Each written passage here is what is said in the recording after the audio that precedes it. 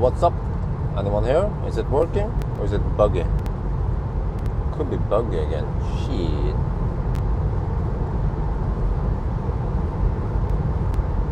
Wait, people joined. Okay, people haven't chatted yet.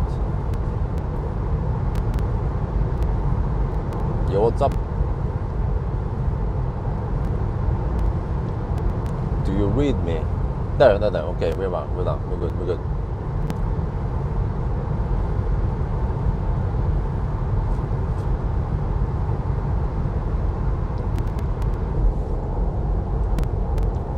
Let me check how long this 100 stretch is.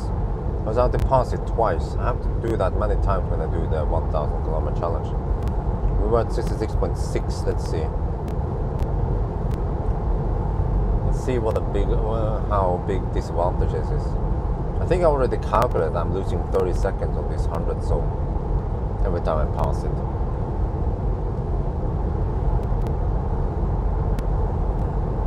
Oh, okay. It's preheating now for supercharging. That's fine. We will go to Rudshøgda and then go back to Brumunddal. It's getting bright quite quick right now.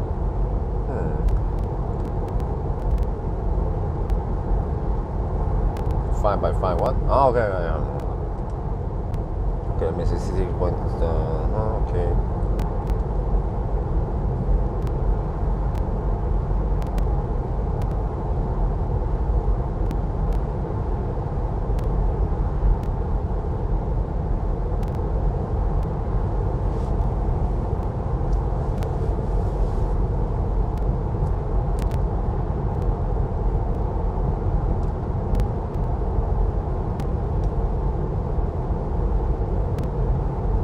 It's also a bit wet over here. Okay, consumption right now 196 watt-hour per kilometer. Well, I was counting on 190 when I did my calculations.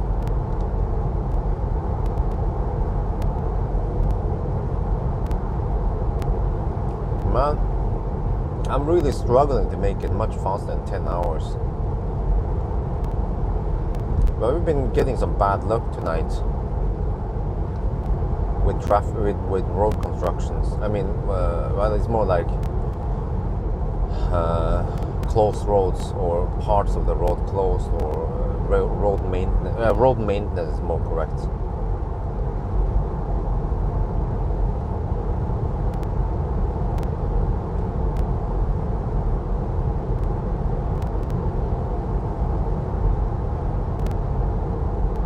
Well, but it's kind of hard to avoid the 100 zone because you see it's right here. It's like right in the middle of when. Also, you're also losing a little bit of time if you turn around a lot. So these stretches are kind of impossible to avoid.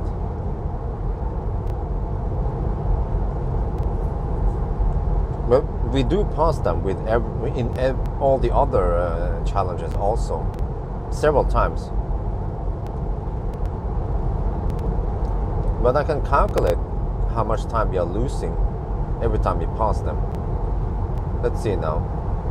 It was 66.6. I'm going to check once we reach the 110 zone again.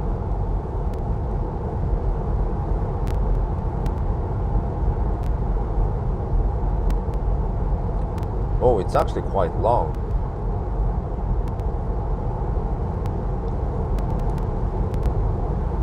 .6, 63.6. That's already 7 kilometers long. Whoa.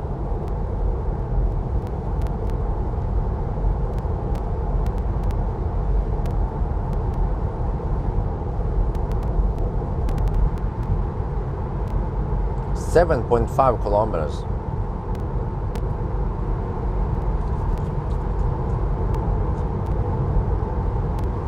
Yeah, 7.5 kilometers.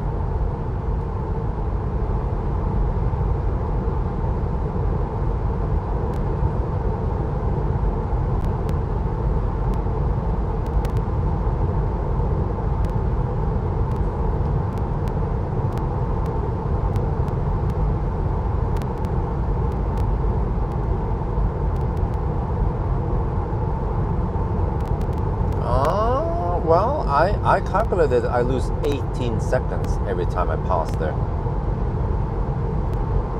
I guess it's not that big of a deal. Which means for one loop you will lose 35 seconds or 36 seconds.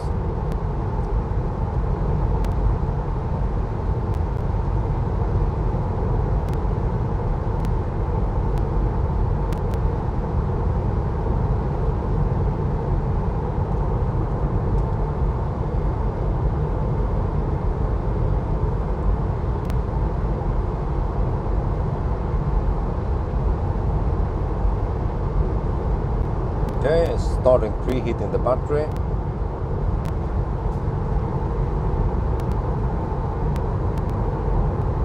No.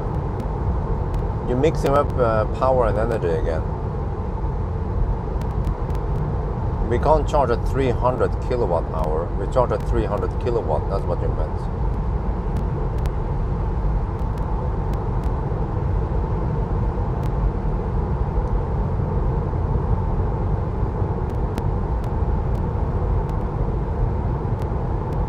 A little bit of wet roads.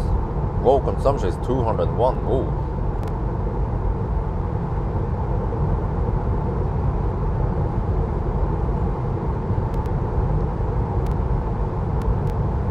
Okay, wait a minute. So I don't have to go to Rudshögda, but or I could just go there. So I can go deep, and then I can charge only 45%.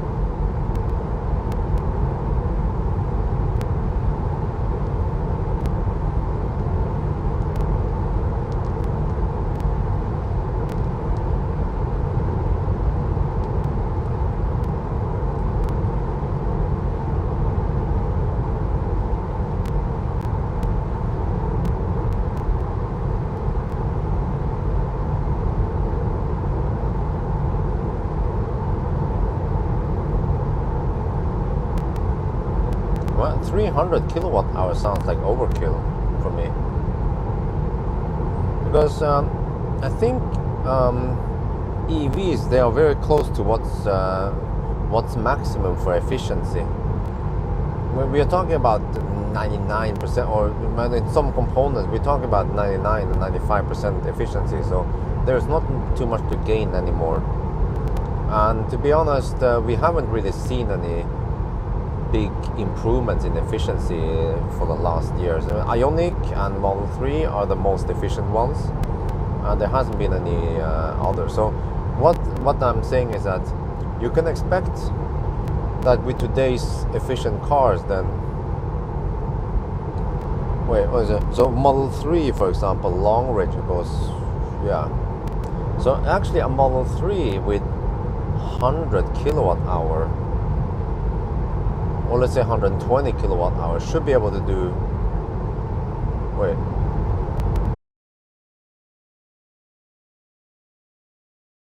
kilowatt hour should be sufficient. And I think car manufacturers don't want to go beyond that, unless it's a SUV or a Cybertruck or something. But around 100, 150 should be plenty. Then they will start cutting down on weight and cost instead of just for no reason put in 300 kilowatt hour in the car. Then you have 2,000, 3,000, over 2,000 kilometer range, which is pointless. But just like I said, somewhere between 700 and 1,000 kilometer range should be plenty for an EV.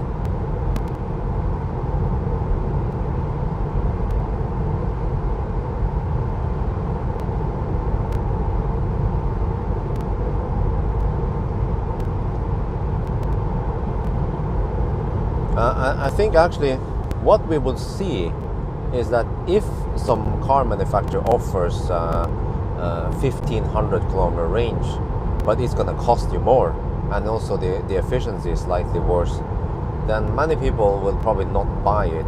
They will just go for the 1,000 kilometer range instead. But of course some people will buy it because they want to pull a trailer or some shit. And but then we don't know if it will charge faster. It should also charge faster. We'll see what the future brings.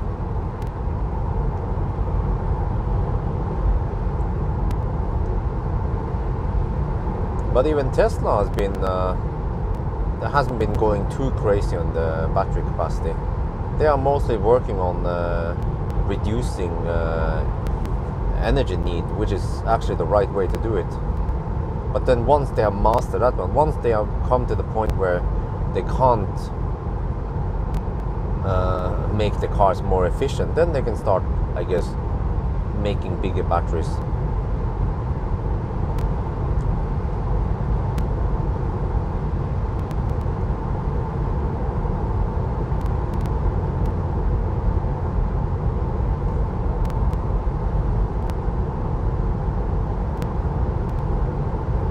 But there are so many advantages of making the cars more efficient, because then you don't need crazy big battery. It doesn't have to be so heavy. It doesn't have to be so expensive to build it. I mean, the sale price for the car will be lower. But also not only that, but if the car is bigger and heavier, like a fat e-tron, okay, it can brag about fast charging speed, but it's also thirsty. So the owners will then have to pay more money for charging it.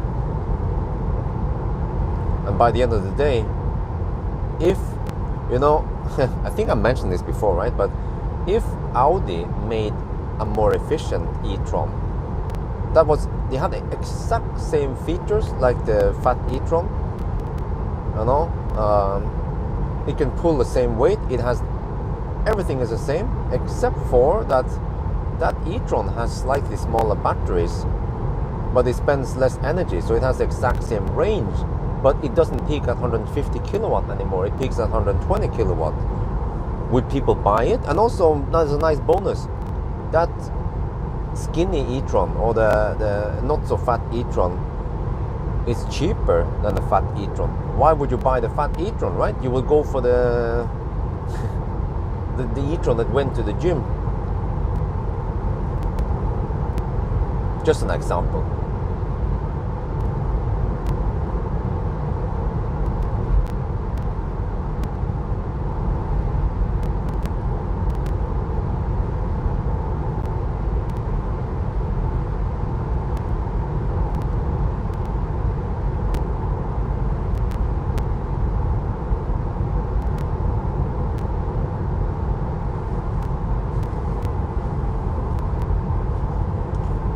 Okay, it's heating up the battery again. Oh, consumption is kind of high on this leg. Oh, well, I can afford it, at least. But let's see now. It expects me to drive with 13% at Brumunddal. That's plenty.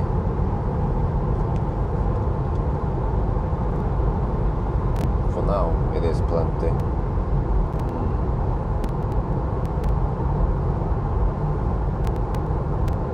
Yeah, but you see, that's the thing though. You have a big battery, 95 kilowatt hour battery. And then, of course, if you have enough cooling and big cells, then you can pull power, you can charge it fast. Really impressive. No doubt about it.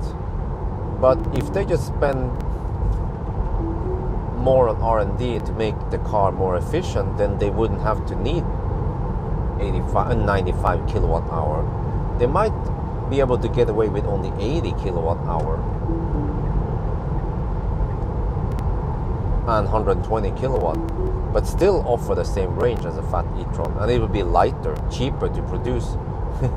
It's just win-win, really. But that's basically what the Q4 e-tron is. It's more efficient, it doesn't charge as fast, but we have seen in the 1,000 kilometer challenge that it can do that as more or less as fast as the fat e-tron.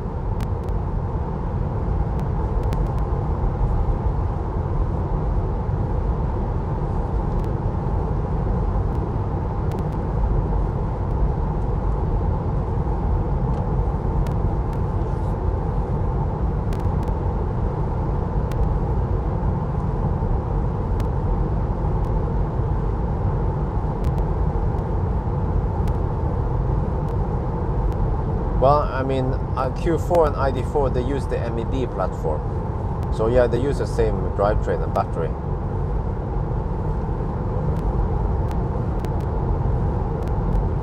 Well, like, Volkswagen is like, okay, Audi, you guys can't make efficient drivetrains, so here, use the MEB platform, it kicks ass. Audi is like, okay.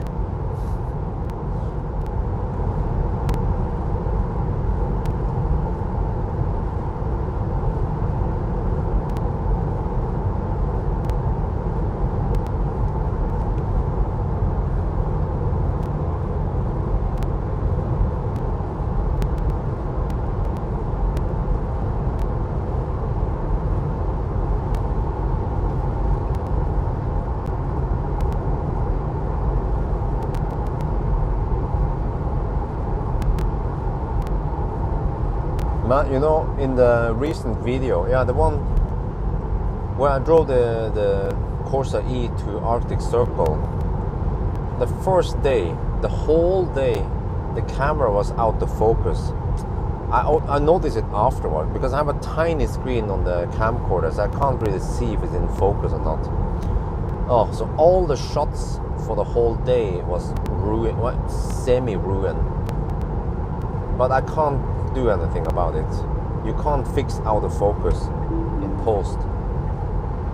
So now, from now on, I will have to double check every time now that the camera, front camera here is focused properly. Because I use manual focus, I don't use autofocus. I must have bumped into the focus ring and it went out of focus, and I didn't notice. Because it just says MF. It doesn't say distance all the time. That would be awesome if it says infinite distance.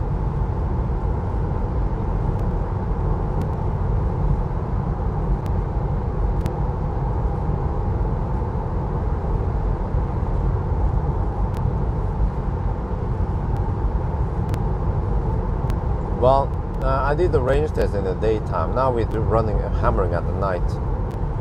That's one thing. Okay, let me see. Ooh, wait.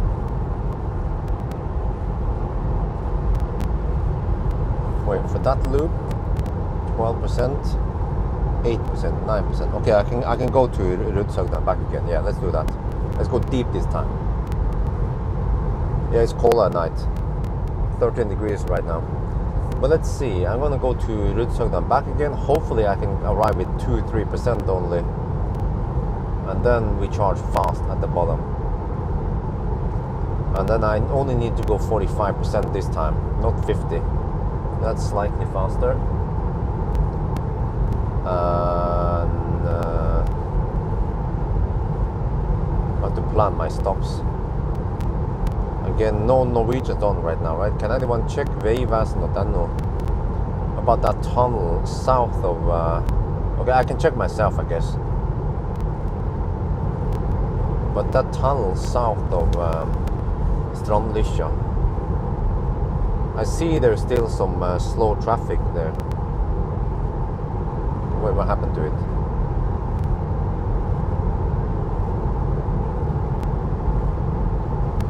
Wait, maybe it's open now. Oh, maybe it's open. No, okay, I see it now. Yeah, it's still red, actually. Wow. Shit, so you want to avoid Strandlykkja. Actually, oh, I forgot I will arrive 7 in the morning. Holy macaroni. Maybe I should even avoid entering the city. That's right. I might want to end up at Nebbenes or Ionitidal even.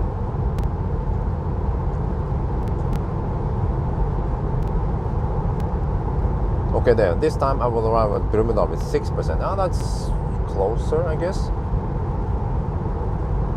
Oh, until 6 in the morning. Okay, ooh, alright.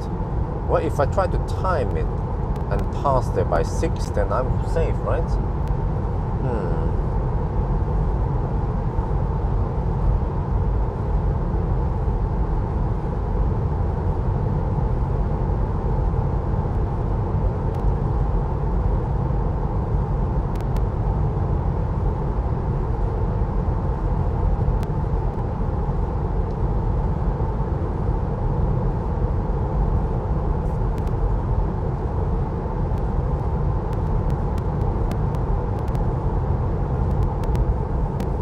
7% now at Brumunddal. That's still too high, man. I can't go deep enough. That's the problem. Try to go deep, but it's simply not deep enough.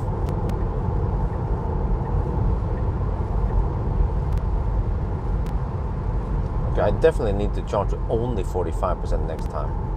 So this is despite the rain, despite the low temperature, we're still, oof. Yeah, because now we have only 220, roughly 225 kilometers, or we need to do 2 times 110 kilometer sprints only, which means charging only to about 45%. So I have to be quite strict now on the next sessions. So that means only about 10-minute charging stops.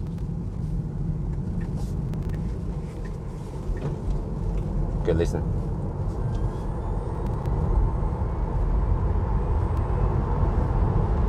Oh yeah. Oh yeah, boy. Well, now we have almost just downhill.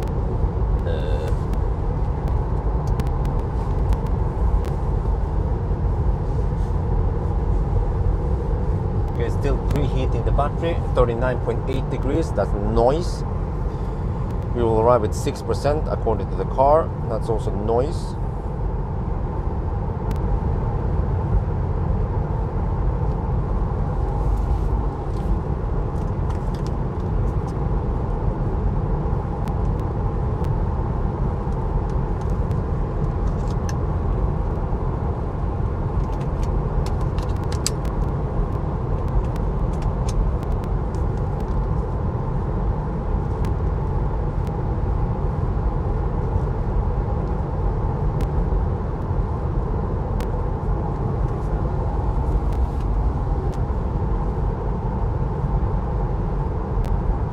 Actually 7%, right? Lower. Right, make up your mind now.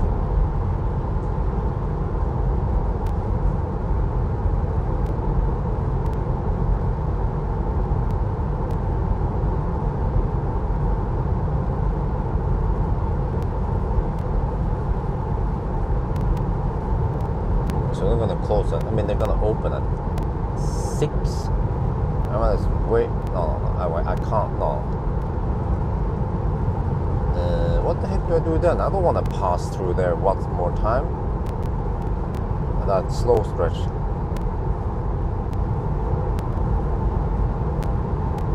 Okay, how about this? I can end up at Burger King this time. Man, I need to clean the windscreen again.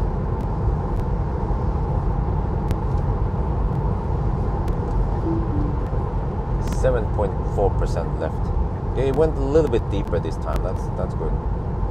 40.5 degrees in the pack. Oh yeah, now that's what I'm talking about.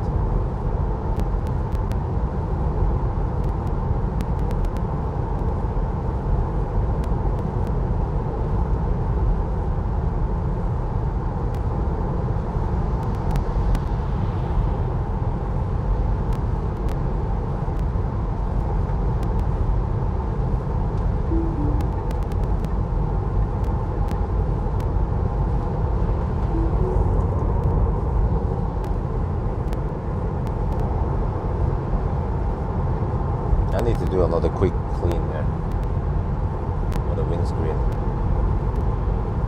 Okay, 6.6%. That's close enough. I just don't want to drive, turn around too much. That will also give me lower average speed. So it's close enough this time. 6.6%. Previous run was 9%. Not optimal.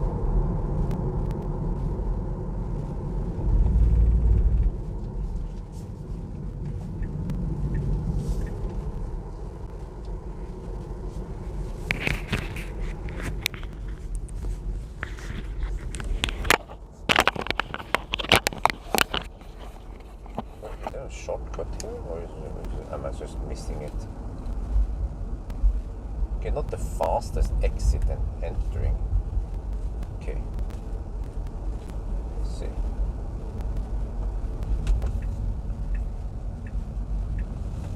semi-slow for entrance. This one. Use the exact same stall I used.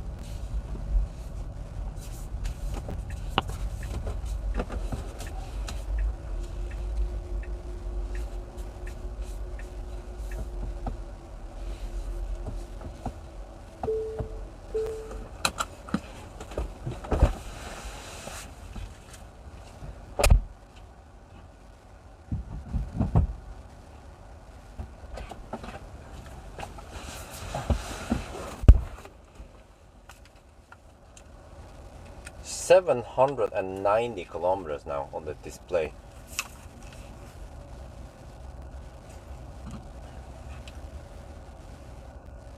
Second to last charging stop.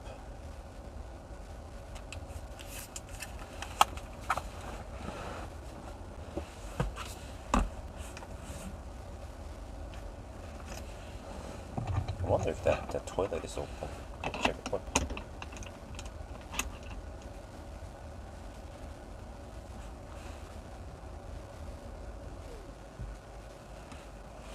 Okay, what speed are we gonna get?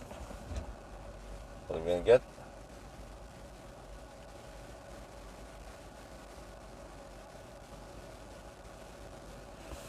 Oh yeah, wait. I think the voltage is a bit too low. But that's good shit.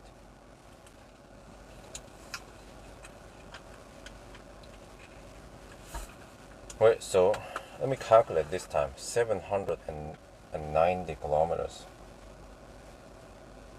Okay, 782 is the real distance. And then the time was 45 roughly. 7:45. Oh, 101 kilometers per hour. Barely.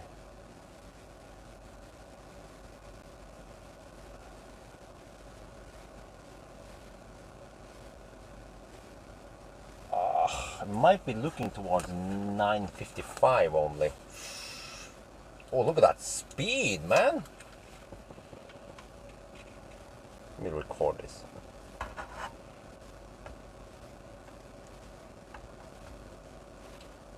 We are charging once more at the V2 charger. Look at that speed. Oh wow, I like it. Okay, so right now it looks like we might be doing it in 9 hours and 55 minutes. Only 5 minutes faster than the other SR Plus. But the other one was done in the daytime, so okay, I have to figure out where to drive now, but let's go out a little bit. Oh. So, yeah, it started to get bright outside.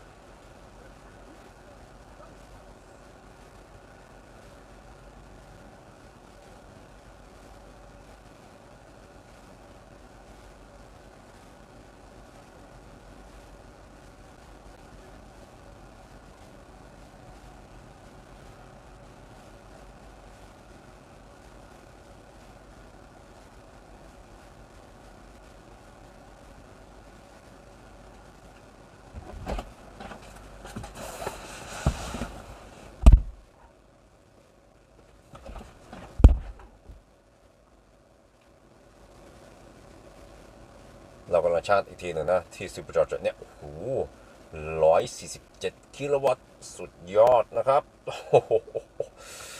โอ้ชาร์จไวขนาดเลยแต่ว่าโอเคตอนนี้ตี 5แล้วนะเนี่ย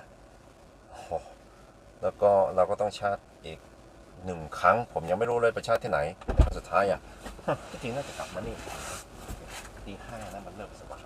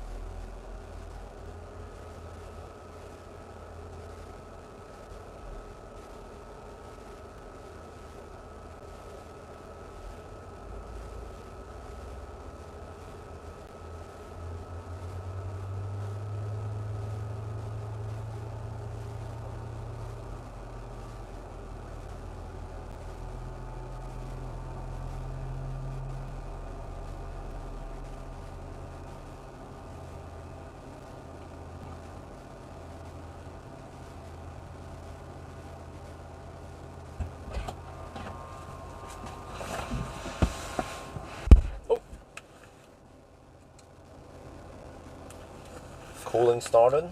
All right. So where the heck do I go for the last stop and all that shit? Was that the road there is still shit? Well, I guess I can just charge here. And then do the exact same route, but then I end up here again. Well, why not, right? I mean, who cares about that I go to the same place?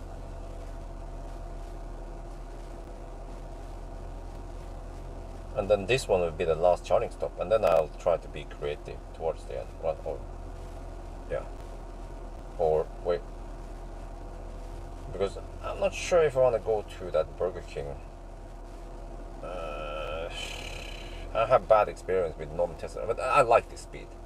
Yeah, I'm not gonna lie, I like this speed. Let's see, fire up the heat there now.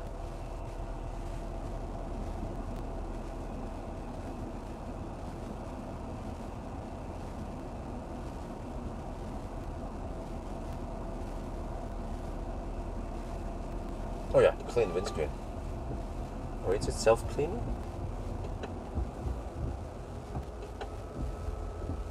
Kind of. No, I need to help it.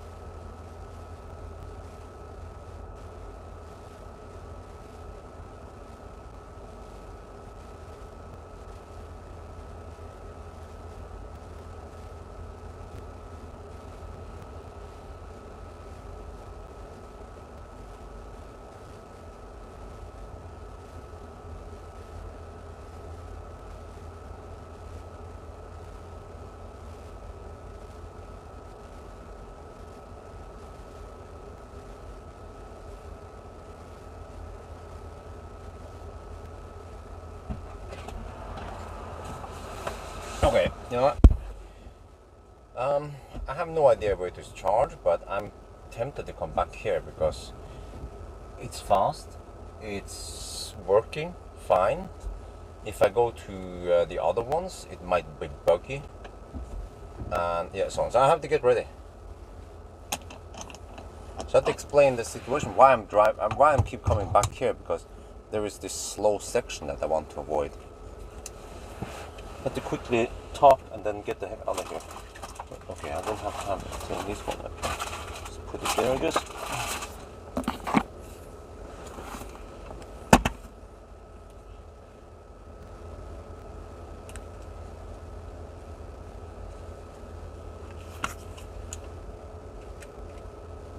Stromlisha. Let me go that one again. Stunning it.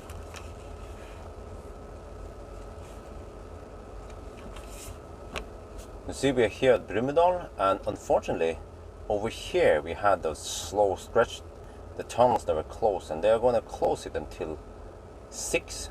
So, which means that I'm going to go back to, I'm going to take the exact same route. It's a bit repetitive, but that's the name of the game today. If I drive the normal route, I will get slowed down there again. So, we will actually come back here.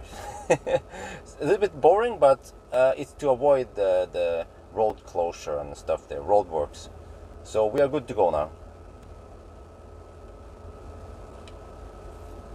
ตอนนี้เราอยู่ที่นี่นะแล้วก็เราจะขับไปซ้ำนะเหมือนที่เมื่อกี้นี้เพราะว่าถ้าเราขับเลยไปนี่นะมันจะช้าที่นี่อ่ะเขาปิดถนนขับช้าอะไรไม่รู้ที่นี่เราก็เลือกไม่ได้เราก็ต้องไปทางนี้ไปกลับไปไหนก็ช่างมันก็กลับมานี่ซ้ำหน่อยแต่ว่ามันทำยังไงไม่ได้คราวนี้แต่ว่าโอเคชาร์จพอแล้วสิก็พอแล้ว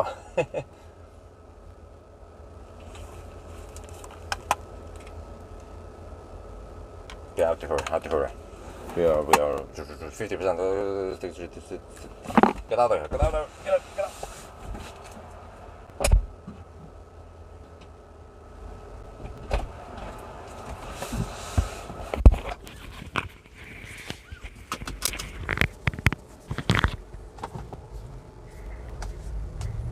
Well, I wonder if there was another way around, a faster way, but I mean, we're still driving the distance anyway. I'm not sure. I think there's a faster way, but I just don't see it that clear. Well, there. I see it now. Okay. Yeah, I see there is a faster way. Okay, let me try to remember it next time. Just looks a bit confusing if I'm not familiar around here. Wait, well, yeah. Normally I would try to mix it up, but it's just that today, because of this traffic shit, then I don't want to get stuck in that tunnel. Or I mean, not get stuck, but that slow tunnel, I want to avoid it. But again, I think most people, they don't care too much if they have to come back, if they have to see the same charger over and over again. What they care about is the end time. And getting 147 kilowatt every time now is quite good. Okay, it's not as good as Ionity or something else, but I think overall we're not losing too much, because Ionity takes awfully long time to handshake. Like, I think we lose almost a minute just for the handshake.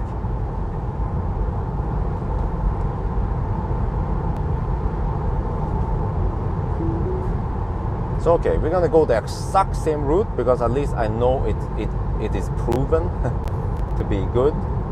So let's see now. Yeah, you see, now we have the 8-hour mark and 789. We just topped up again.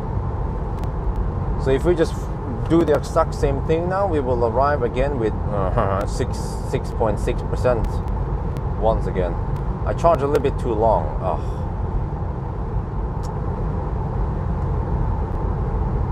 Well, okay. But for the last run, though, I'm not sure what to do. I have to calculate the last run, because also I don't know if I wanna end. No, I can't end up in. I can't end up in the city, because we might hit Stau there. yeah, it's crazy. 7 in the morning. There might be some crazy traffic there. So I actually have to end the challenge at Nebbenes or somewhere. Not sure where the heck I'm supposed to end.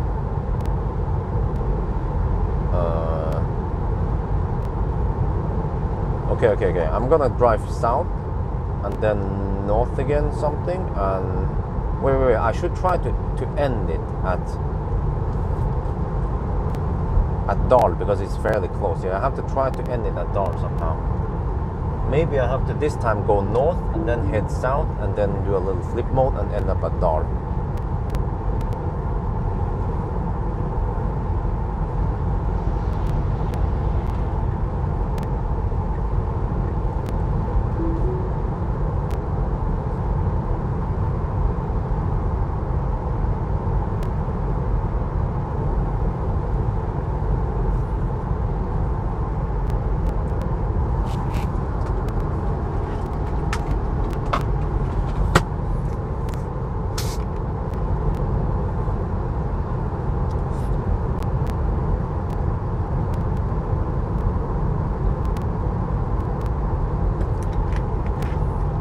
Okay, my water will be barely enough until I finish the challenge in about 2 hours, less than 2 hours now, hopefully. Yeah.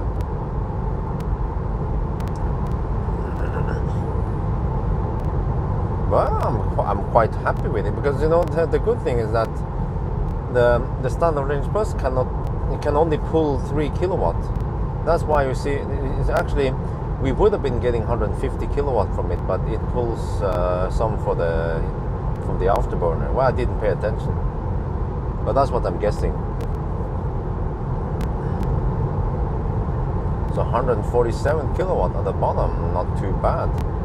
You see, this is what I'm supposed to get at the first charging session. So I don't know how many minutes I lost there, but you see, now we're just counting minutes because we're trying to squeeze it down to maybe 950. I think 945 is highly on what do you call it?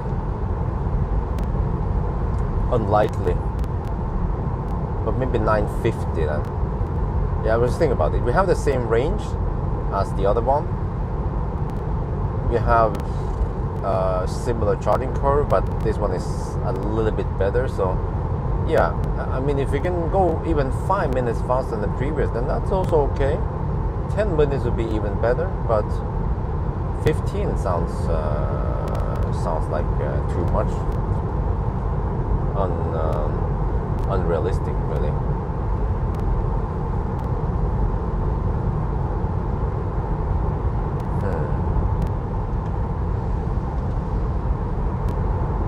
So the other, but the other one though, the long range is actually 40 minutes faster, at least 45 minutes faster.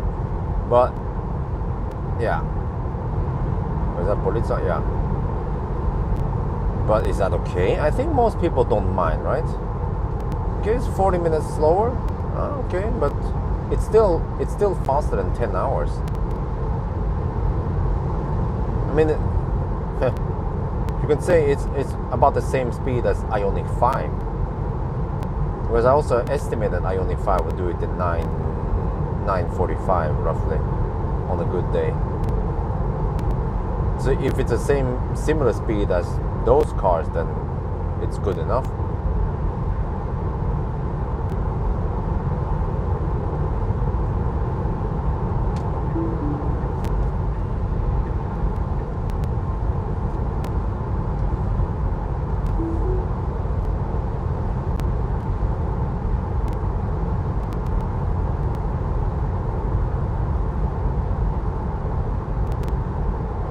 Well, but at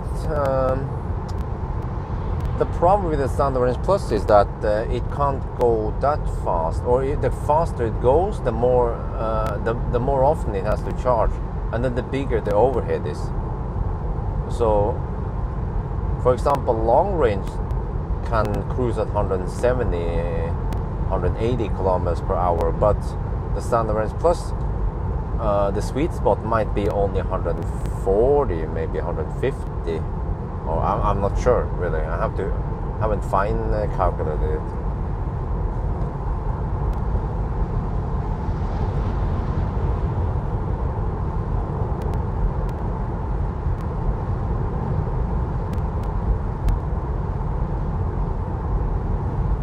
Oh, what's this? House? Container? Big load. Oh, some walls with glass. Oh, looks heavy.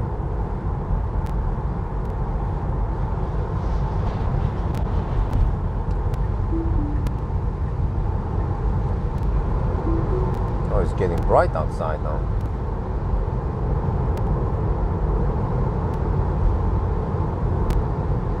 Yeah, absolutely. I mean, even other cars which does it in around 10.5 hours, they are usually happy with the time. So this one is more than good enough.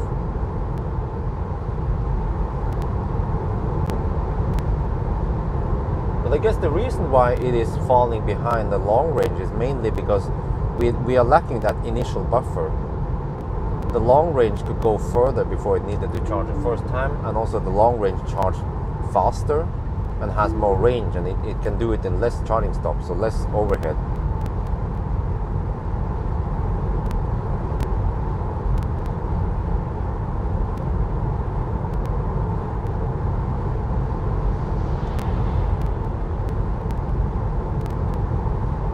I guess it'll be drying fast. Let's see.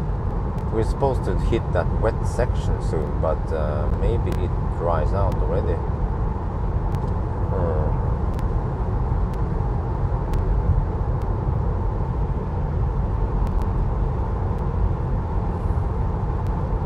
Okay, right now we are at the 800 kilometer mark after 8 hours and 10 minutes, but we have charged the car, of course.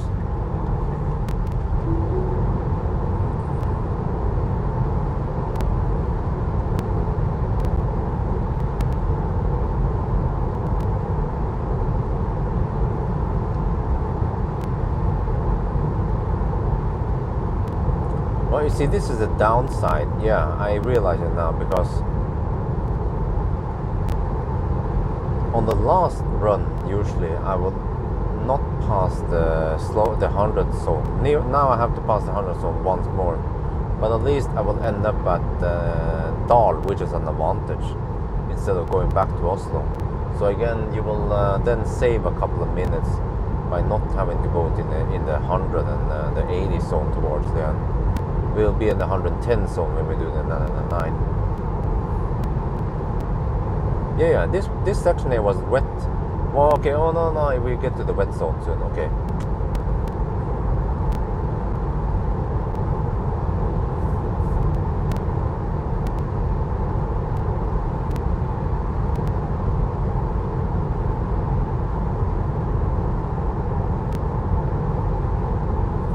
Wait, 5C to 50. Wait, are you sure about that? I mean, compared to Model 3, in Model 3... No. I think you misunderstood the whole thing when it comes to how much more power you get. I think Tesla has been a little bit misleading there when they say 6 times more power. I mean, it can't be that much better power. I'm not sure how you were counting on it, but 5C to 50%, that's way too much. Sounds way too good to be true.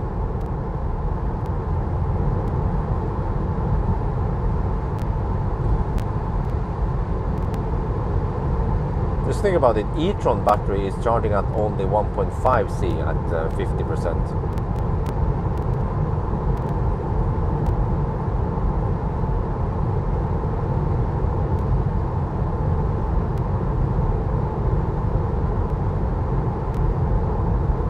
Yeah, but 3C is peak until 3C is only until 25-30%. Well, actually on the Model 3 it's around 20 something %, and then it starts throttling. At 50%, it's doing around 1.5 C. So you're talking about 5 C at 50%. That's 3 times higher power. I don't know where you got that one from. To me, it sounds like it's only 20% more power. Because you're just looking at the cell, but you have to look at the whole pack, not only the cell. Because we have bigger cell and then 6 times more power, but the cell is then 5 times bigger than the old one.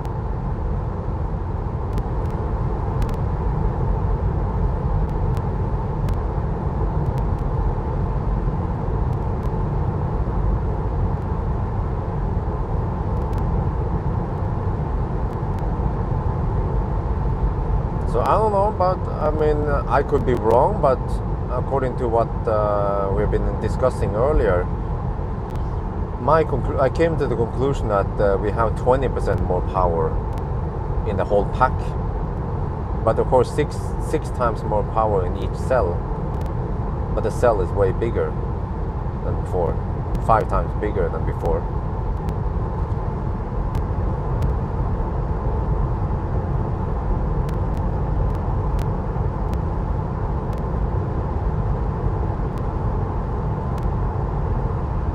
Yeah, that would be very good, by the way, that we have less heat build-up. It could be good and it could be bad, because actually many EVs, they actually rely on building up heat in the battery as it charges up.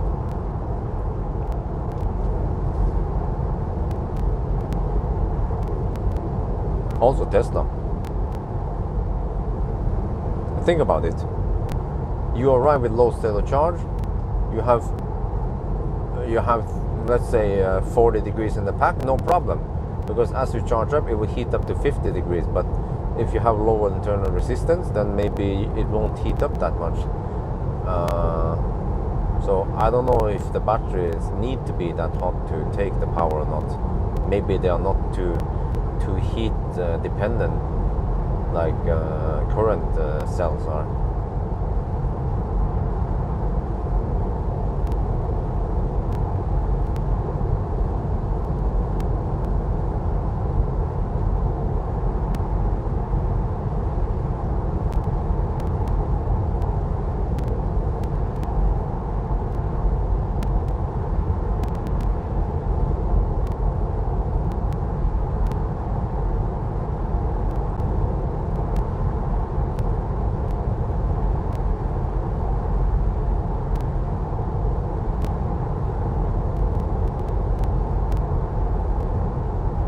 Okay, let me see. After 8 hours and 15 minutes, we have now status update 816 kilometers. Consumption has gone up to 184. There's 816 kilometers, 184 consumption, and 8 hours and 25 minutes. So right now we are below the 100 kilometers per hour breakpoint.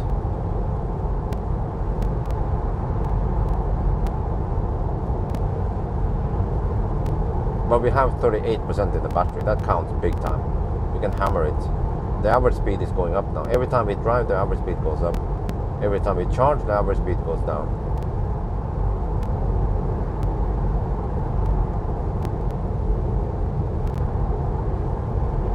I just need to, okay, I'm gonna get back home. I have to take Dolly out to pee in the morning, and then I'm gonna pass out. And I have the dinner tonight, I think about 6:30 in the evening. I know it's fun. Well, I found a little bit funny because expat people, they're Chinese, so they wanted to invite me to a restaurant. I was thinking, okay, maybe I'll go for some burger. I was thinking like maybe TGI Fridays. I can eat anything, Mexican, whatever. And then, you know what kind of restaurant they found? They found a Chinese restaurant, of course. So I was like, okay, I can eat Chinese, no problem. normally I don't eat Chinese food with Wi-Fi because we try to find Thai restaurants. But yeah, I can have Chinese food, no problem.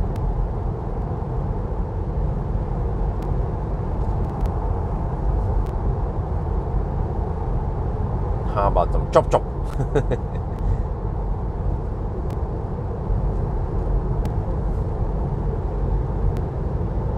Okay, so that's what we're gonna do. We're gonna end the 1,000 kilometer challenge at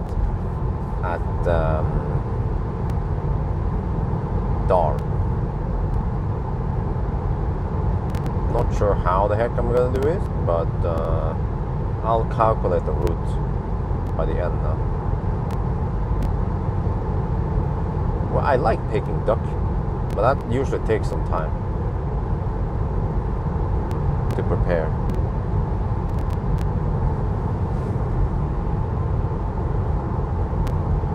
Xpeng launching? Well, they have launched a long time ago. They've been selling G3s now since last year.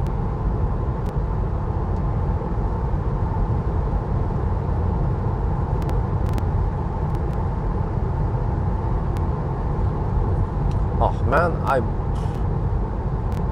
I should go to Sweden with Wi-Fi, or I should go on a road trip soon. So you see, I just want to clear up the whole. I need to clear up these tests. I've been waiting way too long. Long overdue test like this one. Then I can chill with Wi-Fi again. But man, okay, one more test we need to do. Arctic Circle. But okay, so if the 1,000 kilometer challenge was 40-minute difference, then the Arctic Circle, we might be talking about at least 12 hours something with this car then. But that's still damn fast.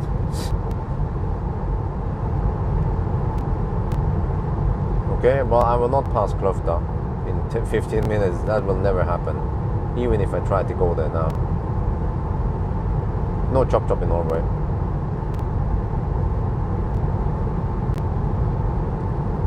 Okay, Strandlykkja and then back again, I guess.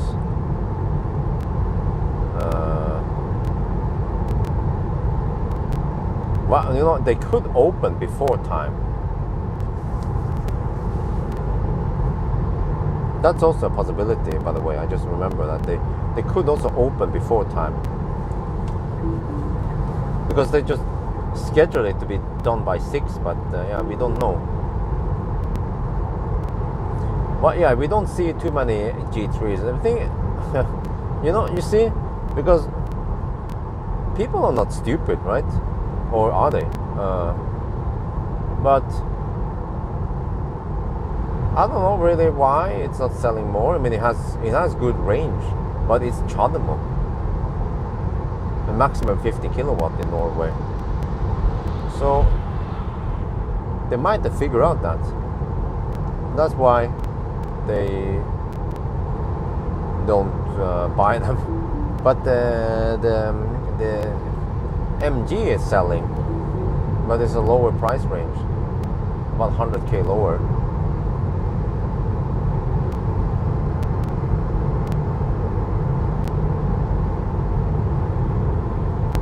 Well, we don't have nice weather this weekend for Arctic Circle trip, but I would like to try to push it out soon. Just get it done, you know. I think people also want to know. They want to compare the standard range plus versus long range, and then they can decide which one should I go for. I also want to know.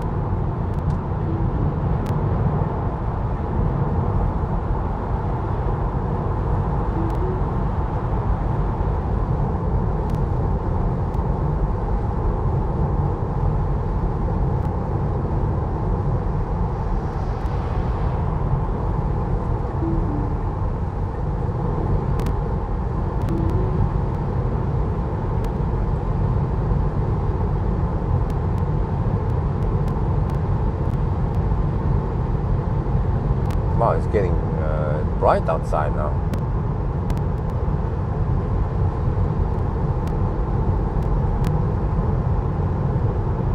Oh, is that guy hammering it? Okay. That's also weird. Some people, like this Tesla, like I hammered it. I hammered in a couple of minutes ago, and now he speeded up for no reason. He just decided, oh, I'm gonna go faster. Okay, so again, I don't know if that stretch past Strandlisja is open or not. Normally, I would utilize this stretch because we have nice 110 zones here. Oh, he's in the left lane. He's a left lane hugger. But because we don't know, then I guess I'll turn around here.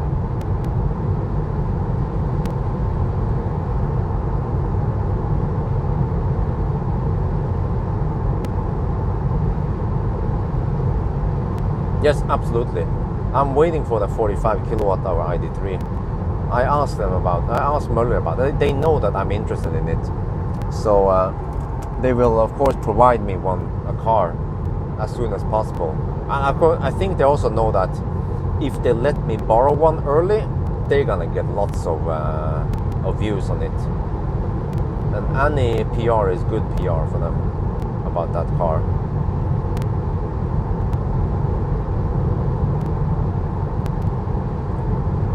So let's see now. I still can't see any sign of roadworks, but I guess there is roadworks, right? We have to assume that.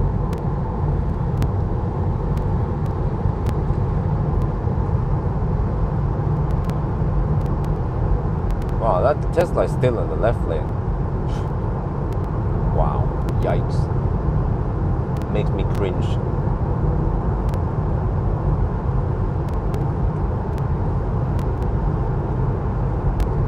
Okay, but anyway, let's just stick to the plan.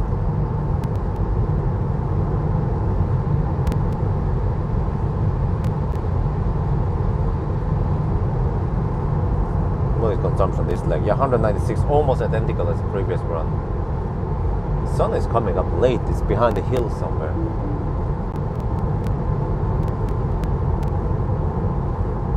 You know, I get the feeling that maybe it's open already, but I don't know, man. Supercharger Brumunddal, let's navigate to that one again.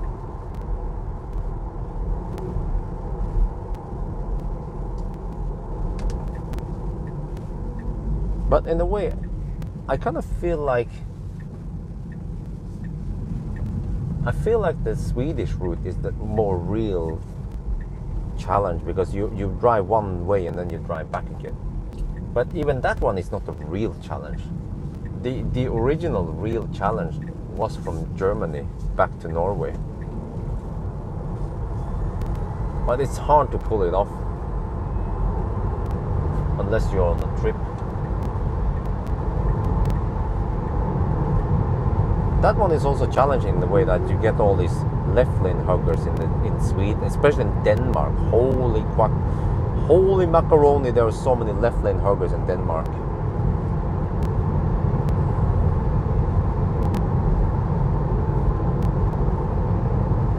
You can drive on left lane if you drive fast. Wrong answer. Where did you buy your driver's license from? Don't tell me that you are Norwegian, because you obviously don't know how to drive. You are not allowed to drive on the left lane, regardless of how fast you're driving. If the right lane is available, get the F over to the right lane.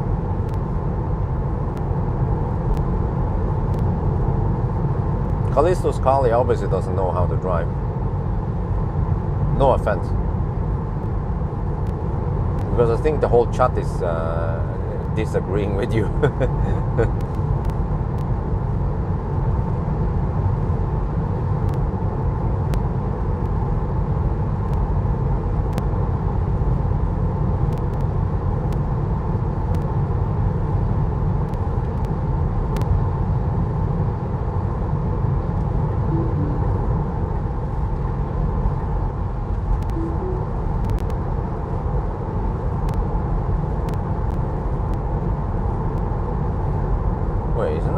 Is that guy going a little bit fast with a boat? Freaking boat? Yeah, that's not 80 kilometers per hour. Ah, it's a dude with a freak. I a guy with a Mercedes is probably going around 110 kilometers per hour. He would have got a big fat ticket. Because I was wondering, hey, why does it take so long to reach that guy with both? Because if it was a guy if it was a semi, you would reach it way faster. But that guy was not doing 88 kilometers per hour or 80 kilometers per hour.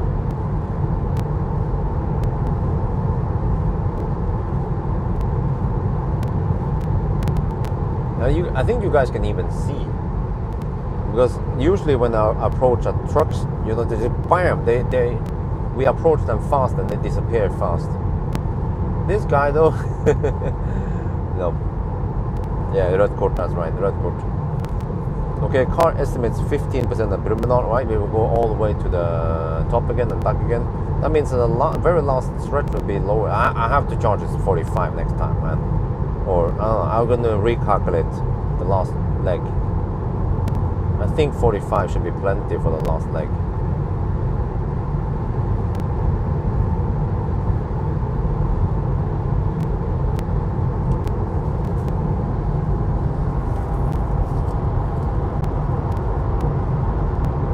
Oh man, I should be sleepy, but I'm not. I'm just excited about finishing this.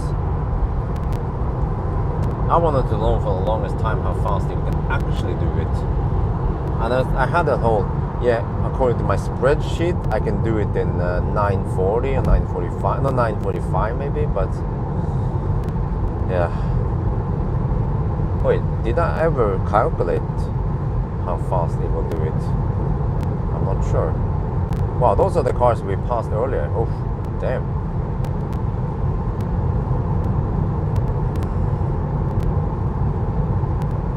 Okay, we are close to the 8.5 hour mark soon. Yeah, 8.5 hour in 1 minute. Let's see now how many kilometers we will have. Oh, drum roll soon.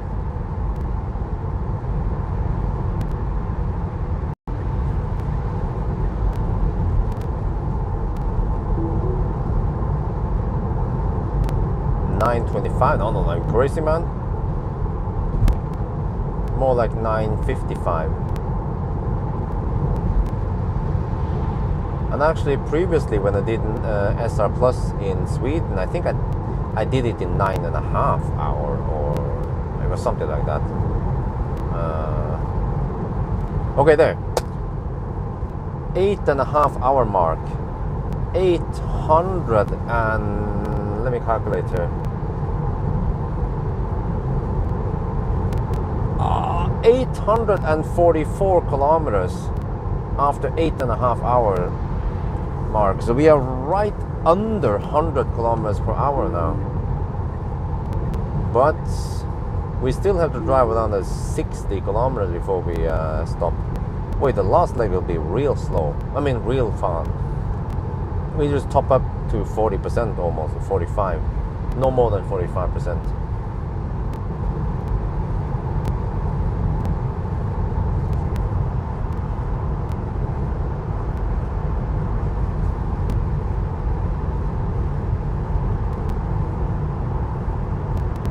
First of 8. Ooh, wow, nice. It was 1020. Okay, 1020. All right. So the SR Plus in Norway did it way better. 1010. I mean 10-0. But the average speed is going up now, so we have to check average speed at the last charging stop.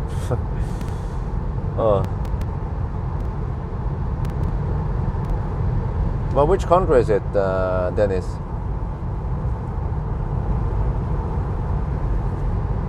Dennis sounds Swedish or German. When do I get my Tesla? Well, I don't know, and I don't know if I want to buy it even. But I want, like I said, I want to plan, but we'll see what happens. Oh, birds! Birds! Bird! Shit! Don't want to hit them. Because I come so fast. They can't react in time. Denmark. Okay. Yeah, okay. wow, you get it? Okay, by the end of the month. Yeah, that's what I also heard. I also heard it in Norway that it will come by the end of the month. So that's why I need to finish my test with the SR Plus, because Marcus might want to sell this one before I get the Model Y, and then I can use Millennium Falcon as a backup car in case I don't have any cars. So it's good that I have Millennium Falcon back, because, you know, when I think about it, I thought, yeah, sometimes it's nice that I would own my own car, and then, yeah, well, we have Millennium Falcon. I own Millennium Falcon.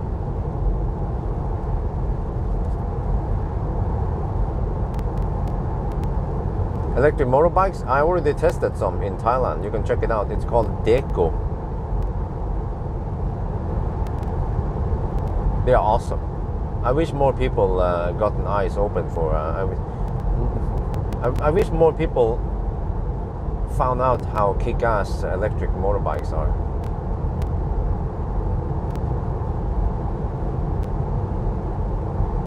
Yeah, which reminds me, I need to buy another one. Let me see. Right now we have 2 Decos in Chiangdao. They only cost 1,200 euros each. And then I think Amri's mom and dad, they use one each.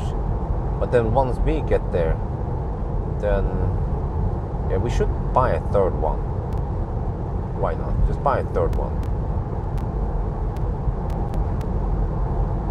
And then they can also, well, it's up to them, of course. Because I'm not gonna tell them to sell the fossil motorcycles, but if we have enough electric motorcycles, then there is no need to use those fossil ones, because you have to pay for some maintenance and some shit on them. So yeah, just sell them. Just use. They can use my. I will buy it for them, and they can use my. I can just give it to them. You know, the electric motorbikes. Because right now I think they have a Honda, a pretty old Honda. They also have the Vespa. That's old school. They might just keep that one because it's vintage. But they could at least sell the Honda and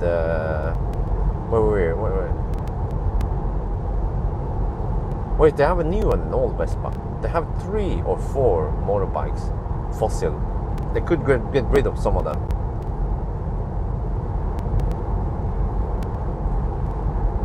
No new progress on the house. Really.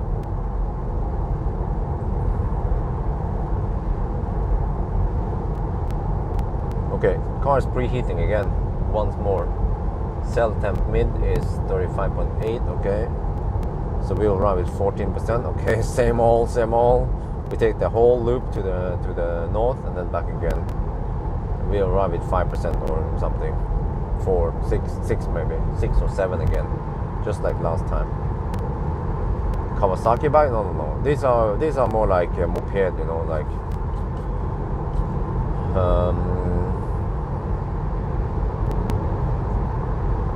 yeah, I know at least the Honda is old. It's manual gear. And then the one we have been using before, that wasn't that Vespa? Yeah, I don't remember. But yeah, I'm just going to buy, or just tell them to buy. I can just send some money over there. It's just 1,200 euros, and it's freaking awesome. You can drive 50 kilometers on a single charge. There's no way they're gonna drive 50 kilometers in one day. They drive no more than 10 kilometers per day. Usually they're less than that, just a couple of kilometers per day. So the range on those motorbikes are just awesome, and the power is also massive. You can hit 50 kilometers per hour, which they actually don't. Yeah, I think they usually cruise at around 30 kilometers per hour, but you can hit 50 kilometers per hour in I don't know how many seconds, maybe 5 seconds, which is plenty, more than fast enough.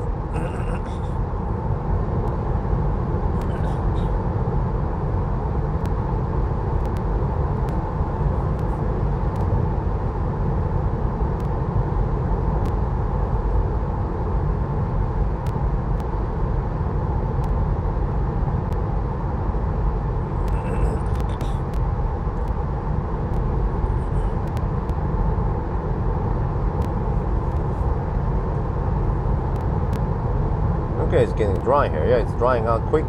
Temperature is still low though. Still 12 degrees Celsius outside.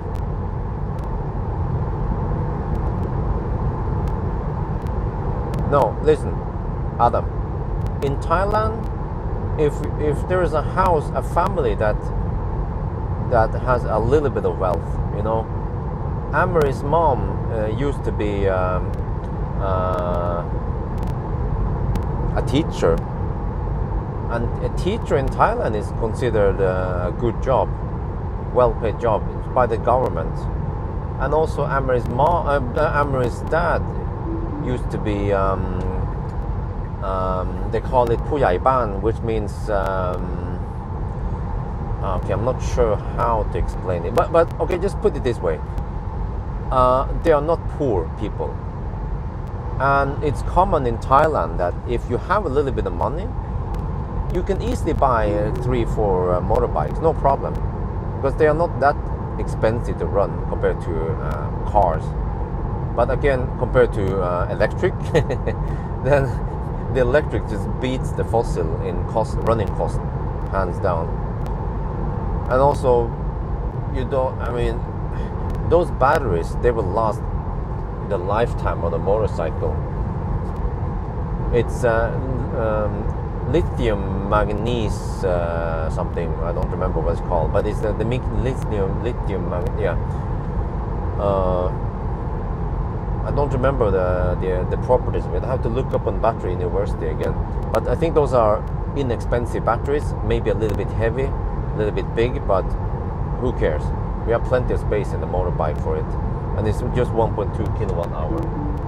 And I think they've been instructed to not charge it 100% too often, so they'll probably just keep it at 70-80%. This is plenty.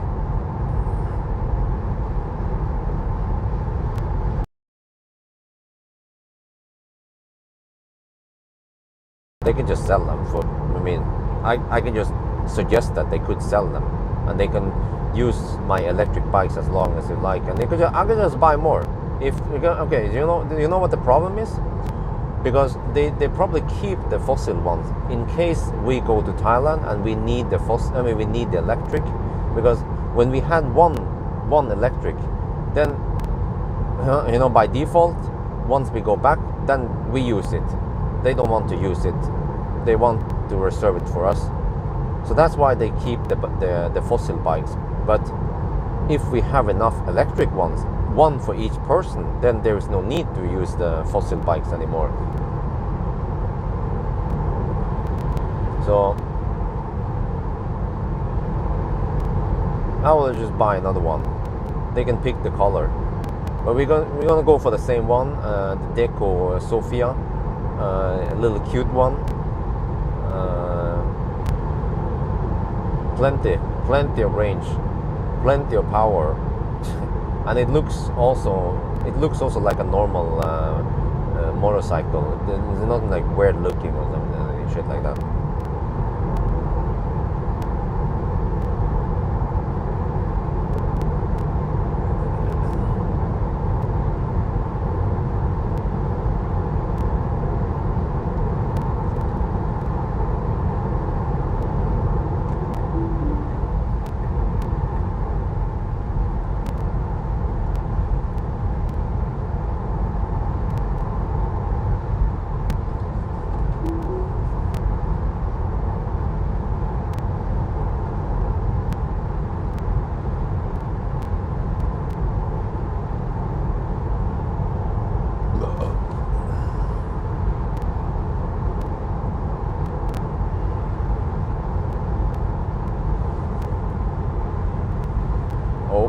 I guess traffic has started.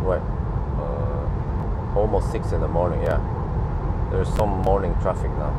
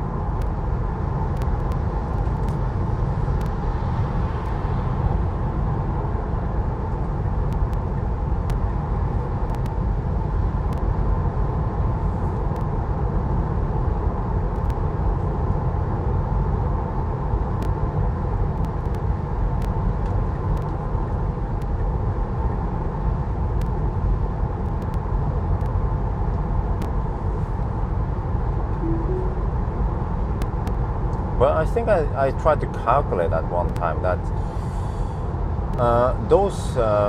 those motorcycles, they are, I mean, they use 2 liters per 100 kilometer, which is, I guess, common, right? Do you guys know? 2 liters per 100 kilometer for scooters, right? Scooters or those light motorcycles. That's realistic, but that's actually around 200 watt-hour per kilometer. It is mind-blowing how much energy it uses. 200 watt-hour per kilometer. I mean, even the Model 3 uses less than that. Even Model S uses less than that. I mean, 200 watt-hour per kilometer is like an e-tron. Really? You know what? I think actually some of them, especially the old ones, they use even more. I think it was the Vespa. The Vespa used more, maybe 3 liters per 100 kilometer. But anyway, and then you compare to, let me see, how was it again? 1 kilowatt hour, you get 50 kilometers. So that means 20 watt per kilometer.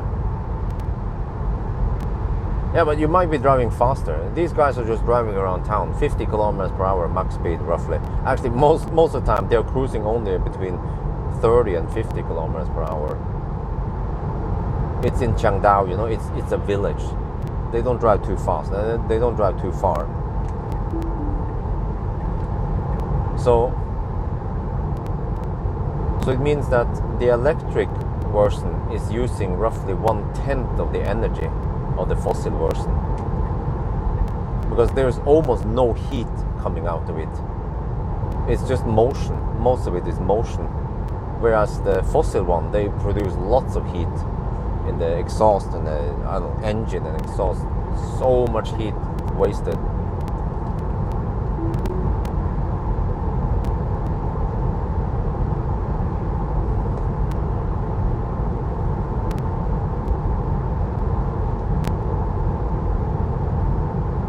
Okay, 8 hours and 45 minute mark.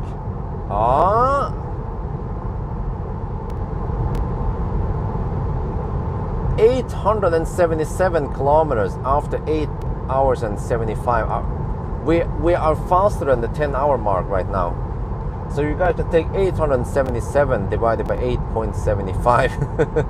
It's like right over 100 kilometers per hour, and we haven't stopped yet. We're still going. Oh, rain again? What?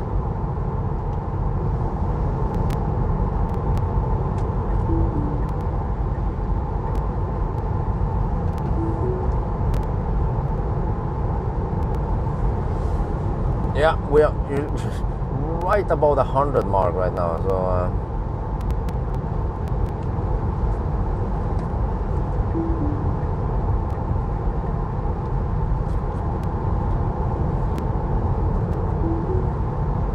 go. Let go.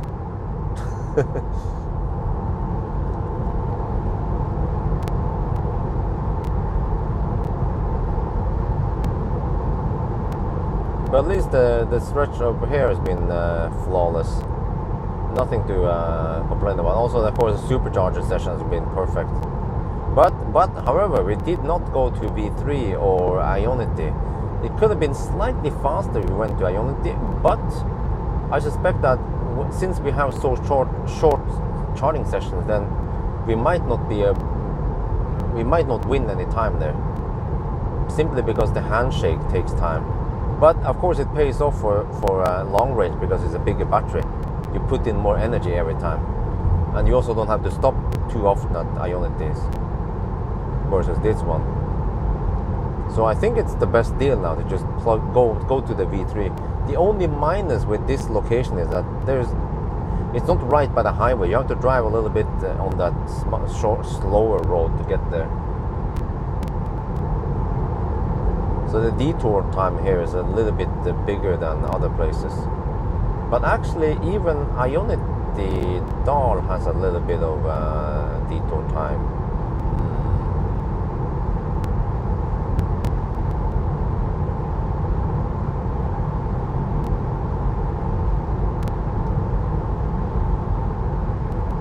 So I guess if I take a trip with wifey, I will use the standard range plus, unless unless the Model Y arrives. Then I will take a trip in Model Y, and then I will get lots of views. Because, yeah, because normally when I go on a trip and I bring some car, people don't care too much about it. I remember when I went to Spain and I took the Model S. That was 2-3 years ago. 2 years ago, wasn't it? It didn't get that many views because people were like, oh, it's just a Model S. But of course, you can imagine if I would go to Spain, for example. Well, maybe not Spain now because it's red, but if I would go to Croatia and I would be able to borrow an Ioniq 5, then that would also be lots of views.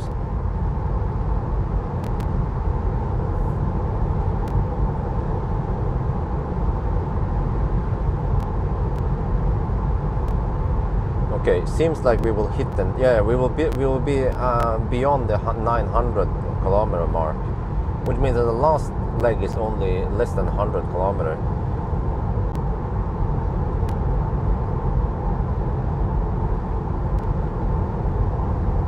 So let me see. I think I will still go to Rudshøgda and then head south, and then just drive a little bit back and forth. I'm not sure how the heck I'm gonna do it. I haven't fine calculated this. I have to do a quick calculation.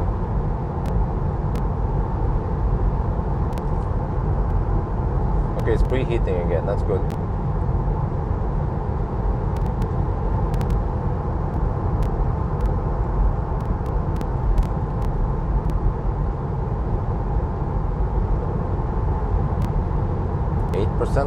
We're gonna go deep this time. Wait, where's the next one? We go beyond that one. Yeah, we go to Rudshøgda. This time I might go deep to 5% finally, or 4%.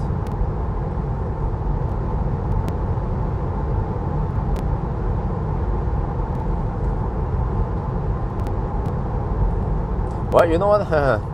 The reason why Tesla sold so many Model 3s last year and this year is probably because they manufactured so many cars. So the other brands like Ioniq and the other brands, I bet they could have sold more if they actually had more cars for sale and if they could deliver way faster.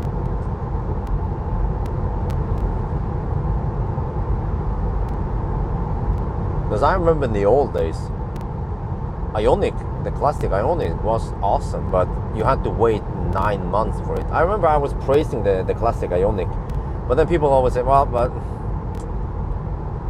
when can you get it, right? I was like, yeah, that's true.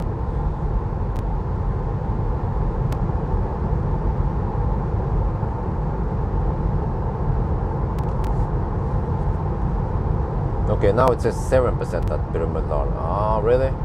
I couldn't go deeper? I tried every time, but I still fail going deep.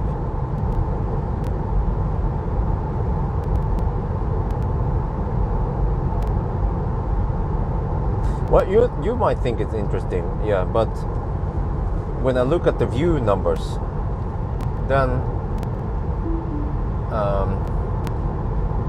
people want to look at new cars or something interesting for them. Oh, rain.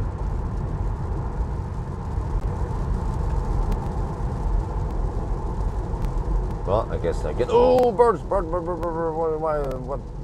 are the birds doing over here? Are they eating? Oh, they might be eating some worms. Yeah, because they're escaping over here. Oh.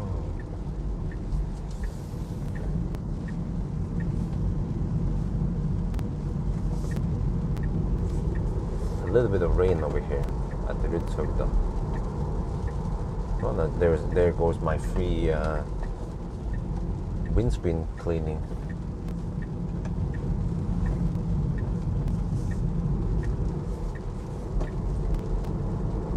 Bird. Okay.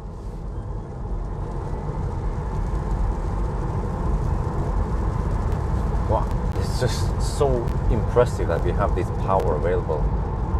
Power overwhelming.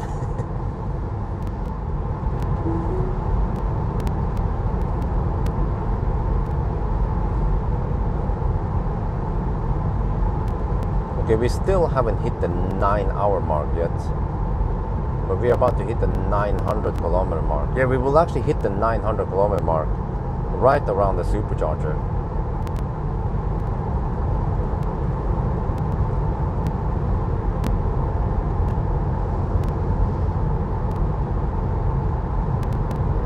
And the sun is not up yet. Where is it behind? Okay, it's behind some clouds, that's why.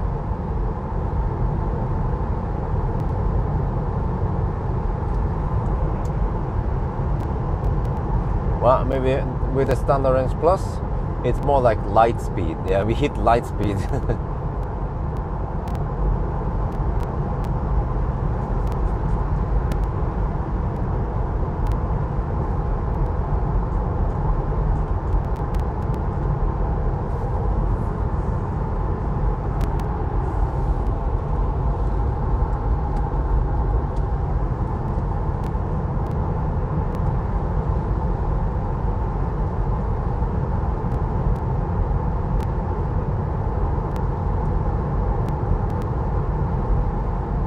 Well, yeah, that's the thing. I guess they don't have too big margin on the cars, unlike Tesla.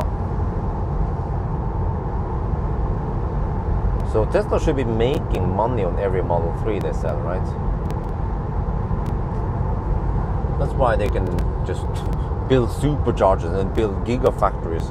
Where the heck do they get the money from? Investors? Or revenue from selling cars? 7%. Okay, I'll go a little bit deeper this time. That's good. That's 6% something. 6.83%.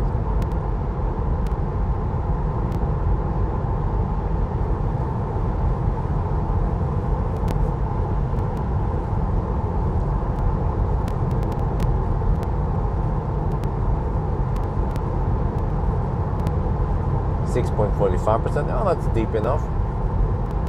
40.5 degrees on the pack. Yeah, that's perfect.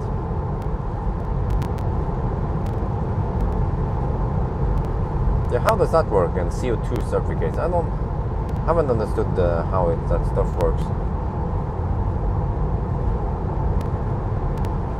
Oh, that's good profit. Ooh, damn. 100k NOK for each car. Ooh, damn. Okay, let me get ready here.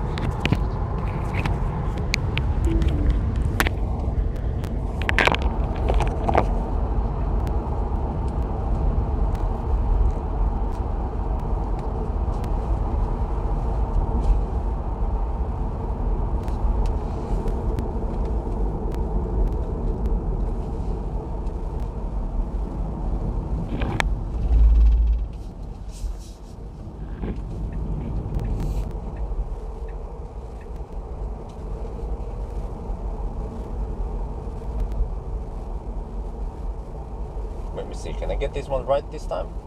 The last time maybe? Okay, I didn't see it at night. Oh yeah, I'm a noob. Of course, this is a bit, oh shit, a little bit bumpy, but slightly faster. Yeah, you see. Okay. Oh, I know. Oh, now I know. But it's freaking bumpy. Oh shit. I'm totally convinced about this road. Let's take the same stall. Because I know it works, that one.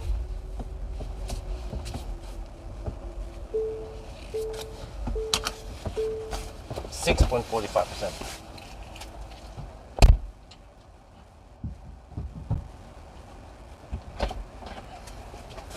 What's the time? Oh, 908 kilometers. Wait. 899 kilometers, but the time was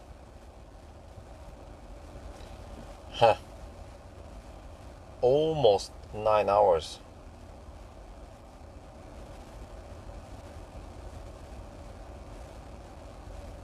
We're right around the 100 kilometers per hour. Shit, is it gonna be another 10-hour run here, man?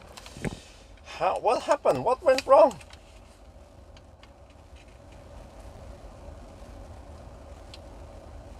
Okay, last run, last charging session.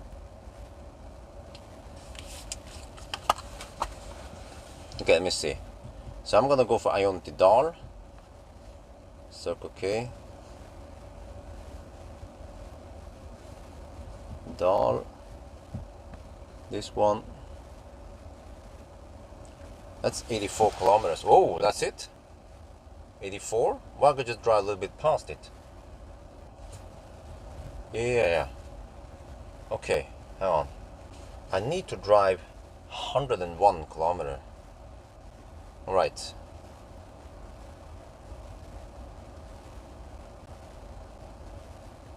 Maybe if I just go back to Rudshøgda. How much is that? Rudshøgda. Okay, let me see. 84 plus 17 is 101.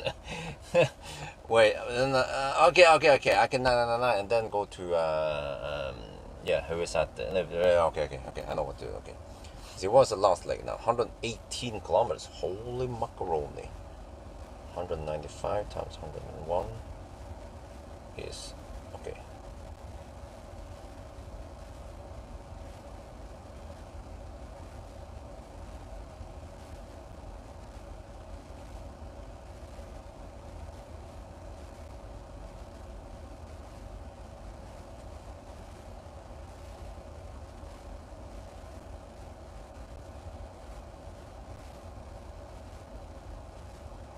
No, it's not going to be 10 hours and 3 minutes. You forgot to subtract 5 minutes. I told you it's not going to be 10:03.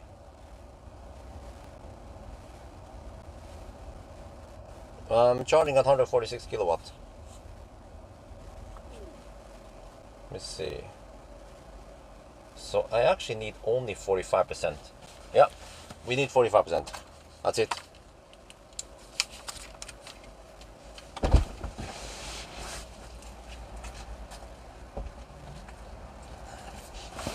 Oh, let me just.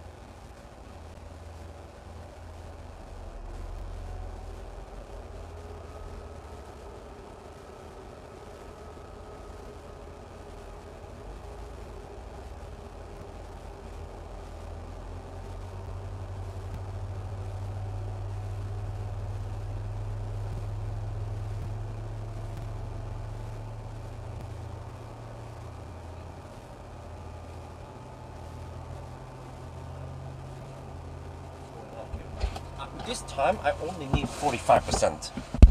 Maybe even just 42%. Yeah, let's go 42. Or, yeah. Yeah, let's go 45 just for safety. So this time I'm going to drive to Rudshøgda first. And then I drive to Circle K Dal. And I will do 999 right before there. Because I can't go to the city. The problem going to the city now is that there is just too much traffic. So we have to stop at Dal.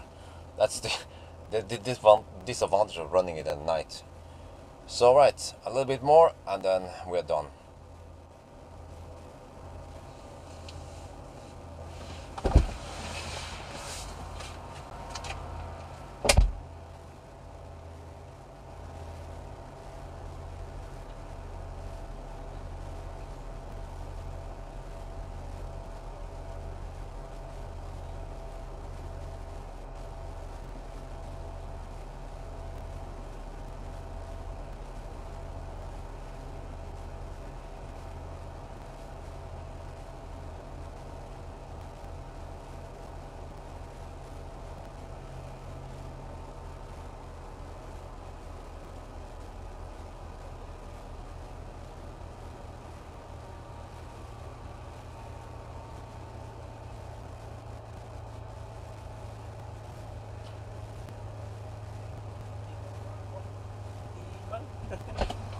ว่าพลานก็คือเนี่ยเดี๋ยวเราจะขับไปทางเหนือนิดหน่อยแล้วก็ขับไปทางใต้แล้วก็ไปจบที่นี่หรือว่าเราน่าจะตรงไปเดี๋ยวเราคิดอีกทีหนึ่งว่าอันไหนทางไหนมันจะดีที่สุดแต่เราต้องขับอีกแค่101 กิโลเมตรแล้วก็จะจบแล้วผมกะว่าเราต้องการแค่45%ก็อีกไม่นานก็จบแล้ว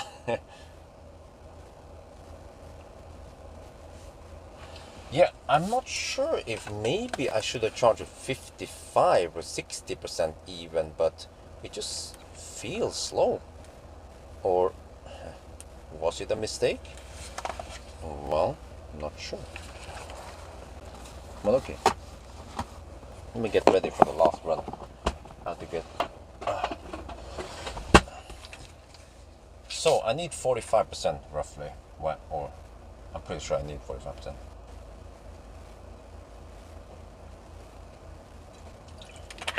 Maybe even less.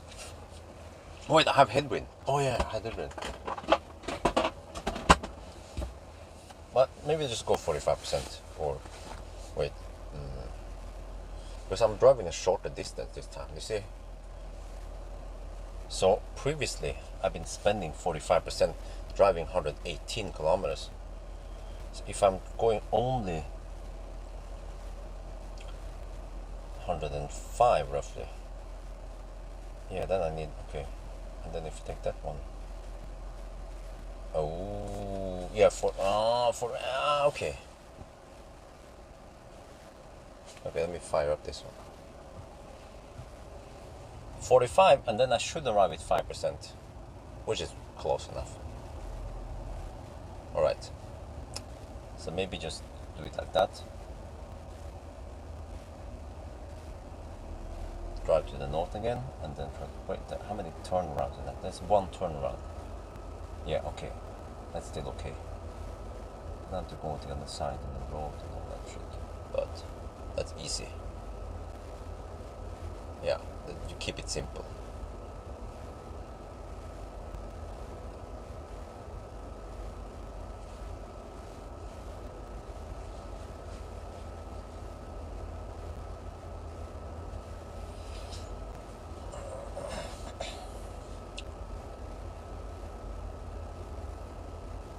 Okay, I have to get ready. We need 45%. I have to get ready. It goes fast. I have been overcharging a little bit every time now. So this time we're not going to overcharge. We'll charge exactly what we need and then we get the heck out of here. 40% now. So I need 45. Wait. Let me check here. How many usable remaining?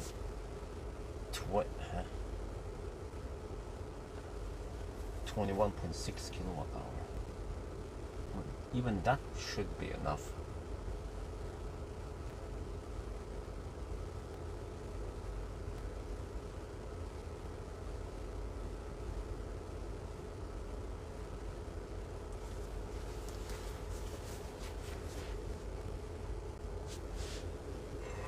Do we need 45%? I think we don't. Well, we have the headwind. Let me check wind quickly. Getting 100 kilowatt now. Quickly check wind at this very moment. Oh, there's not much wind. Let me check wind. Oh, there's almost no wind. Ah. Let's get the hell out of here. 43.5, that's plenty.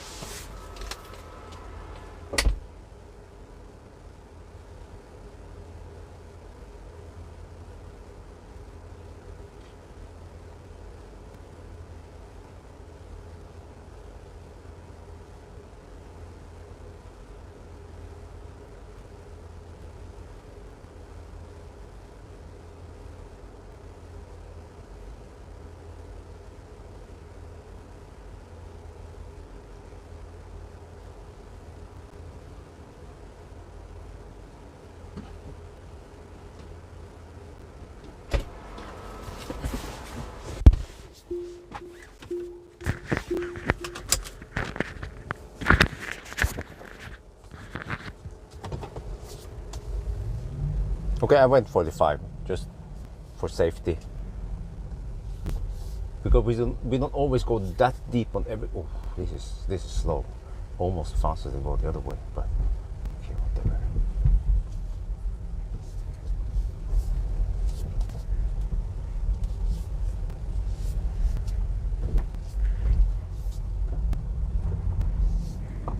Okay, so this time I have to go to Rudshøgda again, then turn around, and then okay, and then just go back to this towards Dal. Wait, why did I end up at Dal and not Nebbenes? Yeah, but okay, whatever.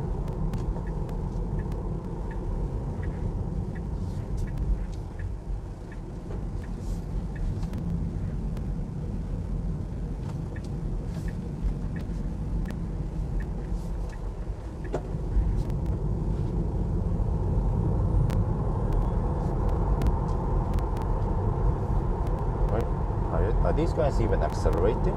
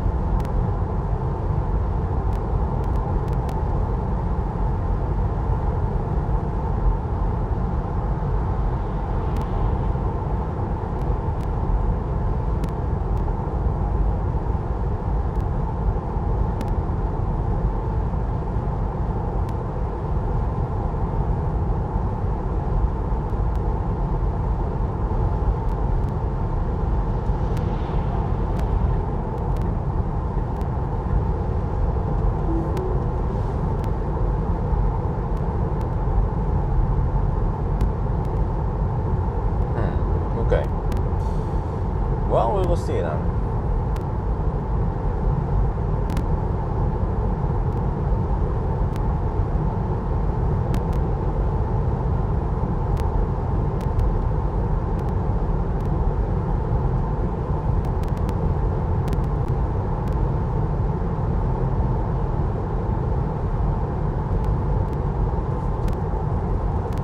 Oh, more rain. Oh, well, there comes my self-cleaning windscreen.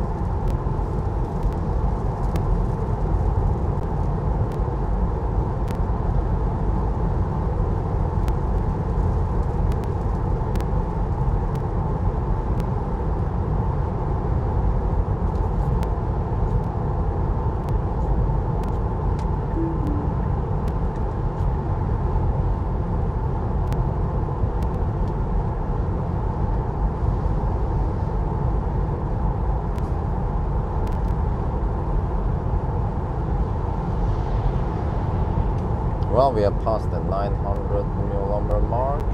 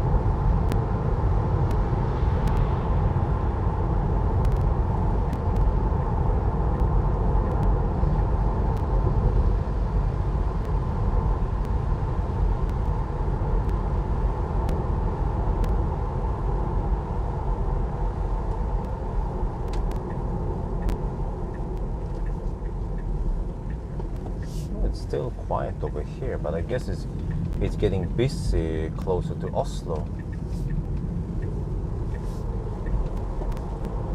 So maybe if I stretch it a little bit and go on, nah.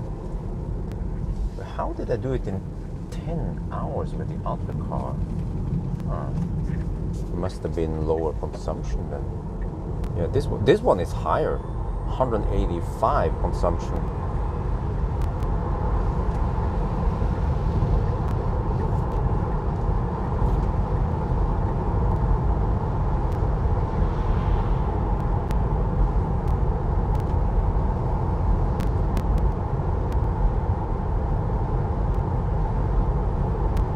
I think the other consumption was 10 watt but lower. So I guess that's the downside of traveling at night. But then we had the advantage of no traffic. So by the end of the day, it would be same. Okay. I was hoping for 10 minutes faster.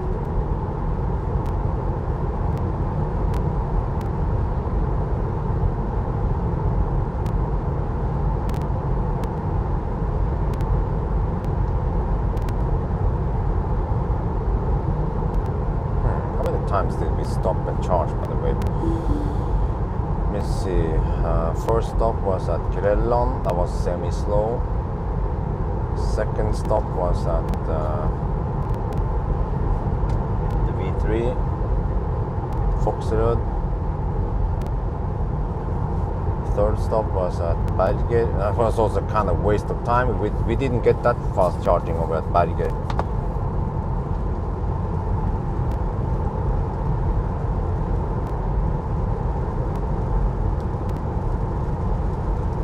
And then the 6 stops. Wait, is that correct?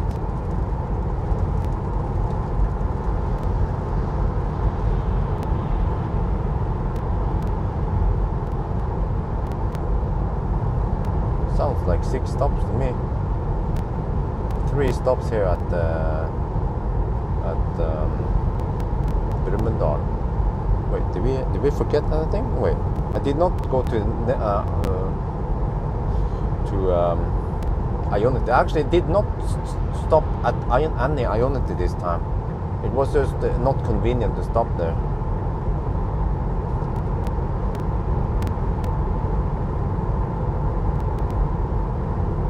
Well, it makes me wonder, how much time did I actually lose from the roadworks? Maybe I lost more than 10 minutes. I mean, more than 5 minutes total.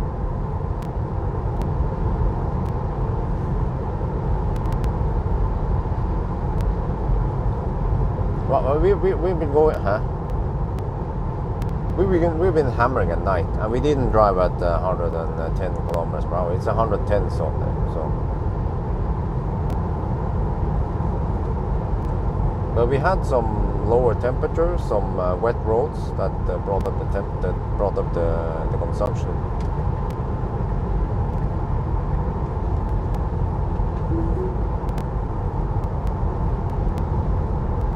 Okay, coming to Norway. Well, that's good.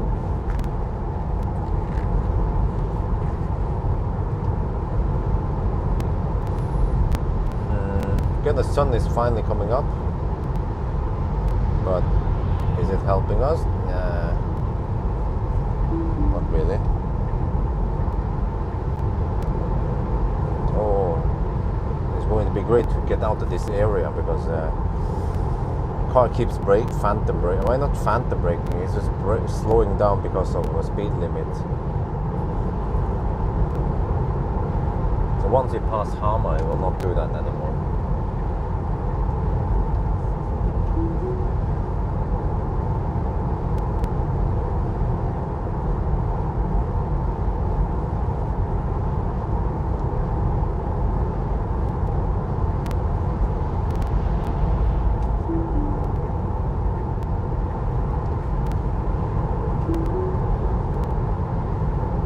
So, you know, maybe it could be a small disadvantage driving at night because of higher consumption.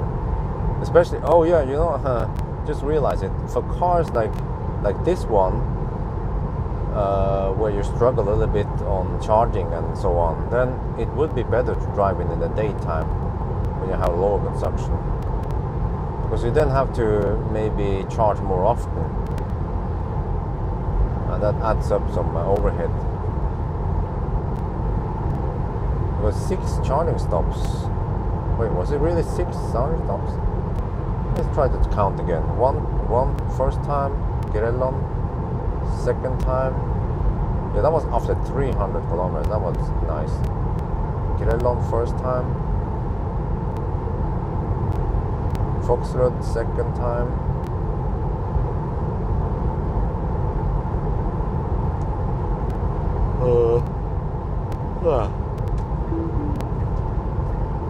Berge third. After Berge, did I stop anywhere else? No, I didn't. Yeah, six times only. Well, only, well, 6. So maybe I could have done it in 5. Not sure. But I have to say I didn't nail the charging stops every time. I've been consistently arriving with somewhere between mostly 6 to 9%. Would have been better if I could arrive with 5% or 4%.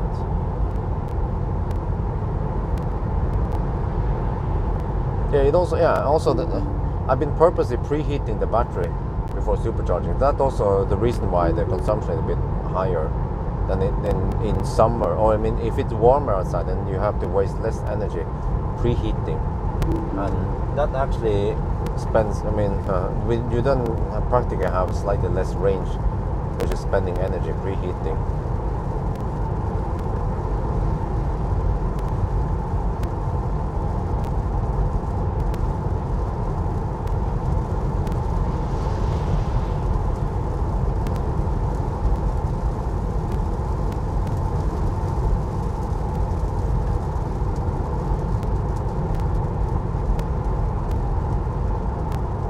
Now here's the traffic. This is the kind of traffic I will avoid around Oslo, because around Oslo it'll be way worse than this.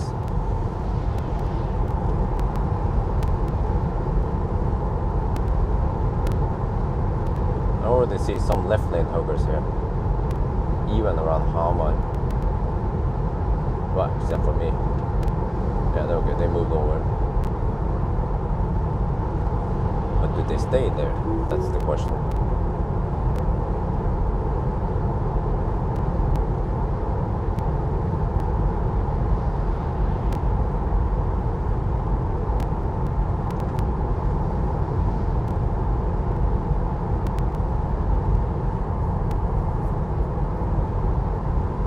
Excited about BYD? Yeah, of course. I'm always excited about every brand out there.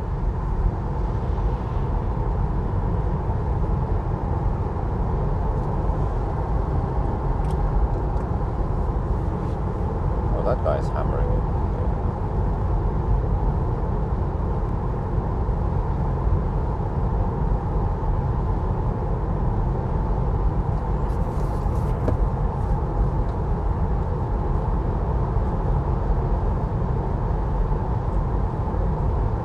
I guess the question is, are you excited about BYD?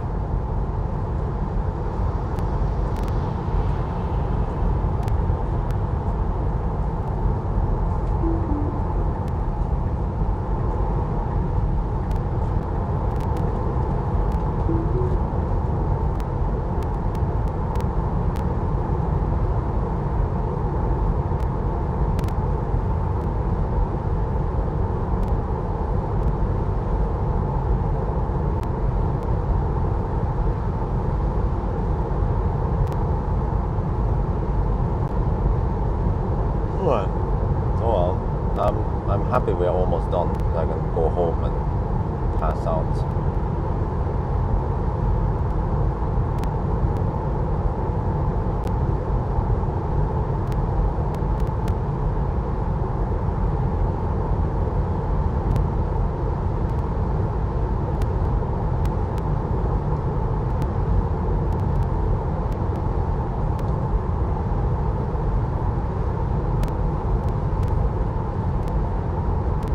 Look at this traffic around Hamar.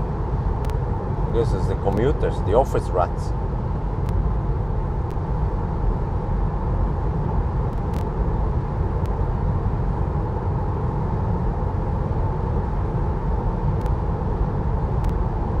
How is the consumption? It's like 200. Okay, whatever. Yeah, the car estimates I will arrive at Dahl with 7%. Charge too much again, as always. But not too much. I mean, not that much over. Oh, yeah, actually, the estimation might drop. I might arrive with 5%. That's what I'm guessing. It usually drops a little bit after a while.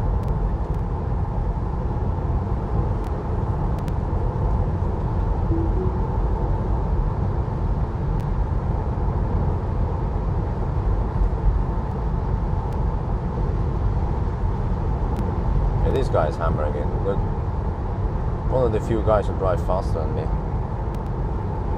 Well, he might exit here. Probably just local traffic.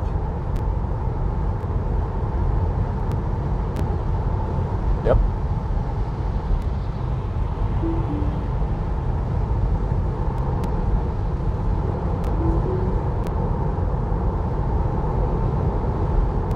Oh, we have a donation. Aida Lab donated $5. Thank you very much.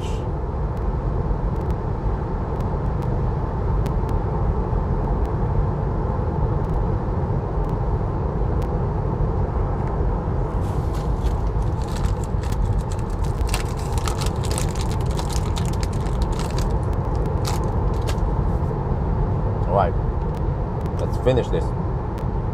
We're getting close to the 9.5 hour mark, so let's check in 5 minutes, see how it's cooking.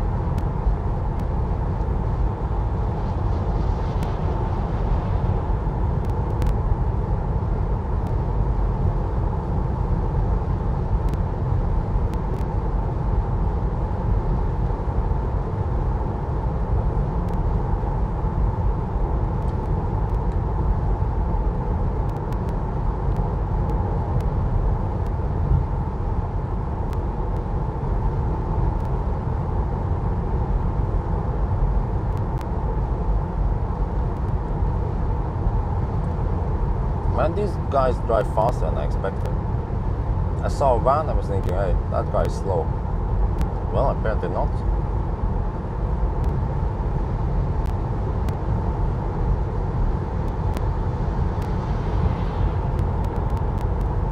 I have a battery in there.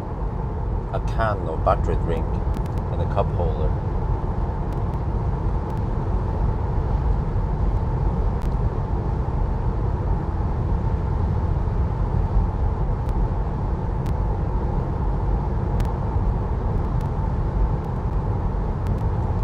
Well, good afternoon.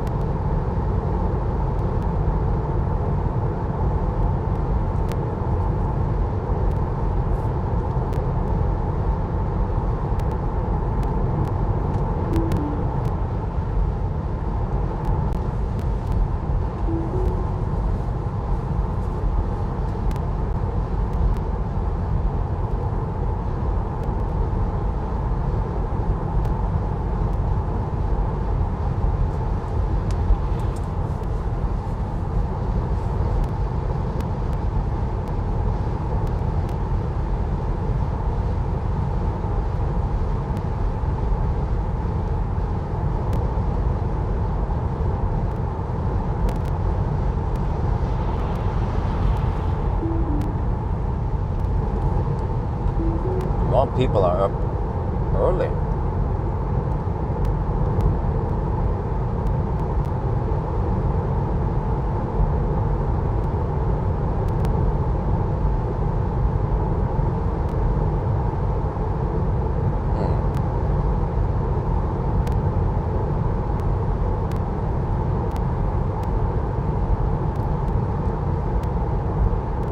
almost no wind. The sun is coming up, temperature's rising, 16 degrees Celsius.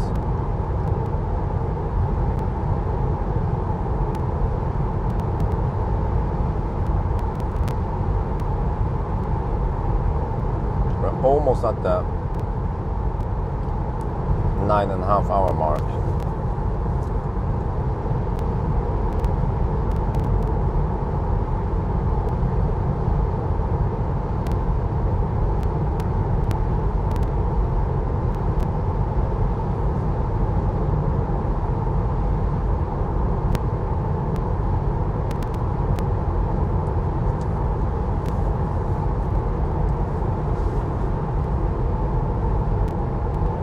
There, 941 kilometers done at the 9.5 hour mark.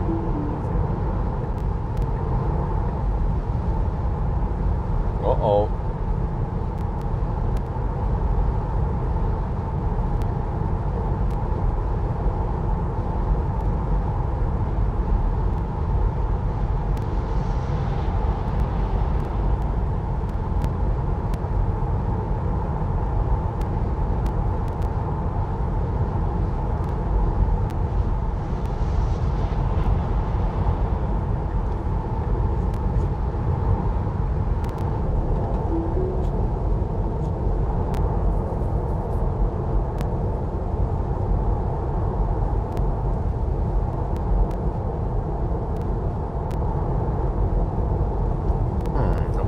Back to normal. Yeah, you know, right now we don't have any tourist traffic. It's more like the commuter traffic in the morning. These guys are the workers. I don't see many campers or people with bicycle on the roof. So these must be commuters. We might be yeah, close to the end of the holiday season now. Lasted over a month.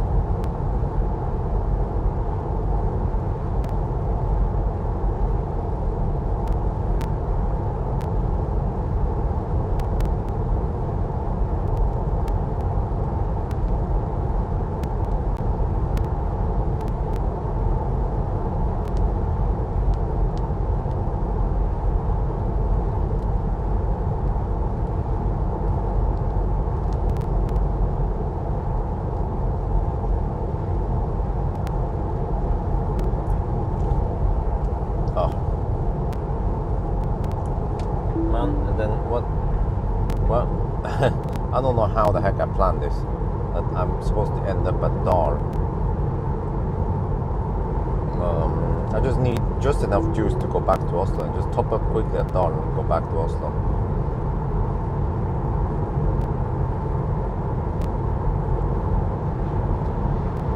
There's a slow charge at home.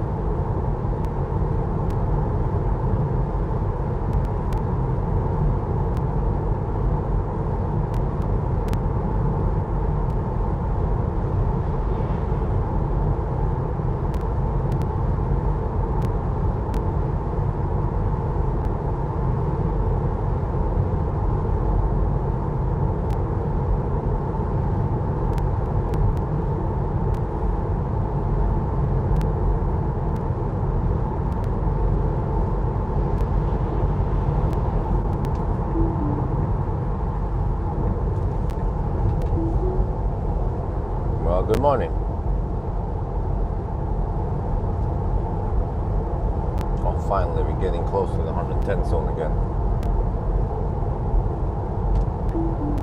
How is consumption this leg? 197, okay, still fine. We will write 8% now. Whoa, what the heck?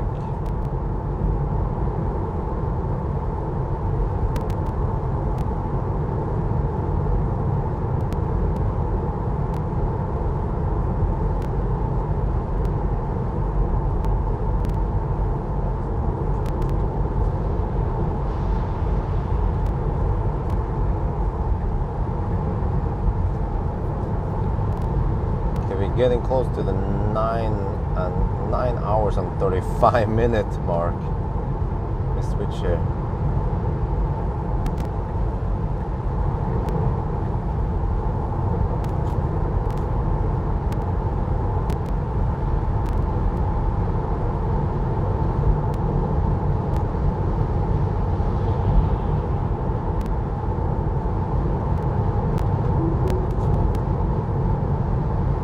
Over here, the autopilot is way more confident because we have, yeah, the road is, we have maps here.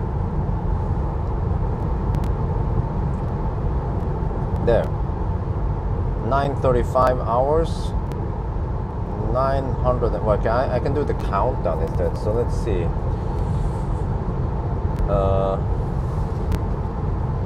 We have to go to 1010, right? Wait, did I actually mention? Yeah, okay.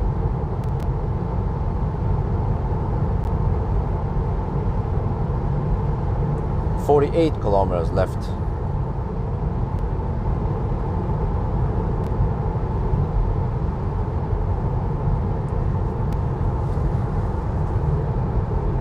Just wonder if you can round it down. You know, I might round it down towards the end. Let's see. We'll see what the time will be.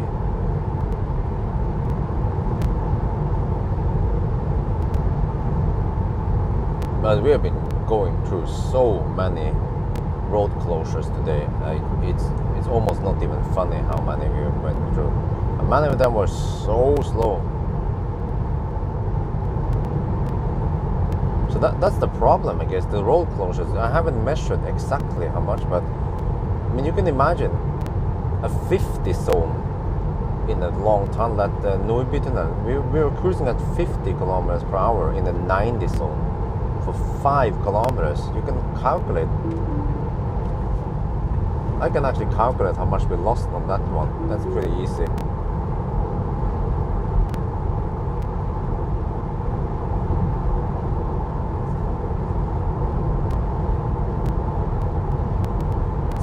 Minutes if you're cruising at 50 kilometers per hour.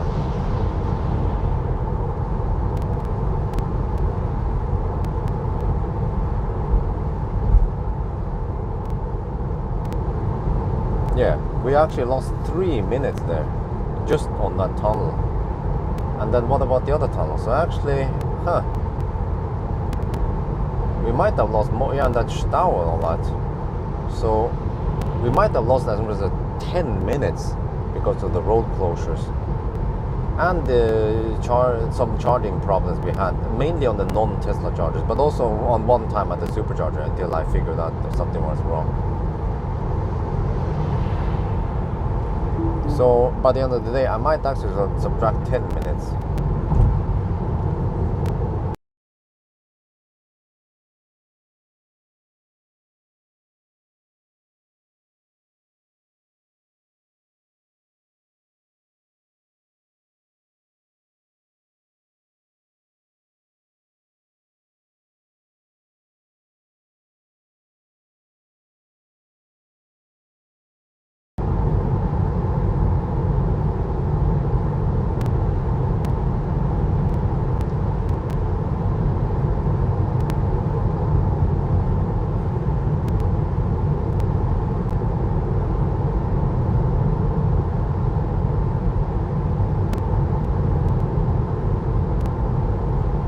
See, this is more normal traffic. 6 in the morning, 6, 7 in the morning on a weekday.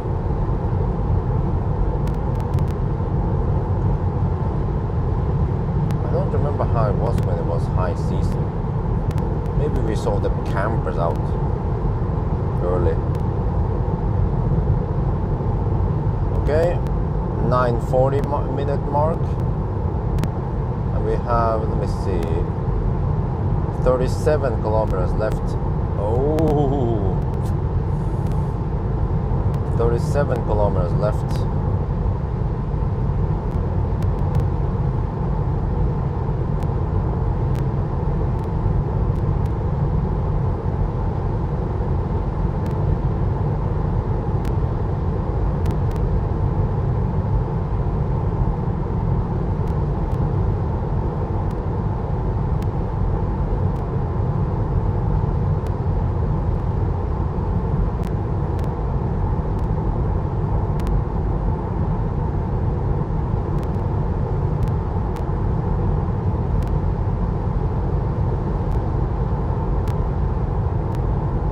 Well, it will heat up slower in winter.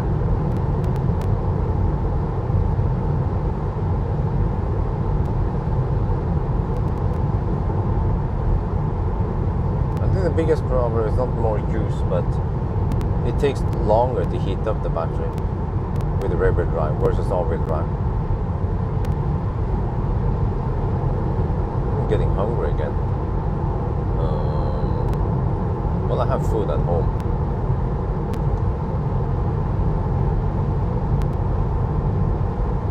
I have to get the heck back home now, ASAP. Get some sleep.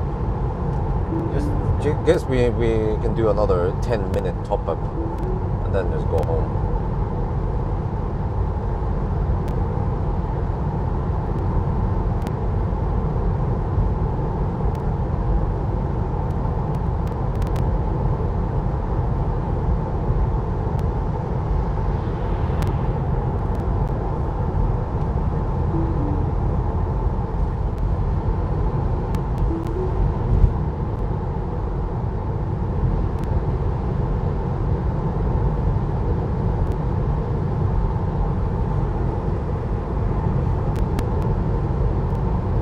Okay, we're getting close to the 9.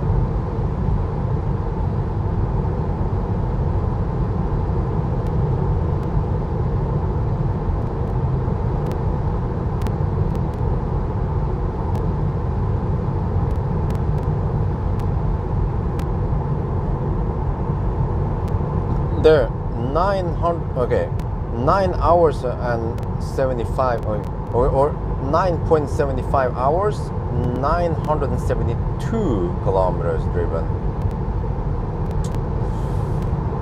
We are right under under 100 kilometers per hour now. We are kind of running out of space.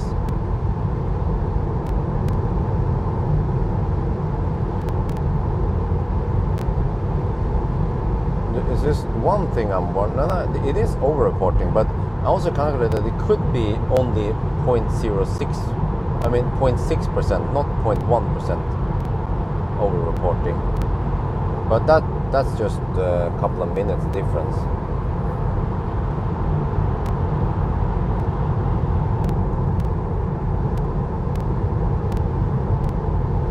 So actually, I don't know exactly if it was 0.1% over-reporting or not.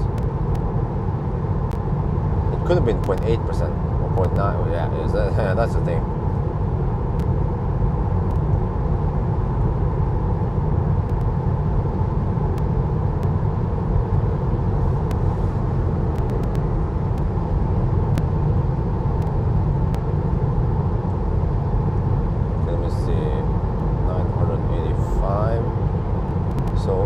25 kilometers left to go.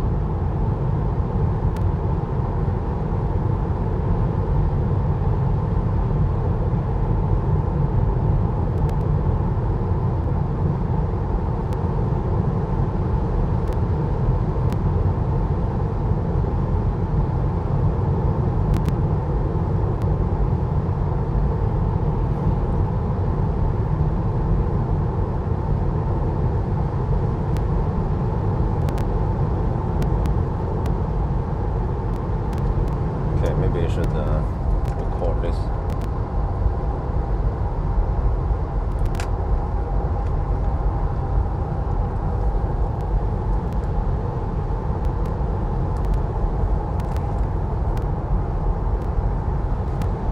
This is final run. We're getting close to 7 in the morning now. Traffic is picking up. Not too crazy traffic. This is probably just commuters, and yeah, I see some trucks and cars. So, we will see then what the time will be. Will it be much faster than 10 hours? Kind of hard to tell right now, but we're going in for the final run.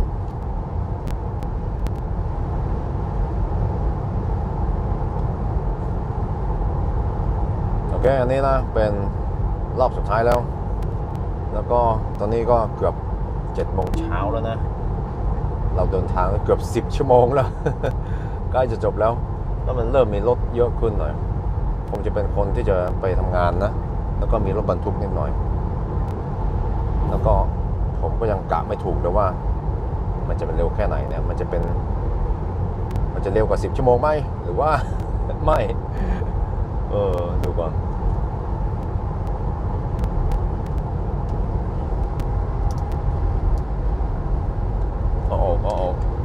I see what's gonna happen soon. I'll get stuck behind those guys.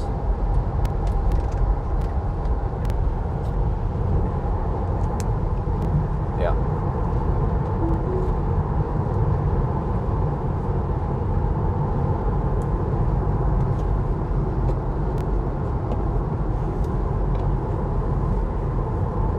And it's a freaking Zoe.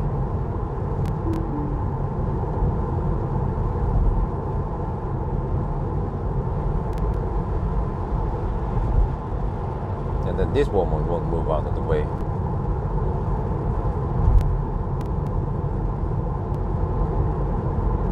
Of course, the slowest car first, and then the second slowest car after that one.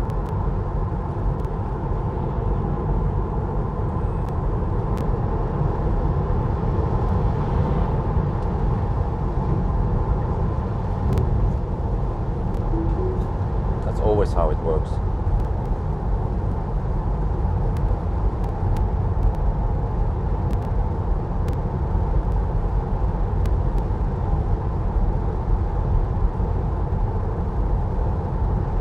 $18 kilometers left.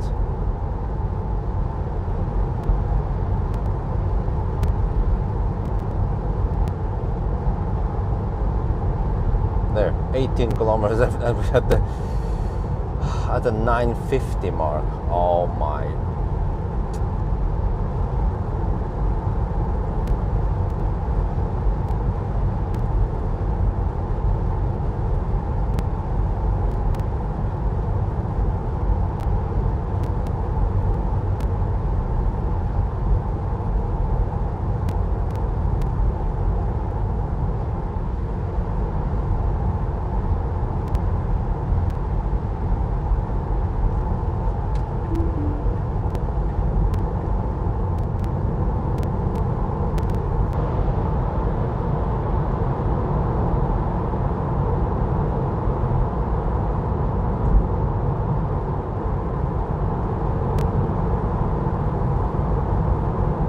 $15 kilometers left.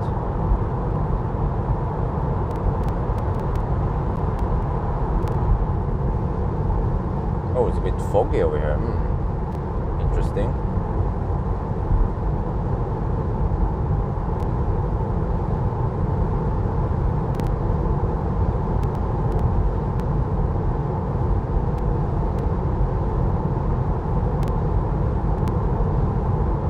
$14 kilometers left.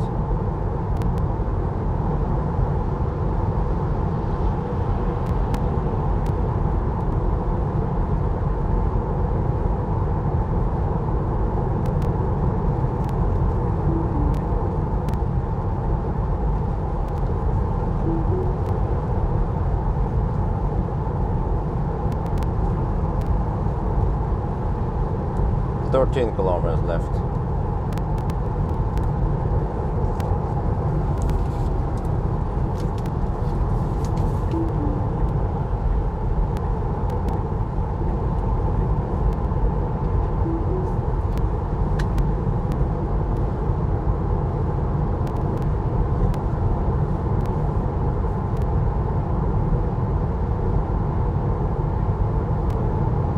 Kilometers left.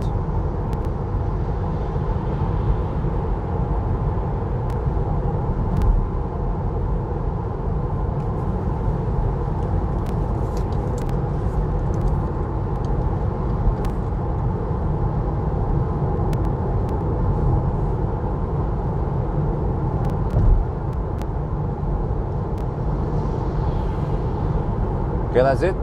Let's do the countdown. 999. 1, 992,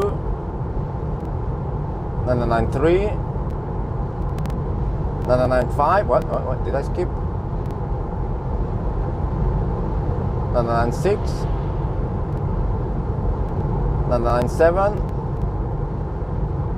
998, 999. 1,000, but we are not done yet. We have to go 1,010.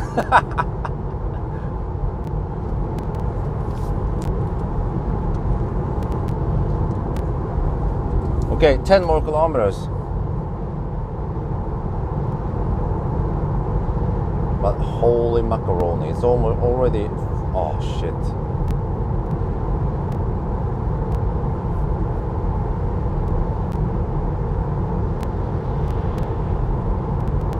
Wait, I don't see the fractions anymore. Shit.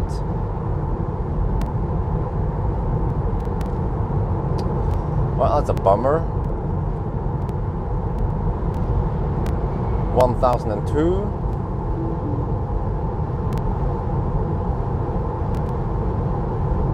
Are you gonna? Okay.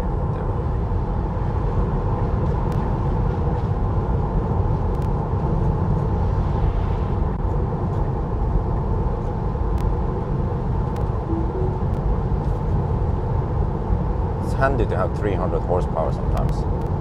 1003.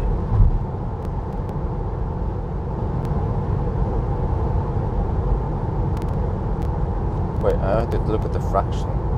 It's supposed to be at let me see when it turns.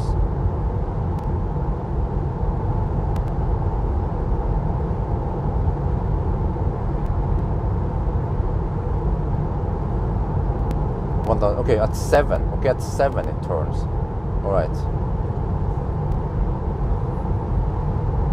Oh, it's 9:55 now. It's 9:55 and we have 5 kilometers left, or something, almost roughly 5 kilometers left.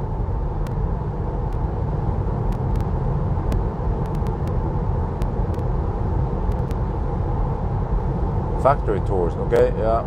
Okay, there 5. Okay, I'm a little bit busy now. What, Arun?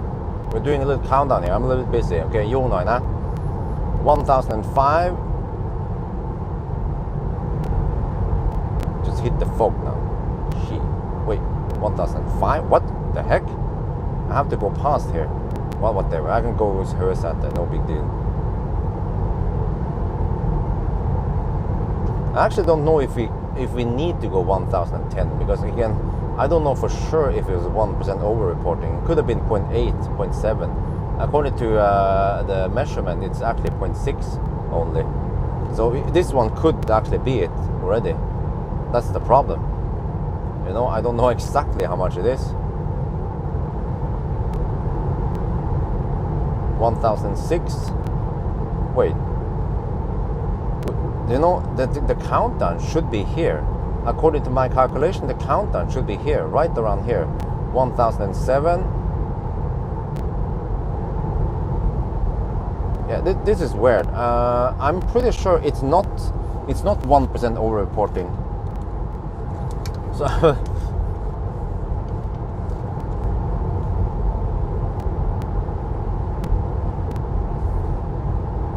1008.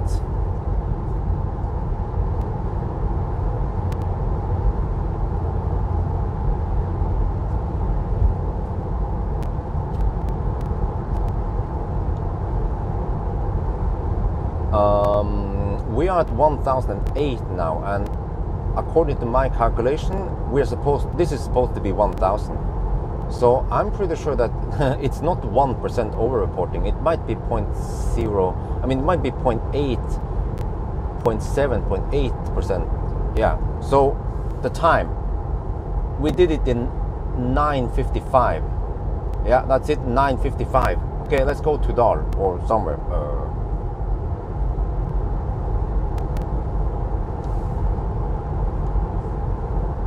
ผมกะแล้วนะว่าที่นี่นะมันน่าจะเป็น 1,000 กิโลเมตรแล้วนะแปลว่ามันไม่ได้ over report 1% หรอกมันคงจะเป็น0.7 0.8% แปลว่าเราครบ 1,000 กิโลเมตรแล้วเราใช้เวลา9ชั่วโมงกับ55นาทีผมเพิ่งจะถ่ายภาษาอังกฤษเมื่อกี้นี่นะ9ชั่วโมง55นาทีเร็วกว่ารถอเมริกาแค่5นาทีนะโอเคตอนนี้เราต้องจอดชาร์จที่ไหนที่หนึ่ง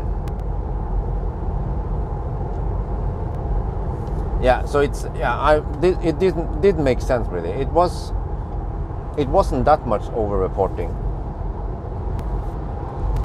It wasn't 1%. So now I have to, not sure where to stop. I can stop. Oh, okay. How about I stop at Gardermoen? Yeah, because actually we don't have to stop at Dal. It's actually a waste of time to go back there. I just realized that we have plenty of chargers on the way.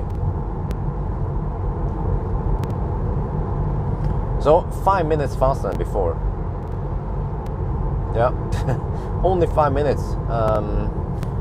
Again, as expected, I guess, because you might only be saving 1 minute on each charging session. Maybe, yeah. And I was only going to around 50% every time. And also I was running at night. But again, I don't know how much time I actually lost with the road closures. I mean the road works. It could be that it could have been 950, but it's hard to count exactly how much we lost in the road closures. I mean not road, actually road works, in the road works. Yeah, no problems, man. We have plenty of juice. We can stop at Fortrum. No problem. So I could almost be leaning towards 950 because the road, I realized that the road works might have taken way more time, and also we had some problems. That Delta charger, we lost a little bit of time there. We also lost a little bit of time on the Tesla charger. 2 times 2 minutes plus roadworks that was more than 3 minutes. The roadworks must have been more like 6-7 minutes. So that's why I'm actually saying that it should be 10 minutes faster, not only 5 minutes. But this one did charge a lot faster than the old one. I mean the other one. So I might say 910. Or sorry, I might say 950. But then again, like I always say that okay, we have some roadworks, but we have no traffic at night, and roadworks tend to happen only at night. So that's why I might still stick at 955. Because if we do it in the daytime, there will be left lane huggers that slows us down, and usually we don't subtract for left lane huggers.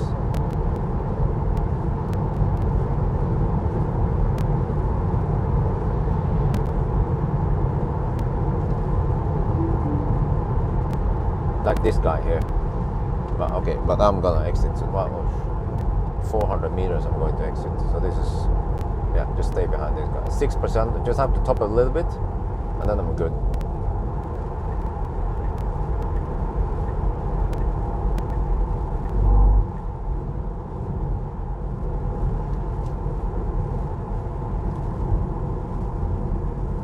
And I guess in the future, yeah, next year, once I move to Jessheim, then this will be the end point, probably.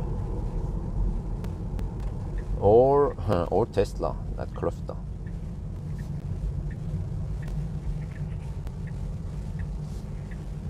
Well, they are available, all of them, plenty. I could even top up on 50 kilowatt when I think about it, because I don't need to top up on the high power charger really. By the time I finish talking, then yeah, so I can just top up on 50 kilowatt, no big deal.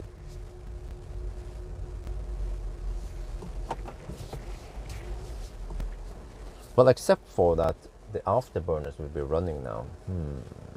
Yeah, maybe just go for the high power charger.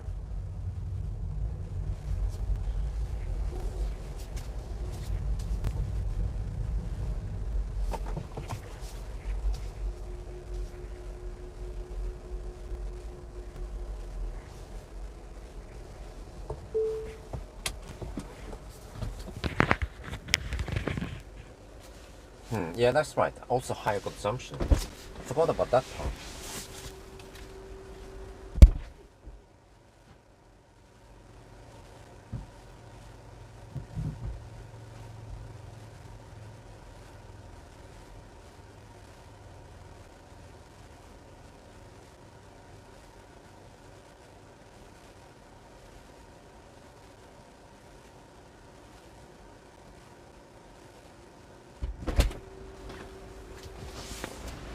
We do some B-rolls here. Huh? What's outdated? Oh, the status, yeah. Status.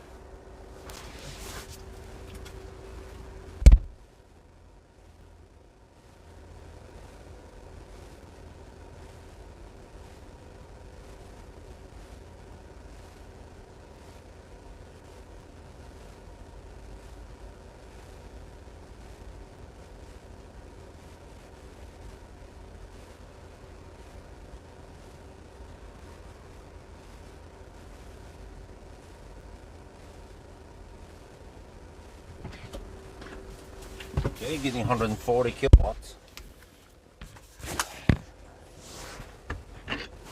Okay, let's see. Okay, I guess I can stop this one for now.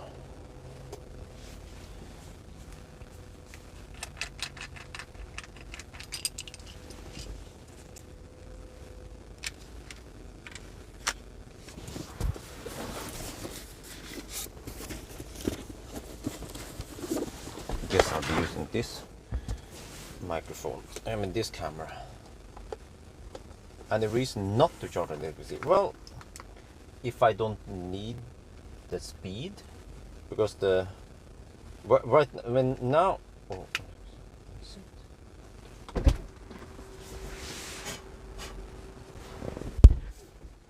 because I might need, I mean I might charge too much right now, because I just need enough to get home.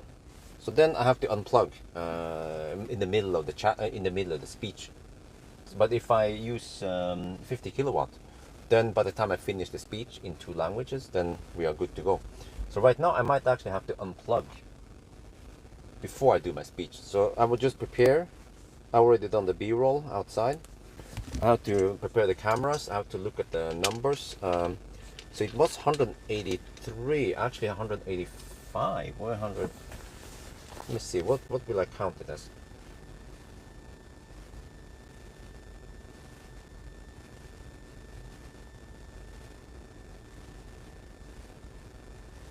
The 190, wait.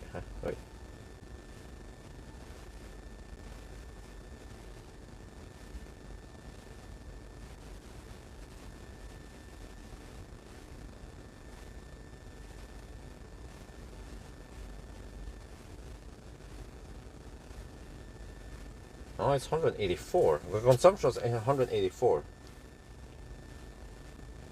Okay, so consumption was 184, alright. And then I have to check how was it with the other standard range plus. I think it was lower. Yeah, definitely lower. But that was done in daytime. 184. Alright, let's see. 1,000 kilometer with 184. The other one was 178. Not that much. 178 versus that. Whoa, really? 178. This is 184. Wow. We even had wet road. That one was perfect condition. Huh? Really? just a little bit higher consumption, even at night, with wet roads. That's the power of Model 3, man.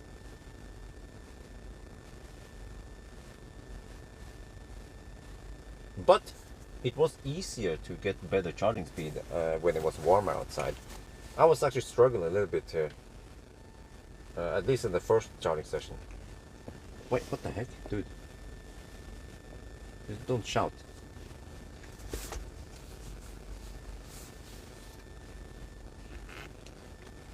Okay, let's see. So, yeah, I already have 20. I have enough juice now. I have 21. Let me just check now. If I go home, what's the estimating? It's estimating 10% at home. So I already have plenty of juice. I don't have to charge more. You see?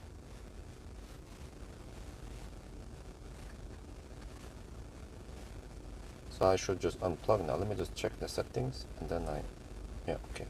Which is actually better because it will be more quiet if I'm not charging.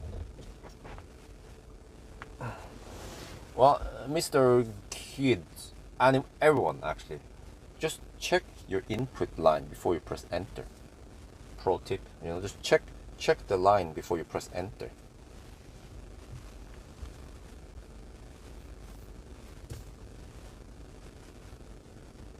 Yeah, let's go. I mean, let's unplug.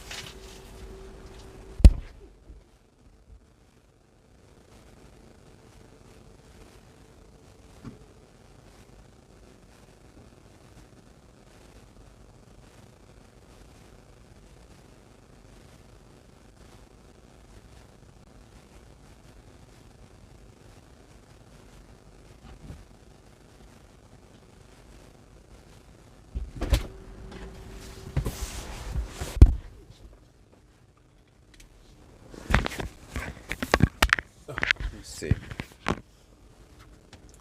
now. Ooh, okay, ISO 200. It was okay. Okay, so it was only 5 minutes faster. Yeah, I should mention that, but yeah, the road works. The consumption wasn't that much higher.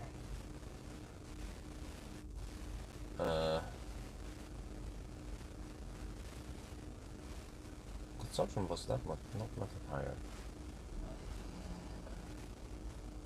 6 charging stops. But I also remember the charging stops were not perfect on the other run either. Consumption was very similar. Let me try to think here. What the heck is it doing now? Okay, yeah, it's cell temp mid 38 degrees. Okay, no problem. Plenty of, yeah. No problem. We have plenty of juice. I will arrive with 13%. I could arrive with 5% and it'd still be fine. So the consumption, yeah, wasn't that much higher, even at night, even with red road. The other run was perfect in the daytime and evening, of course. Yeah. So the other run was just perfect. Weather-wise. Yeah, but you see, the consumption was just, it was like 5 watt-hour higher only. Let me check here. This one was 184. The other one was 178. It was just 6 watt-hour higher. At night, cold, lower temperature at night with wet roads here and there. So, wow, that's awesome. But I was expecting more. That's the problem, because in my head, this car should be 10 minutes faster. So that's the problem, because how many roadworks did we have? We had the tunnel, we have that bridge over Salzburg twice. We have the through the city, out of the city. There were so many roadworks on the way there. The tunnel here, like constant roadworks. So I suspect that the roadworks might count almost 10 minutes plus the two problems twice at the Delta charger first time, and then also the Tesla supercharger, but that was only one time. So that's why I'm actually leaning towards 10 minutes. First I thought, okay, but the consumption was higher at night. But on the other hand, in the daytime, you would then have left lane huggers. Yeah, there must be some people that slows you down up to 5 minutes total. So that's why I think we will not mention it. We will just say 9:55. Yeah, I think that's fair. Wait, David. David, I think you have no clue about what you're talking about. Let's work it together, all right? 5 watt-hour per kilometer. It's actually 6 watt-hour per kilometer. It doesn't cost 5 minutes. Let me explain now. Okay, I'm gonna show you something. This is something you will learn now, right? Let me show you here. 6 watt-hour per kilometer total. That means 6 kilowatt-hour total we spend. And then you divide it by, let's say we average charging speed of 100 kilowatt. This is the amount of hours times 60. This is the amount of minutes. So it's 3.6 minutes that we lost. It's actually 3.6 minutes. I thought it was less than that. Well, it depends. If you're charging at 120 kilowatt, then that's different. So 6 watt-hour per kilometer divided by 120. Then it's 3 minutes only. So 5, it's a little bit now. It's not 5. It's more like 3 minutes we lost. Because we were actually getting 120, 140 on the bottom. So I'm not sure how the heck we should count this. So higher consumption means slightly more charging needed. And then the road closures. I mean the road works.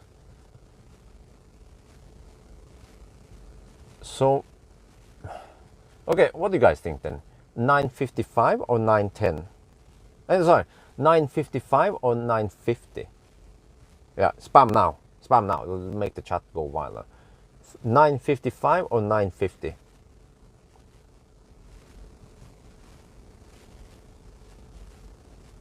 Yeah, we did have a few left lane huggers, but there was so few. But the road works, man. The road works steals a lot of time. You don't know how much it actually steals, the roadworks. It was like constant here and there, like all over. You guys saw it. Some of you guys saw it. I think you guys didn't see all of it because most people, they were asleep. Or you guys joined and left a little bit here and there. But I saw all the roadworks. If you don't know, you can skip back and see, really. We had tunnels. I lost 2-3 minutes there. I lost another minute there. I lost another minute there. I lost another minute, 2 minutes there. So if I actually start counting, we must have lost almost 10 minutes in just that one. And I think the higher consumption is then equal out by the lack of traffic. So I'm actually leaning towards 950 when I think about it.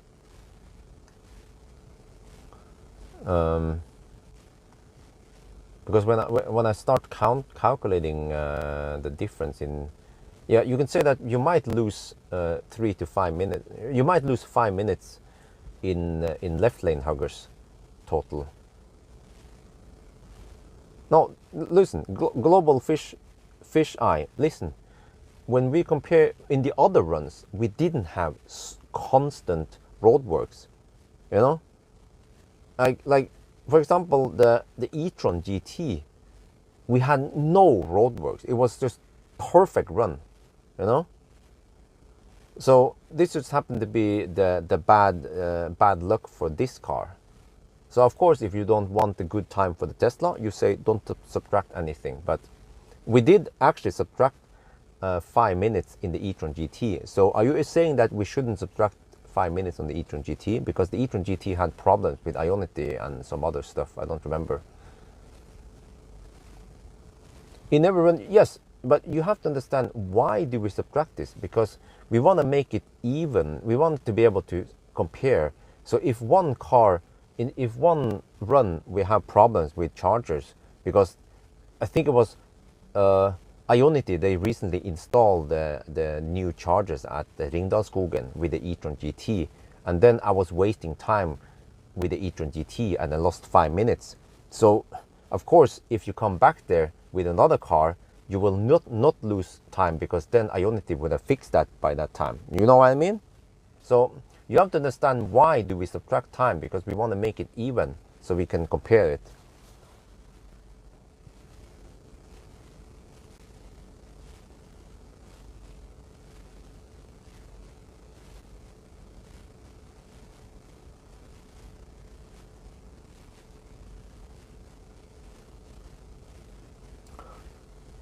But wait. Because I think I did calculate that this one shouldn't be just 5 minutes faster. It would be more like 10-15 minutes faster. That's the thing. So it doesn't make sense. In my brain, it should be, we're trying to see which one is faster now, this one or the Fremont car. So to me, 9:55 sounds too slow. It should be 9:50. And of course I don't have the data here. I can quickly calculate. If you guys give me some minutes, I can easily calculate this. Just have to pull out the data. We see the range test. Okay.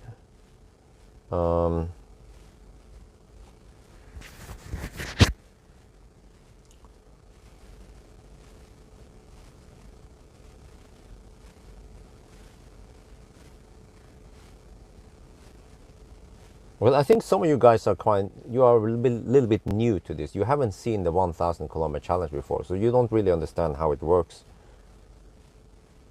why we are doing these corrections. Because the problem is that it's never the same. Sometimes you are unlucky and you get stuck and shit happens. So then, yeah. But then, okay, but the problem again, for example, with you guys remember the Ioniq 5? Then how do you calculate with the Ioniq 5? Because it was just pouring down. So do you also correct? Because I didn't correct it, but on hindsight, maybe I should have corrected the time for Ioniq 5 based on warm weather, dry roads. Well, it was soaking wet many times. But I didn't mention it that on a dry road, it should be at least 10 minutes faster, according to the calculations. And that also makes sense if you know roughly what the consumption should be on dry road versus wet road. But let's see now. Made in China, okay. 300 kilometers, okay, 300 kilometers. Right, and then I need the times, wait. Oh, it needs a retest, yes. Oh. Well, the problem was that they didn't, at least I try to do the test when the weather is nice. But then with Ioniq, I couldn't choose. I had to go with that time. Okay, so everyone wants to know. Okay, let me see. 300 kilometers, all right. And then I have to do the charging check. No, shit.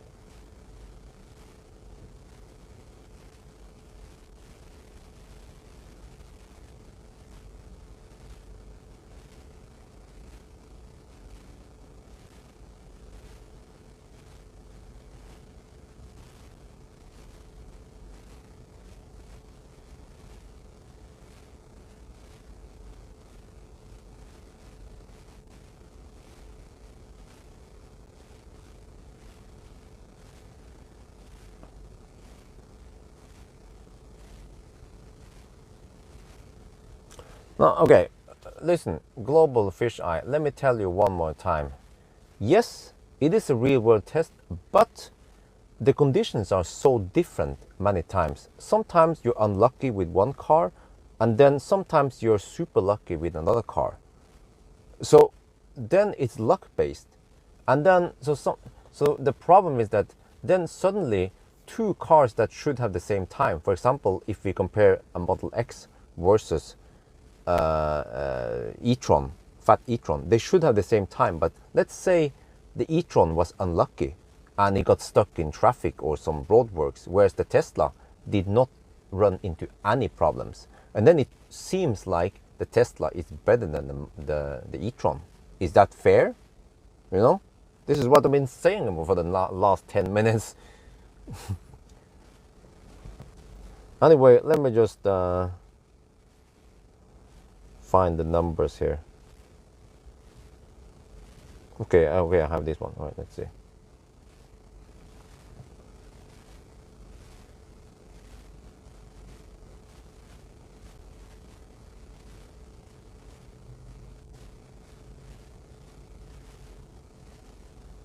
But shit, I don't have the time here. Okay.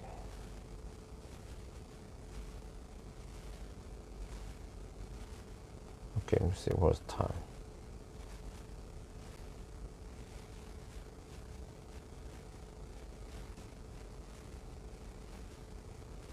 $39, $40.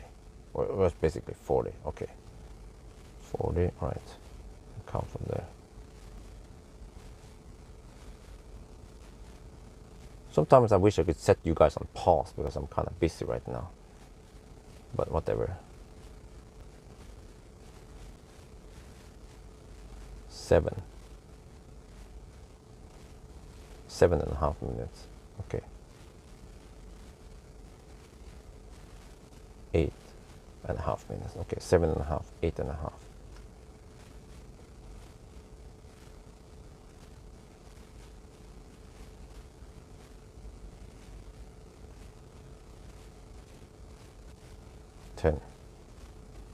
Oh. Wait, did I count right? I think I did.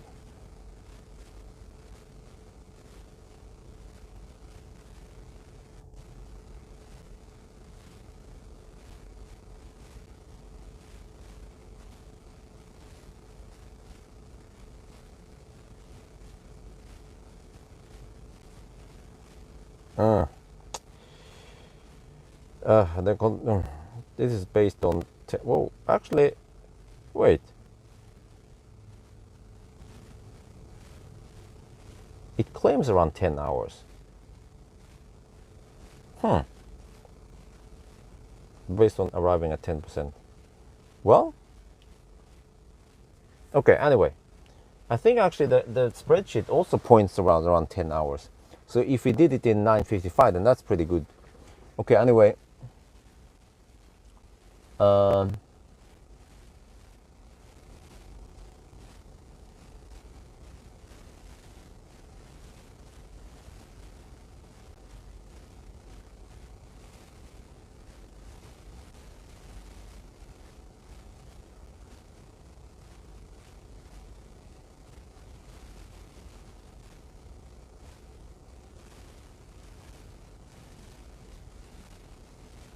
Well, yeah, good point. Why do we actually do these tests? Because we can already calculate them. Yes, I started doing that more and more. I started calculating, and you will see that actually for the Fiat 500e, I don't do it, and also the same with the van, the Space Tourer. I also don't do it. I just calculate it, and then I show you that one. But I actually do it because of entertainment. Because people want to see it. That's the thing. I can just show you in the spreadsheet that it's going to do it in 10 hours, but people actually want to see it. The same thing for Ioniq 5. I can calculate it and just say that it's going to do it in 9:45. People want to see me do it. Do you understand it? People want to see me do it. That's the thing. And as long as I get views, and I also enjoy doing it, and I also get to drive the car, then I see no problem doing it. But from now on, I will be a little bit more selective of which cars I do, because also, why do I know that I can calculate it, right? You can ask yourself, why? I mean, why can we trust it? Well, because we have done it many times, and we always check the prediction or the calculated time versus the actual time, and over again we see that there is a little bit of variation.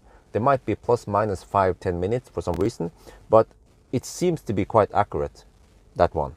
So if we never did it, if we only sat in our rooms and calculated, we would never know if we could trust it or not. So it's not like the 1,000 kilometer challenge was useless. It's actually not. But again, I have to be more selective. So for some cars like Model Y, yes, people want to see it. If I get 50k views, 100k views, of course I'm going to do it. But for the van, for example, if I have to spend lots of time and it's inconvenient with a van and it doesn't even have adaptive cruise control or auto steer, then I don't want to do it. If I don't enjoy doing it, then I don't do it. But I did actually enjoy driving this one. So, and I also wanted to see, like, practically, can it actually go faster? And then, well, we found out it's 5 minutes faster than the Fremont car. But what we also wanted to find out, which is actually more important, is how much slower is this one versus the long range. And it's actually, wait, it was 920 versus 9. It's 45 minutes slower. So we have just, we didn't just guess it, we actually did the test. So it's 45 minutes slower. So I guess if you really want to hammer it, or if you care about getting there as fast as possible, get the long range. But for more practical, real world case, then I guess it doesn't matter. You don't have to stress too hard. You just charge up and then chill a bit, and it's still going to be fast enough. But the problem, like I've noticed, is that it has shorter range. So you want to probably charge to about 75% maybe. Well, wait, 35? Wait, did I miscalculate? Oh, yeah, my bad. 35, oh shit. 35, not 45. That actually is better. Global Fish Eye donated $15. Great work, thank you very much. Yeah, so it's actually 35 minutes only. Roughly half an hour. Yeah, in a 10-hour day. So is it worth it? I think actually, what do you guys think? I think the comments on this video will be that most people will conclude that they don't mind getting the Standard Range Plus. For them, losing half an hour on this kind of rare long trip is no big deal for them. So yeah, 35 minutes slower. Because you have to ask yourself, how often do you take these trips? If you take these trips a lot, if really you have to get there, or if you pull a trailer, or if you have a roof rack, okay, that's different. But yeah. No, not only the longer drive, but also the long range didn't need 6 charging stops. The long range needed, let me see, the first charging stop was at, yeah, the first charging stop was at the V3. And then the second one, oof, I think long range needed only 4 stops. Yeah, 4 versus 6 stops, if I remember correctly. I just don't remember where we stopped at. But I think it was 4. And that kind of makes sense. I'm thinking the long range, I think I even charged it 55%. But this one to only 50% because I felt like it was going slower. Yeah, it was going slower. But maybe it would have been better if I charged it 55%. But then I'm not sure. Well, I did charge it 55% a couple of times. 55% most of the time.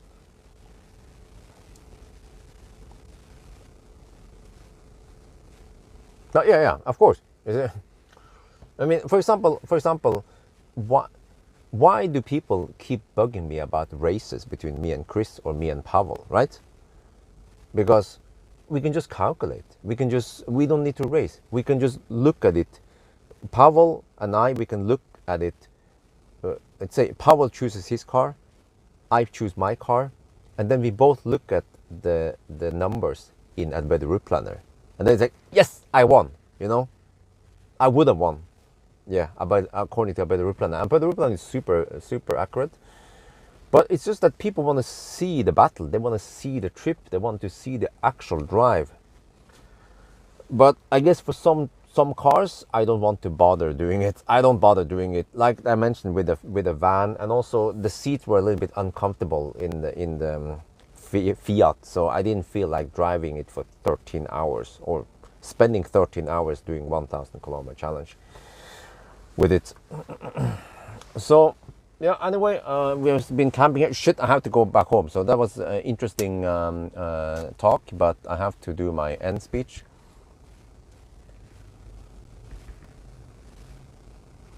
Okay.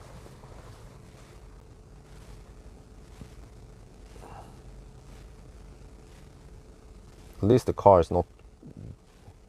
It's not noisy right now. Because it was a bit noisy cooling the battery, but now it calmed down.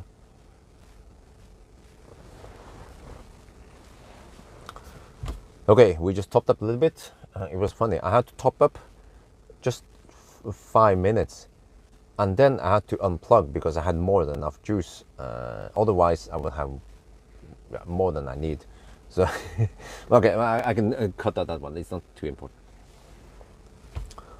Right, we're now at the fast charger. I had to top up a little bit, and then I had to unplug because we have more than enough juice. But anyway, so the time was 9:55. I was discussing a little bit back and forth with the live stream whether we should, because there were lots of roadworks today.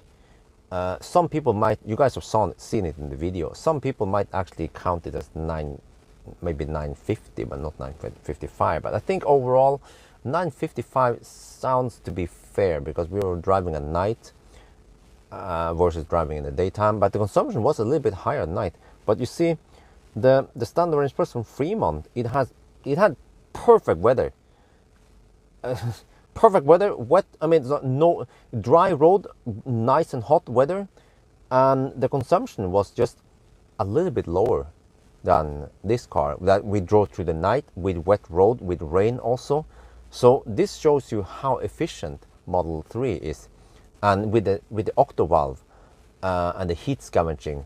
So even when it was 12 degrees Celsius outside at night, it just scavenged the heat from the battery after fast charging. So you see, the Model 3 is not that much affected by lower temperature or night driving versus other cars where you see a bigger hit in or a bigger increase in consumption. But so you see, it was just 5 minutes faster than the Fremont Model 3 Standard Range Plus. Okay, fair enough.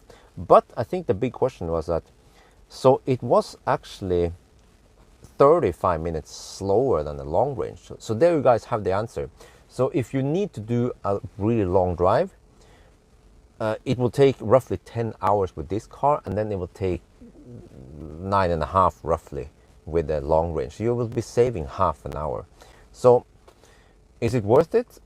Well, I guess if you have roof rack or bicycles, then the consumption will be higher. Then a completely different story. Then I would also recommend a long range. But if you don't care too much about arriving there as fast as possible, then I think this Standard Range Plus would be good enough for most people, and you'll be saving lots of money by not getting the long range. So yeah, I think that's going to be it. Yeah. So I hope you guys enjoyed this video. As always, thank you for watching, and talk to you later.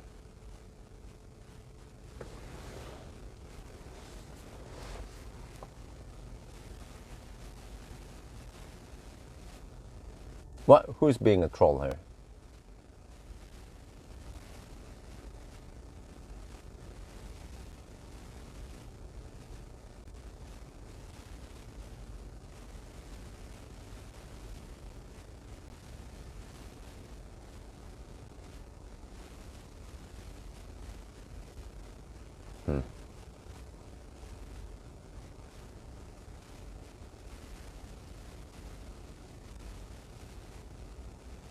Okay, anyway, now to do it in Thai. โอเคตอนนี้เรามาถึง Fort Rim Charger แล้วผมก็ได้ชาร์จแป๊บเดียวแล้วก็ต้องหยุดชาร์จเพราะมันจะเยอะไปนะชาร์จเร็วมากเลยแล้วก็เราก็ได้เช็คดูนะว่าคันนี้นะโอเค9 ชั่วโมง 55มันเร็วกว่าของอเมริกาแค่5 นาทีแต่ว่ามันก็คงจะเป็นอย่างนั้นอ่ะก็ผมก็ยังกะเลยว่าแล้วก็คิดเลยนะว่า เราน่าจะหักเวลาไปอีกไหมเพราะว่ามันมีอะไรแบบถนนปิดอะไรช้ากลางคืนต้องเยอะเลยนะแต่ว่าผมว่ามันถ้ามันก็ต้องเป็นประมาณอย่างนั้นเพราะว่ากลางคืนไม่มีรถเลยมันก็ที่จริงมันก็ไม่แฟร์นะเพราะมันไม่มีรถเลยนะเราขับเร็วได้ก็แปลว่า955นะแต่ว่าถ้าเทียบกับ Model 3 Long Range นะอันนั้นนี่เป็น920แปลว่าคันนี้มันช้ากว่า Model 3 Long Range ตั้ง35นาทีก็คุณก็ต้องนึกถึงว่าอันไหนที่มันสำคัญนะจะซื้อรถที่มันขับเร็วที่สุดก็ต้องเป็น Model 3 Long Range แต่ว่าถ้าไม่ต้องรีบขนาดนั้นก็ได้ก็ซื้อคันนี้แล้วมันก็ยังจะเดินทางสบายเพราะว่าผมก็ว่าถ้ามันเดินทางประมาณ10ชั่วโมงหรือว่าเร็วกว่านั้นอ่ะมันไม่เป็นไรหรอกยังไงเราก็ต้องจอดรถกินข้าวอะไร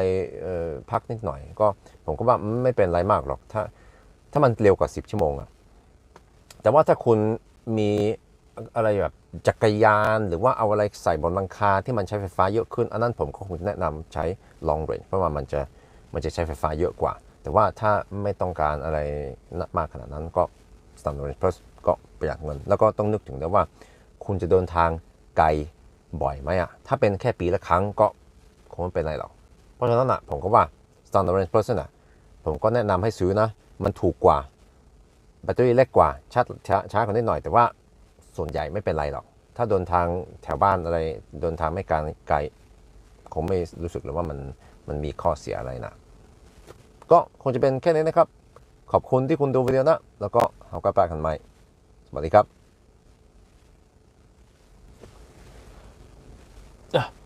Okay, I forgot to mention the consumption part here, but I think, yeah, that's not too important. I think time might be more important for the tires.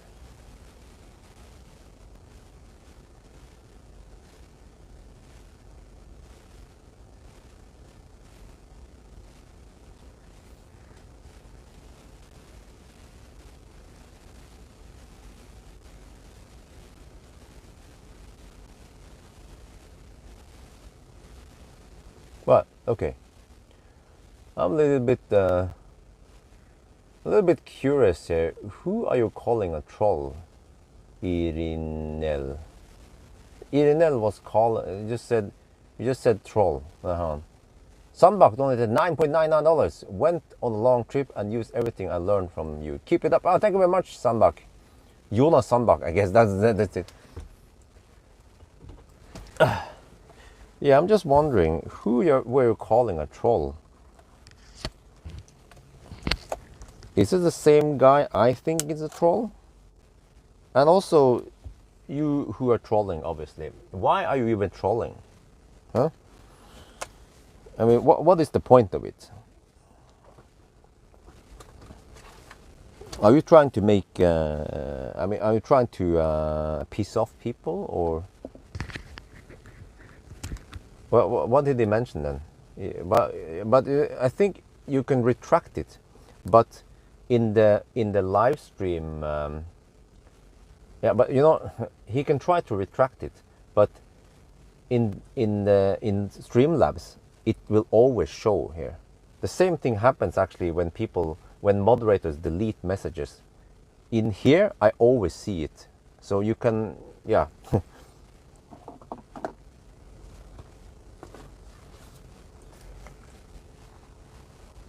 Exactly, I saw that one. Yeah, I saw that one. He said that yeah, you can do it in a day and you can do it. So that's why I wanna call out. I mean, I'm a little bit what do you call it? So yes, I wanna ask you, Global Fisheye, what are you trying to achieve here? Because you are not making many friends in here by talking like that, you know. Because we already tried to explain how this shit works. And you're just constantly trying to troll and really not listening to what we're trying to tell you. So, again, I'm just asking, what are you trying to achieve here?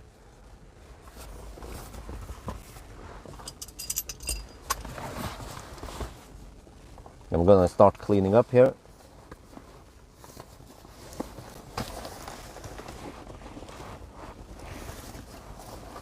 Wait, maybe I should charge these things a little bit.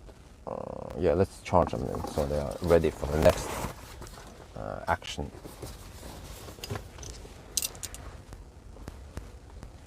And what do you mean by no? You have to be a little bit more clear, because I did see that message that retracted. Like I said, you can retract it from the chat, but you can never retract it from the live streaming tool here. So I always see that you type that one. So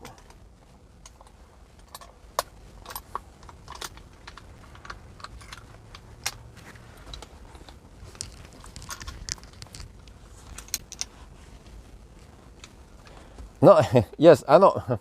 Well, of course, you should say it. Yes, just for fun. No, that's the thing. Listen, side. It's actually not only for fun, because people use these tests. My test has always become like a benchmark. So people will actually look at this test and consider buying a car. So is that really for fun?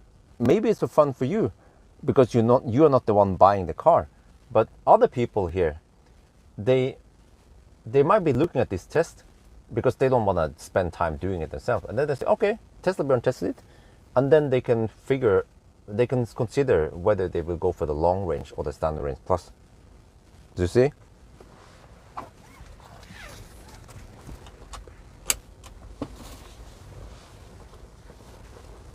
Let me start cleaning up here. I need to, yeah, okay, let me see. Oh, do I need to charge this thing?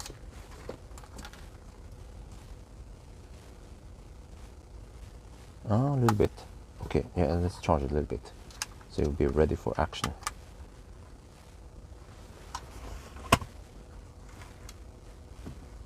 Wait.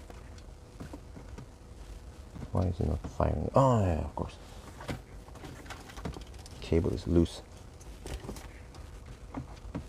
Wait, what? There.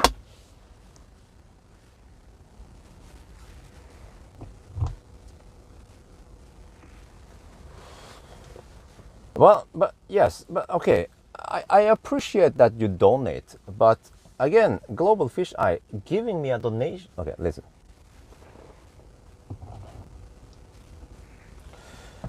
Listen, Global Fish Eye donating to me does not give you the right to troll me or other people. I don't know if it should be obvious, right? Because I was not the only one just noticed that, hey, what the heck is this guy on about? We're trying to explain why we're doing it like this. And other people actually agree with me, right? So I'm not just doing this for fun or just doing this to make the things look. The reason why I correct is to make the test as correct as possible.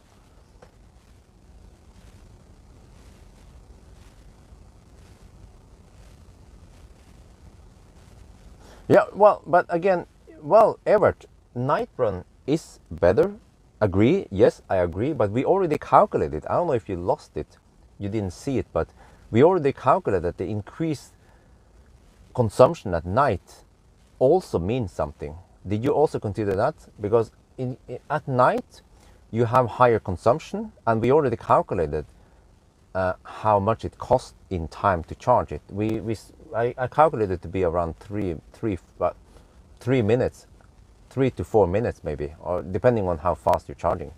So you will actually spend 3-4 minutes extra at night charging, and then you say, yes, it's better to run at night, but in the daytime we will have left lane huggers. So how much time do we actually lose in the daytime with the left lane huggers? Well, how do you measure that? I remember I measured it once that I lost as much as 5, but that was really bad. It was the first leg from Oslo to all the way to Grelland. I calculated I've lost something between 3-4 minutes because of left lane huggers.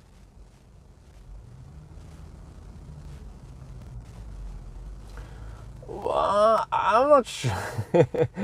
You know, seriously, if you're trolling and you say you're not a troll, that's not going to change anything. People were asking you, people were calling you troll for a reason, probably. So again, you know, I can just say, hey, fuck you, idiot. Fuck you, asshole. And then I say, hey, I didn't mean it. I'm not a bad person, you know? You know what I mean? So, yeah, but again, correction makes us stats uniform. Yeah, exactly. That's what we all agree. You know, if really, let's think about this. I didn't invent this whole correction thing because in the old days I didn't correct for things, and then I started doing it, and then people actually agree. Every time we do these corrections, people agree. They don't object.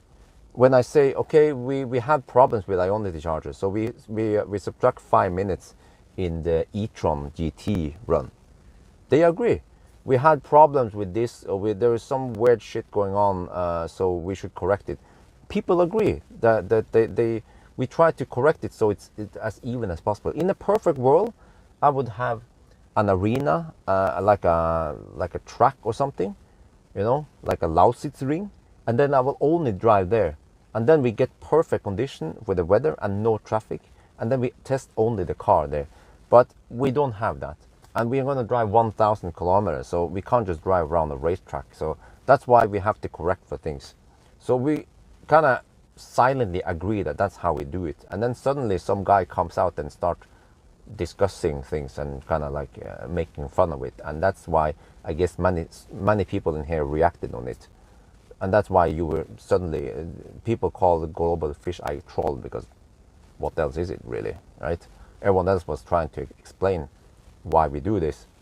And then he was like, oh, well, just drive in the daytime, so you're going to subtract more time. And I was like, what the heck? What are you on to, right?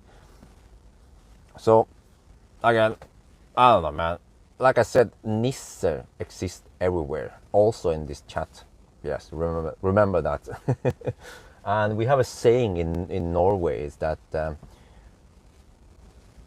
now you have to start row. You have to row. Yeah, you have to try to explain yourself, trying to get out of this, because you screwed up, and then you try to explain out of the situation. Yeah. So anyway, we shouldn't feed the troll. All right, fair enough. I'm gonna start driving home now. So, yeah.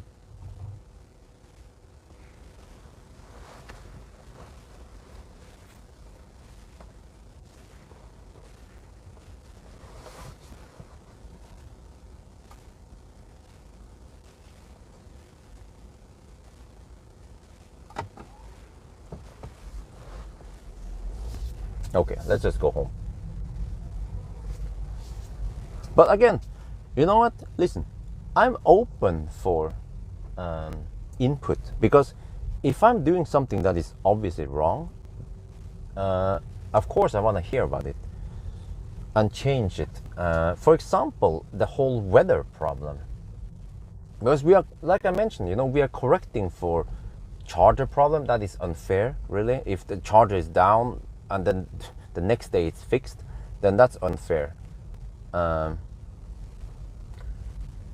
But I never correct for weather, and how it's supposed to correct, because that's pretty hard to estimate. Or I just happen to know, we just happen to be doing the 1,000 kilometer challenge with the other Model 3, so we know that this run is about 6 watt-hour per kilometer thirstier than the other one. But if we haven't done it, for example, the Ioniq 5, we don't know exactly how it is unless we do it with the Ioniq 5 in nice way. Ooh, what the? Where is that guy going? Okay. Just wow. Like.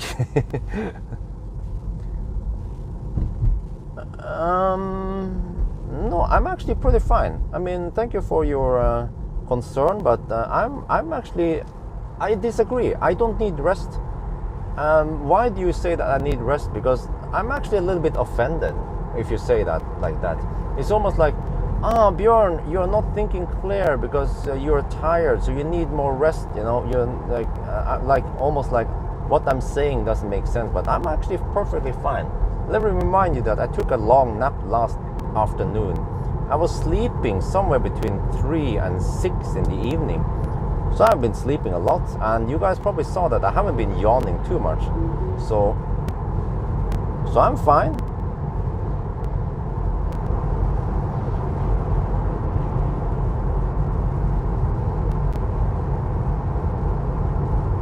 the meter. No, okay, Joachim, you shouldn't mix up speed error versus distance errors. Those are two different things. I also talk about this. Maybe okay, let me explain now. Some cars, they will show you incorrect speed one way, but they will then show you incorrect speed. So, for example, mostly every car will underreport. Underreport. Yeah, underreport speed, right? So when you're cruising at 100 kilometers per hour, you're actually cruising at 97. Many cars, they are like that. Or let's say, you know, the 90 test. If you guys noticed, I will always show you that, yes, here I have to cruise at 93. So you think you're cruising at 90, but you're only cruising at 87. So the speed is then underreported. So you have to cruise a little bit faster to... No, wait. The speed is overreported. That's what I meant. But you know what I mean. No, not charger speed. I'm talking about driving speed. So you then have to drive a little bit faster in order to achieve the speed you want. But when it comes to distance reporting, then most Teslas are over-reporting it. So when you see that you have driven 1,000 kilometers, that's actually not 1,000. It's 997, 995 only. Whereas many other cars, they are under-reporting distance. So when you think you have driven 1,000 kilometers, you are actually driven more than 1,000. You're driven 1,002 or 1,005. It took me many years to understand this. Tesla over-reports a bit. Yeah. So it took me many years before I realized that distance cannot be trusted. And it's quite easy to measure this. I do this on every range test I do. Just drive the same distance, and then you will see that cars, they report the distance differently. And one explanation some people have is that, yeah, but you have been changing lane like this, you know, when you change lane, you then drive a longer distance. If you do the math, you will actually, I think there is literally no difference by changing lane.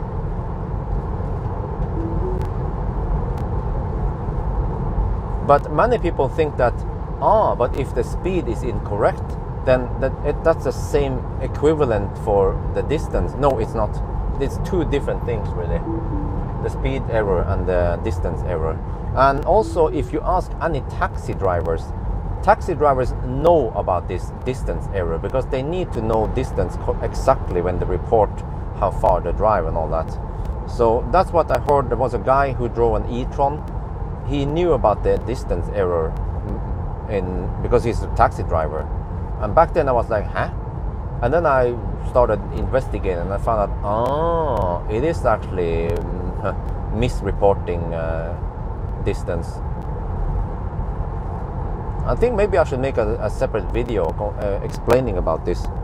And also and then you guys know why I correct for consumption.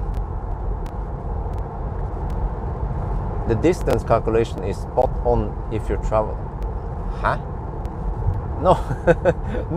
No, you're mixing up speed and distance. Speed and difference. Speed is the rate you travel at. Distance is the distance. Don't mix up speed and distance. That is two different things. Just like you mix up kilowatt and kilowatt hour.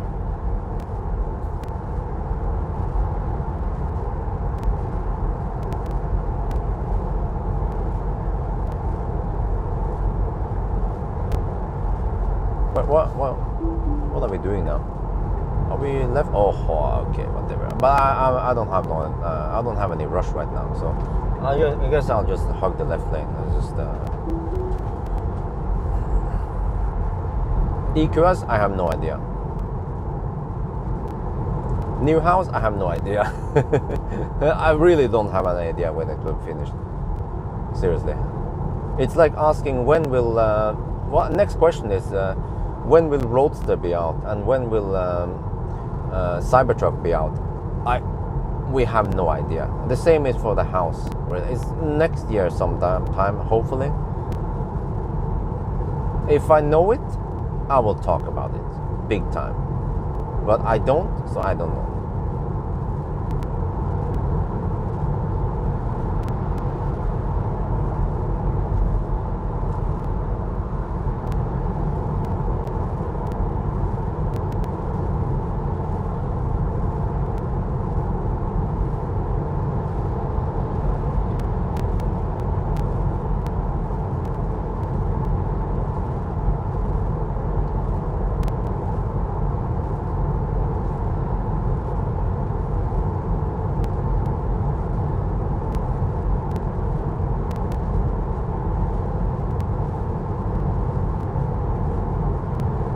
So, But wow, I was hoping for faster times, but it was actually not faster by the end of the day. It was just 5 minutes faster.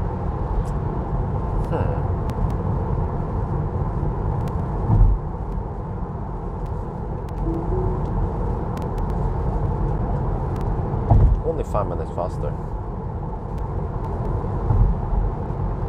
Well, but I guess if we start looking at the charging curve on this car versus the other one, then maybe it makes sense. Maybe we only save 1 minute on every charging session.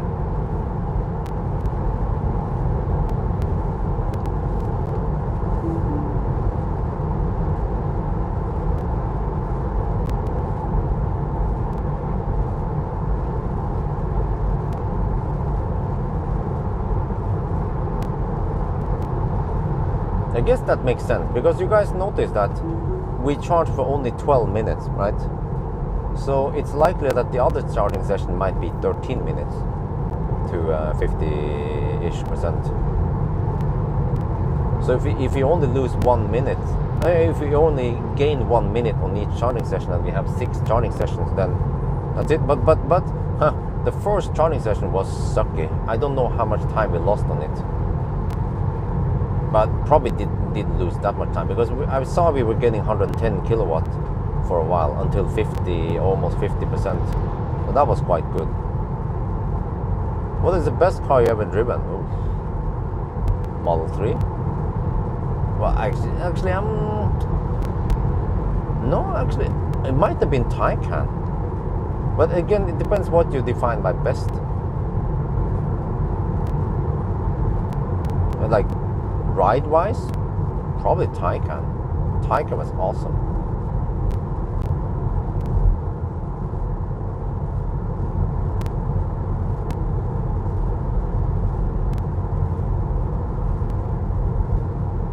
Yeah, this is exactly what I wanted to avoid.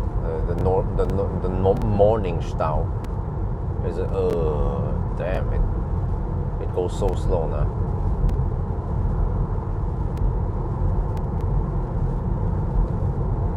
See, okay, I have the garage available, but Millennium Falcon is parked outside. Yeah, I was planning on this, so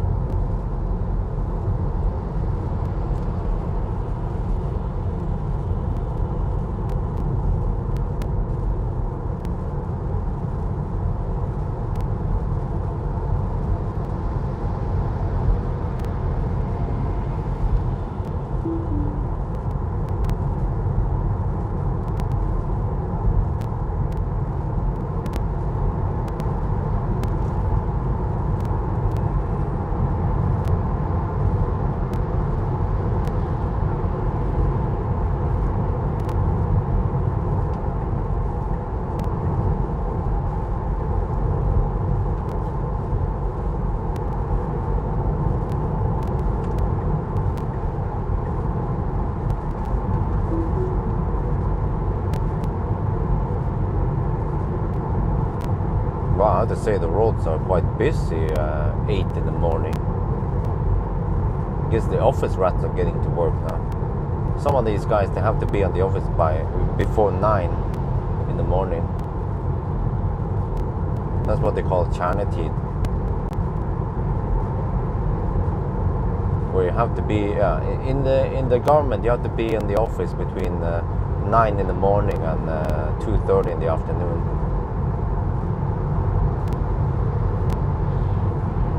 When you have it's called flexitid, so it will just register when you join, when you come to work and when you leave work.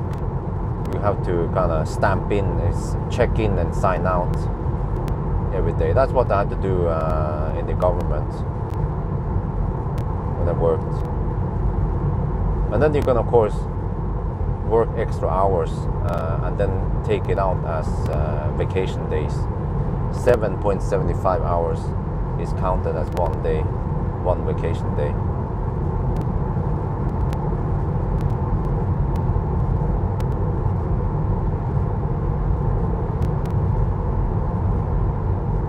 ID4 Enyaq EQA Model X and e-trons, the SUVs. Who wins in comfort?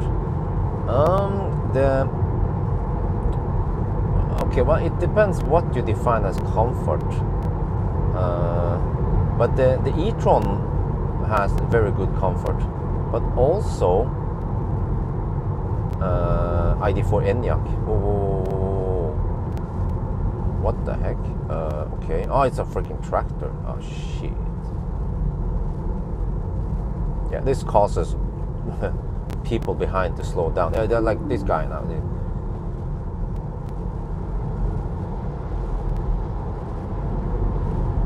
And then they don't speed up, or they speed up slowly, so it becomes slow. Yeah, there. But I don't have any rush now, except for that it's a little bit. Yeah, I'm gonna move out of the way.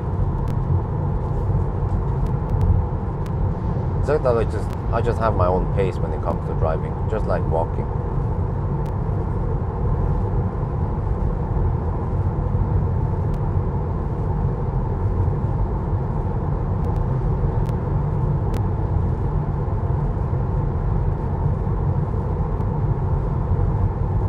Oh shit! I have to clean the I have to clean the car. I guess I'll just rinse it tomorrow in front of the house.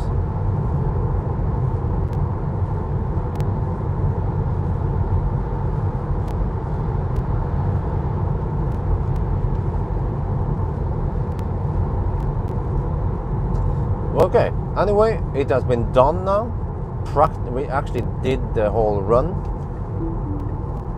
just to prove that that's it. 9.5. I mean, I couldn't pull out more. I mean, 9:55. Maybe someone else can pull out more if they time the charging sessions. But that's actually one thing I didn't nail perfectly. The charging sessions weren't perfect. And actually, I think in a way I cheated a little bit with the other Standard Range Plus, because I didn't go all the way to Rudshøgda. I started going back and forth, and then yeah, that means I managed to. And also back then, yeah, with the Standard Range Plus Fremont car, I didn't have any roadworks, or not many, if I remember. Actually, I think we didn't have any roadworks, so that was of course an advantage. And also, I think I didn't have too many left lane huggers.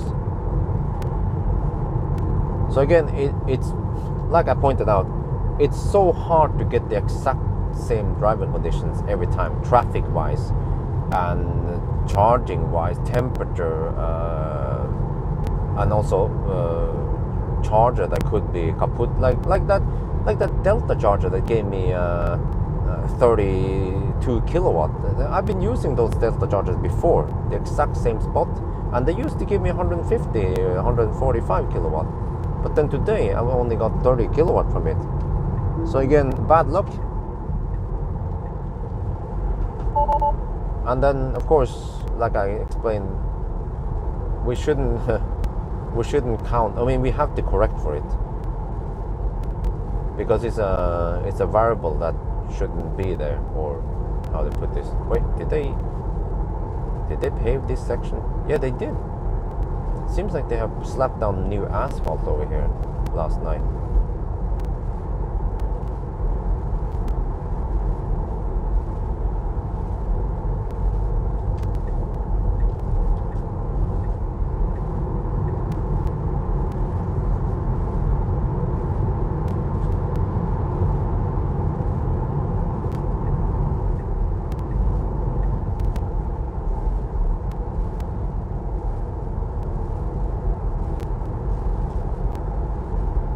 Oh.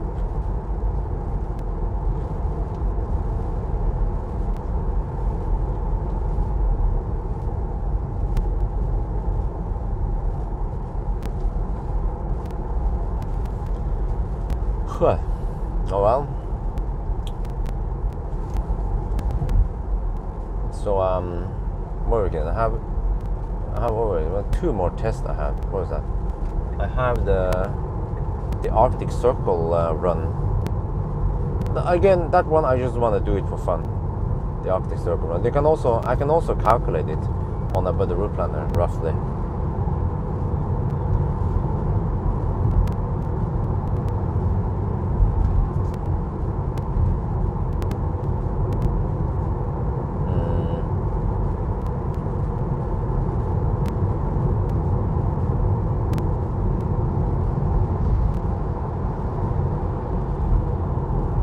Wow, it's 8 in the morning. Been sitting at the Fortum charger for too long. Dicking around there for almost an hour.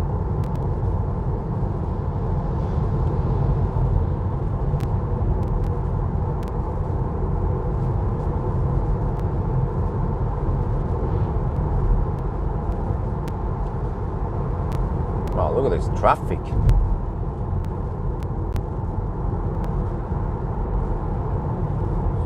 Wow, look at all those EVs. I don't know if you see it. Volvo XC40 electric, Mazda MX-30, Model 3, Soul, Leaf. We have everything here. Of course, if you have an EV for commuting and then maybe a diesel for long trips, some people do have that. Of course, you take the EV and the everyday driving, and then the diesel is just for occasional. Maybe some people have a diesel only for weekend trips and holidays.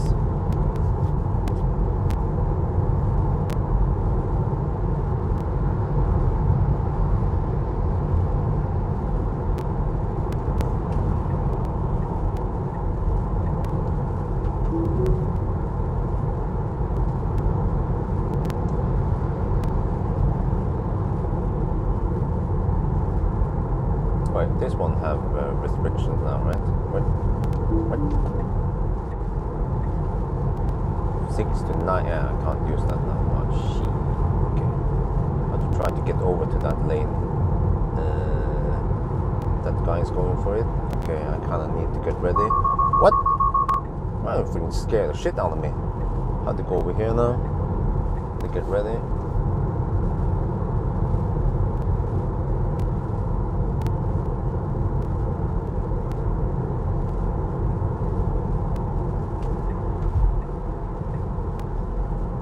Yeah, I came. I have 14% left here. I charge way too much at the Fortum charger.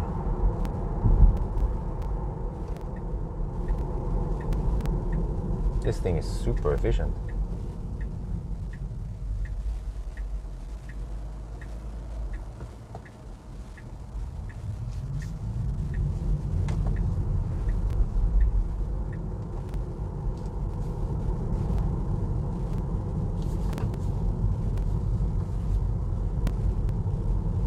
Yeah, I wonder if Tesla is going to use the BYD Blade batteries.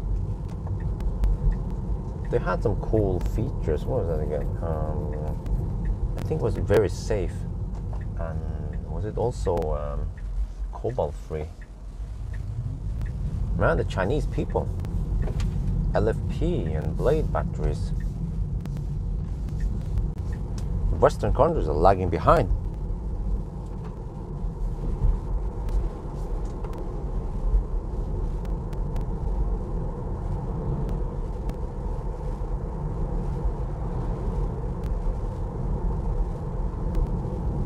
At least not. Okay, traffic is not that bad in here. It's just bad in the big roads, the main roads.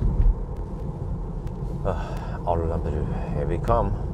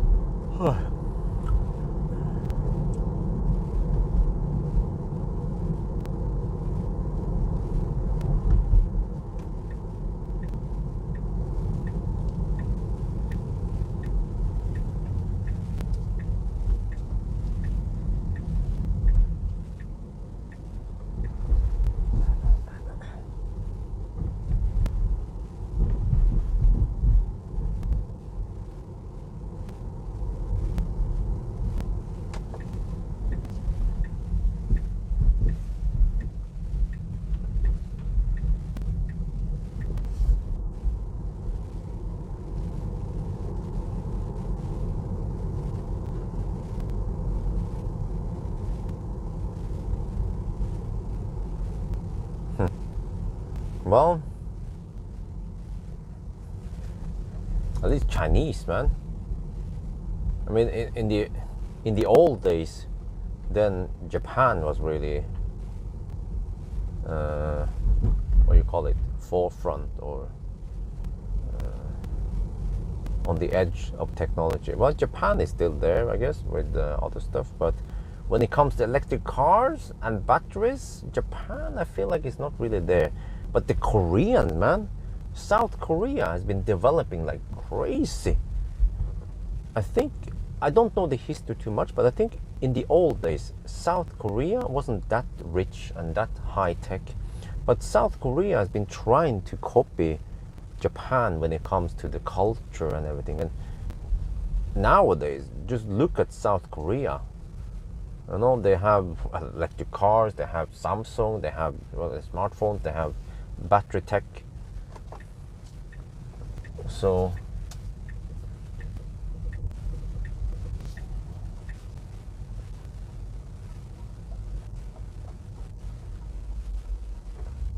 I think I got a rock stuck in the brake shield.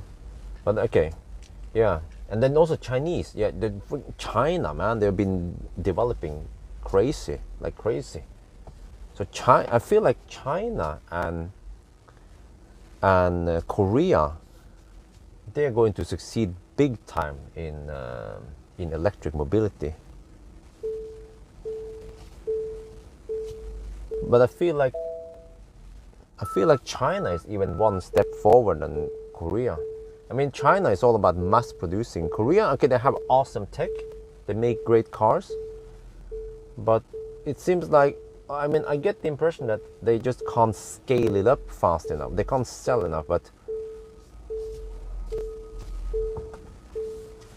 I can update now.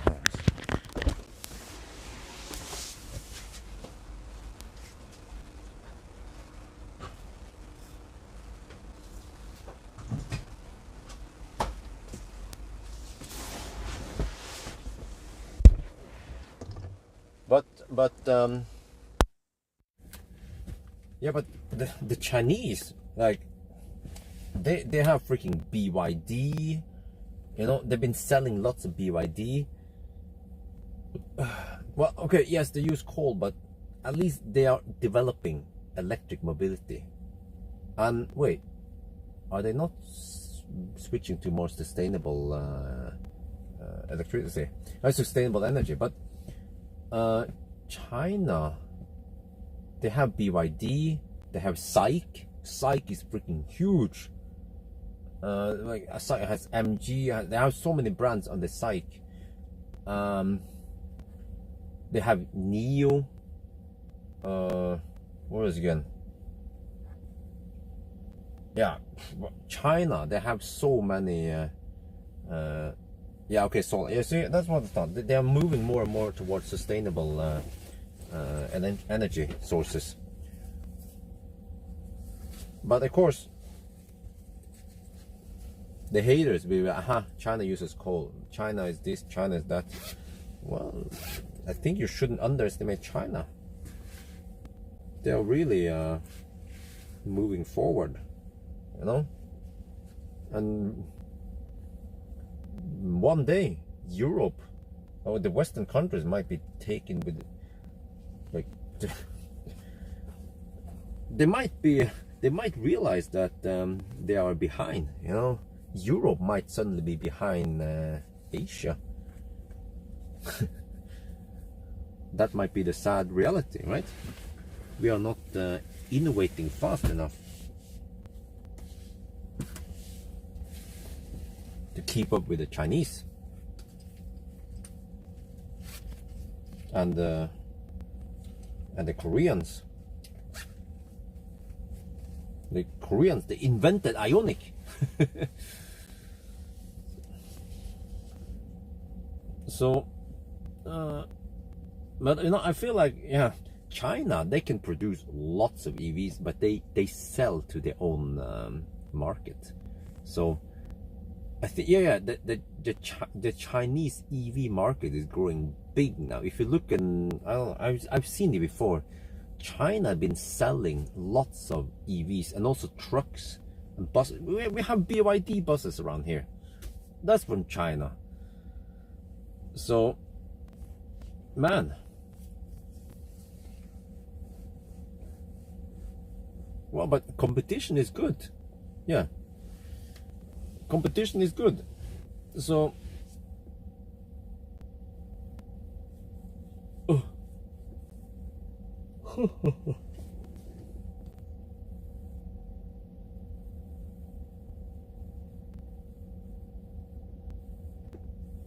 now let me pack my shit here. Let's see. I have so much shit. Oh, this one. Man, I have so much equipment. I think. Wait. Do I need the shit in this car? Maybe. Okay. Okay. I might still do some more tests here. I guess I'll just keep it in here for now. Okay, maybe pack it a little bit so it doesn't look like a big mess at least. This one takes up a lot of space. Okay, let's see if I just... Okay, maybe the R socket. Well, you know, I can just keep the R socket here just in case I want to do some runs. Or, wait, oh.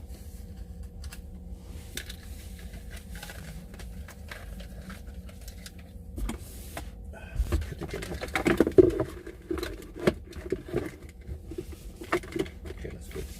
Well, this one. Squeeze it in. Okay, that's good. Okay. And then this one is... Oh, okay. Alright, let's see. Oh, this one. Okay. Let's put it in there. So.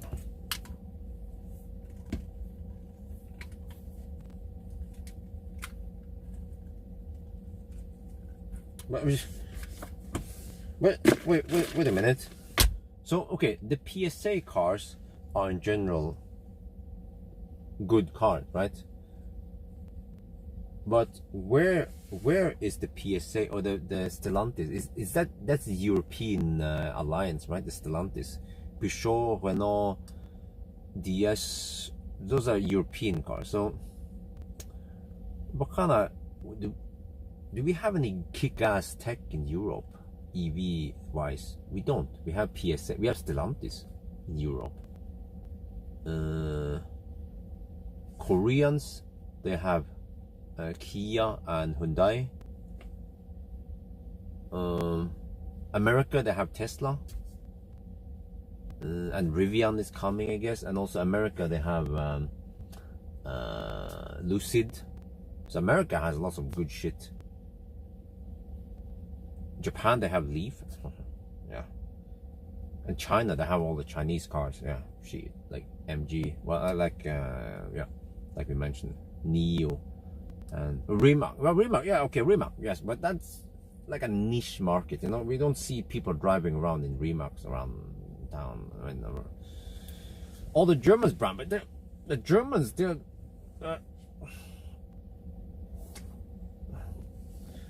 well, okay, yes, we have MAB. Yeah, we have MAB platform. That's right. I forgot about that one, of course.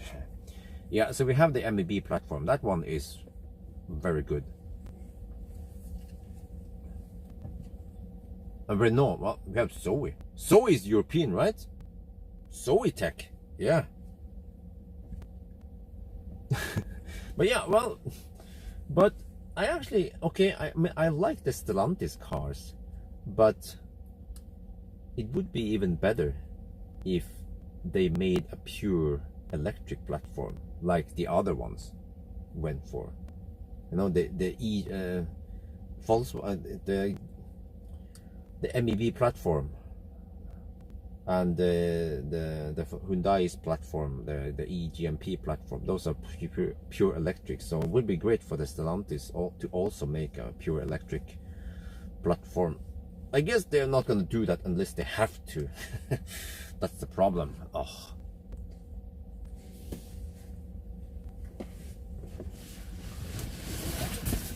But then I guess if they have to spend a lot of money on R&D, Stellantis, then suddenly their cars won't be that cheap anymore. Because well, we have e-Golf. We have freaking e-Golf, man.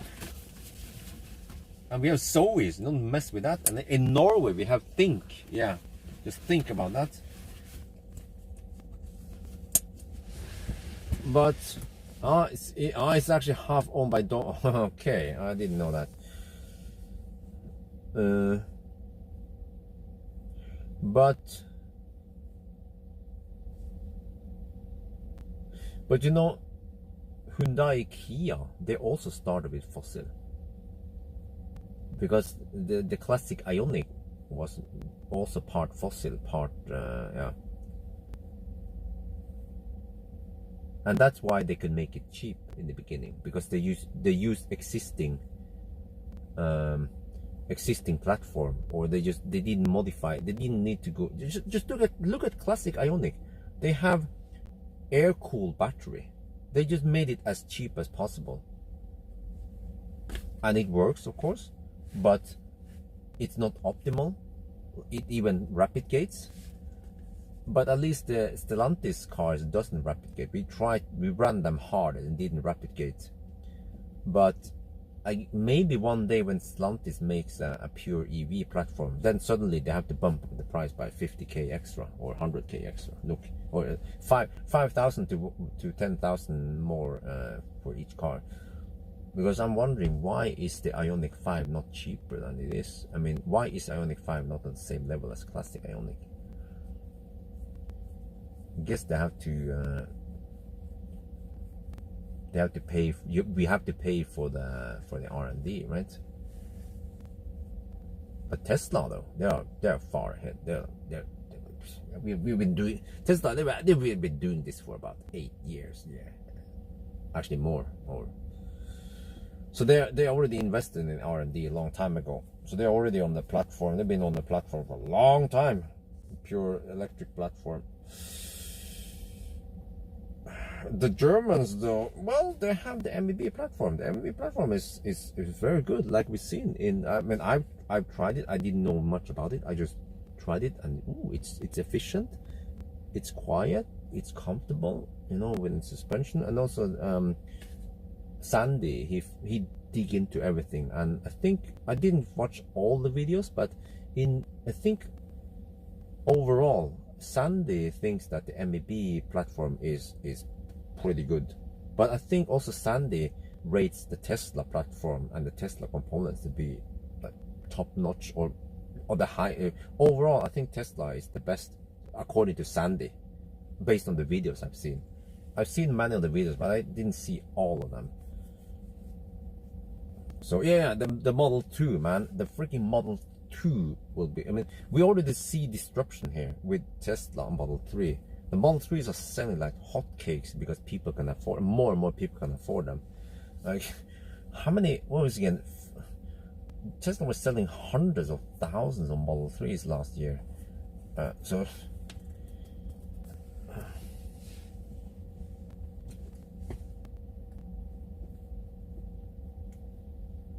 well, Tesla started new. I mean, they started with blank pages. The other car manufacturers, I guess they have to make it, we're gonna base it on this thing or that thing, or I like some of the ideas with the MEB platform. Like you know, most people they are against the drum brakes, but who cares if the drum brakes are cheaper to produce, less maintenance free, less problematic? Why not? I mean, we're not talking about performance cars anyway, so I wouldn't mind drum brakes on, let's say, Stellantis cars, if that makes the car cheaper and also less maintenance, less trouble. But yeah, the Model 2, yeah, Model 2 with fat cells from Giga Berlin without EU import tax. Game over. That factory in Giga Berlin is going to kick ass for the Lord in Europe, and then I guess Elon will build more gigafactories in Europe. So I mean, we have a lot of wiring adding to. Well, okay, huh? Really? Wow, I didn't watch that episode. Okay. What I heard was that the motor in the MEB platform is good, efficient, and also they did the whole thing, the magnets, whatever it's called, it's called the lamellas. They make it so that it won't be too noisy. So it's like I like it. So that's good. It's good that we have good platforms out there. Yeah.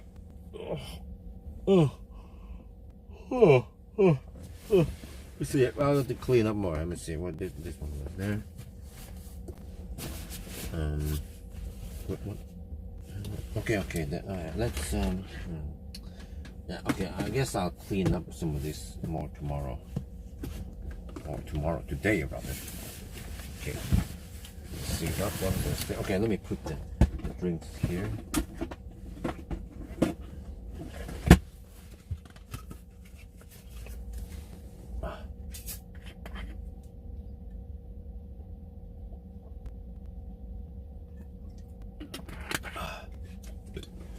Well, but listen, is he really Tesla biased? Did Tesla pay him? No. If you guys remember, Sandy even made fun of Tesla, or he criticized Tesla's build quality. So I want to know why do you think he's Tesla biased? Because I think just because he praises Tesla because it's good doesn't mean that he's Tesla biased. Why would he be biased against towards Tesla anyway, right? You can ask yourself. And the same thing goes for me, because I've been testing everything that has wheels, except for steering wheels. But and then just take an example. When I did the extreme cold testing, I went to Folldal. I just happened to choose the Model 3. I tested it because it's American. Okay, whatever. Like, why do I even bother talking? And then I took the MEB platform. I took the ID3 to the same place, and then I took the Kia e-Niro to the same place. Very similar conditions. You guys can watch the video. Very similar conditions. Same route. Same guy driving. Exact same test. And for some reason Kia and Volkswagen, they've been bragging about their heat pumps, but for some reason they were not performing that well. Well, I mean, they were performing good, yeah, but well, actually the ID3 heat pump didn't work that great, but the Kia heat pump was good. But then it's just that the Tesla was way better. So I guess that's what you guys, that's actually maybe what you guys or other people also say about me, is that, well, but Bjørn, he's Tesla biased. I just happen to find out that Tesla is better in many things. So and I didn't try to purposely find faults in other brands, but it's just happened to be that it was like that.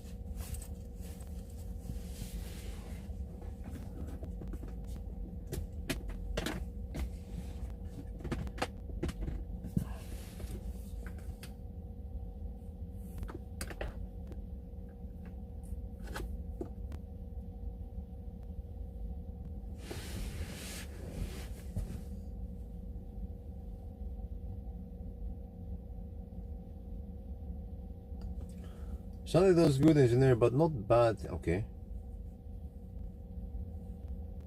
He still questions some of it. Yeah, exactly. I've seen his videos. I guess you guys haven't. So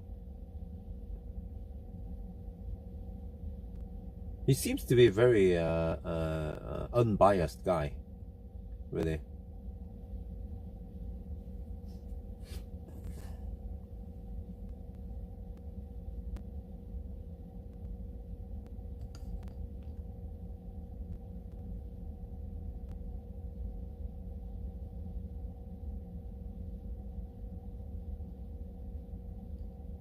Man, I kind of need to pee now.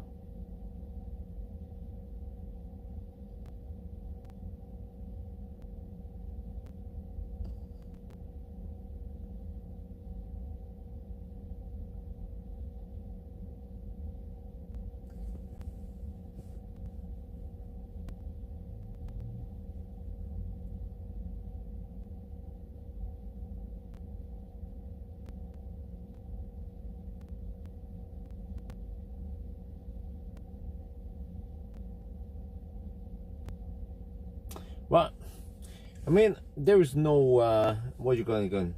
There is no walking around the bush. No, wait, beating the bush, whatever it's called. Because the problem is that I just happen to earn some free cars via the referral program. That's the problem. So, because I earned it legit, but then the problem is that people don't understand the story behind it. They heard that, oh, Bjørn has been getting free Teslas. That's the problem, you know. If I actually didn't get those free Teslas, then it could have been different. But they heard, oh, Tesla's been giving Bjørn free cars, he must be biased.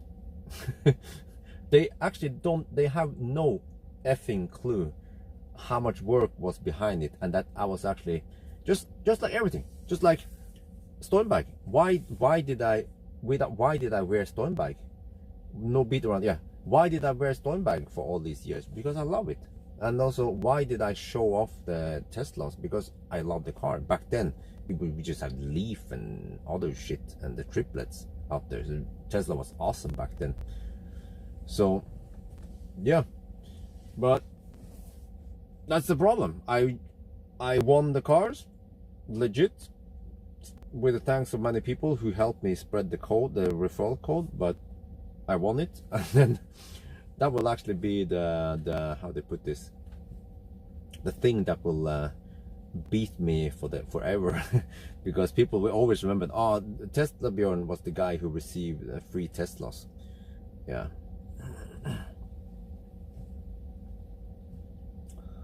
Okay, but anyway, nothing I can do about it.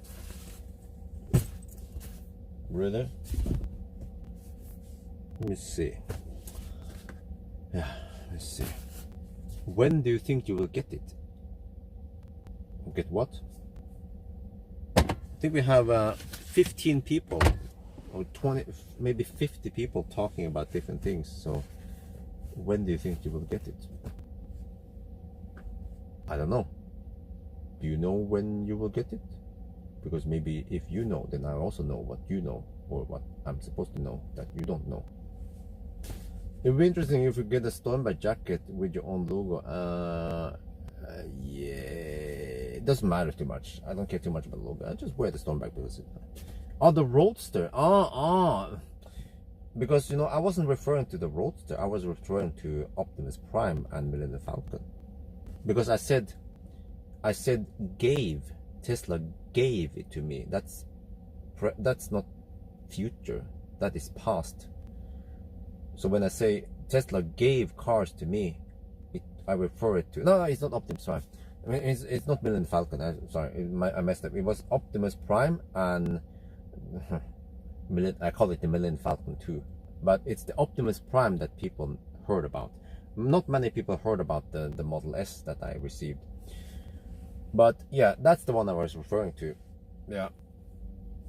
So anyway, that's why I was a little bit confused. Huh? When will you get it? What?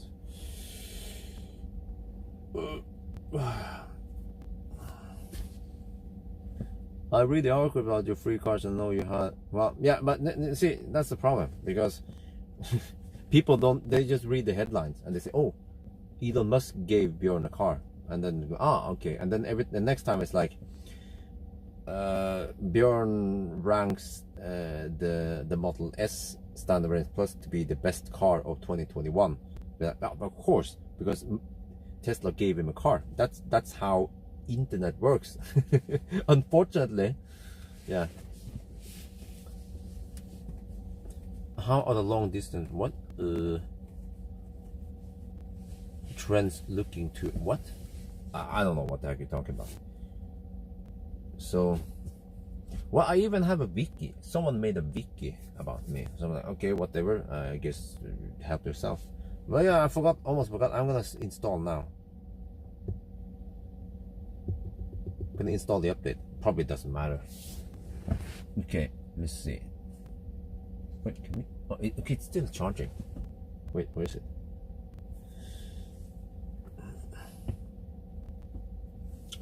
But yeah, no, you know, the funny thing is that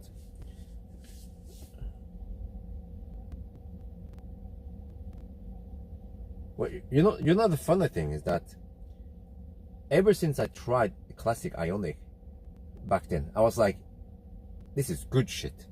Back then, you had like 100. I managed to go around 170, 180 kilometers with the Ioniq in winter.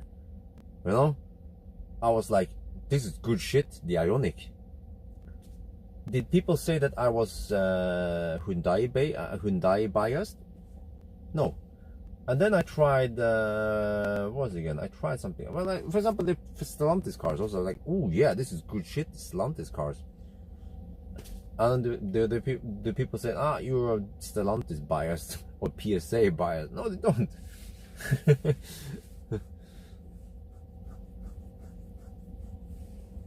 Well, yeah, it was free-ish. Yeah, that's true. It was free-ish.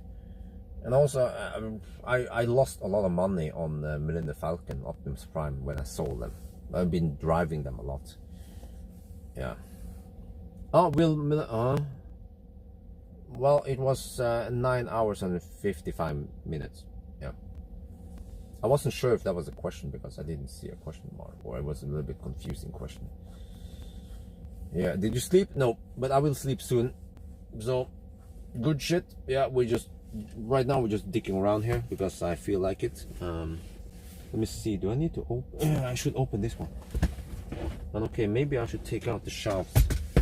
I'm not sure. Well, actually, we could keep them here. Okay, what the heck? Someone's been having lunch here. Hey, what the heck? Someone's been munching on food in here.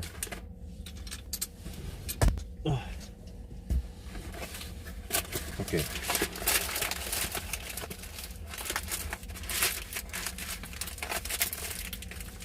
Well, yes, I know. I mean, I can't change the world, unfortunately. What happened just happened. I just had to highlight, just point out that because I won the car, then that's the problem, you know, because I won the car. Do you drive fossil from time to time? No, but we talked about this previously, about driving fossil. I had to throw away the garbage.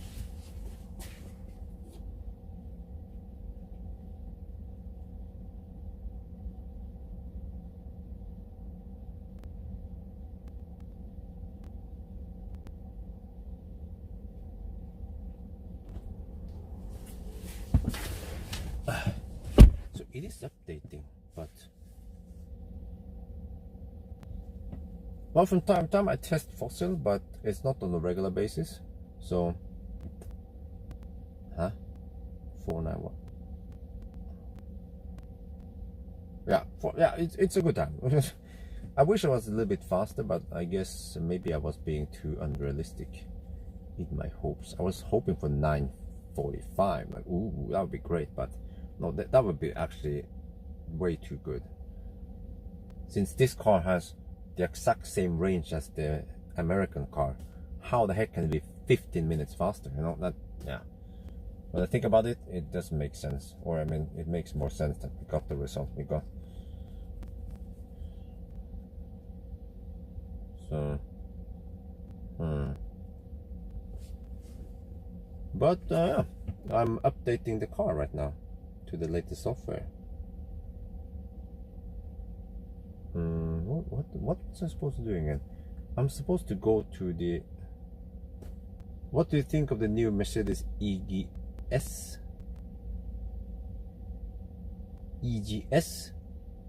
S-Class electric. What is that? The EQ?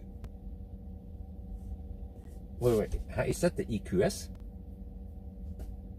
I don't know, man. What do you think about? But I'm supposed to do one more trip, which is to take this one. Oh yeah, charging test. But nah, actually, I might skip the charging test because if it's just a little bit faster, then I don't care about it. Which version? 12.25.7.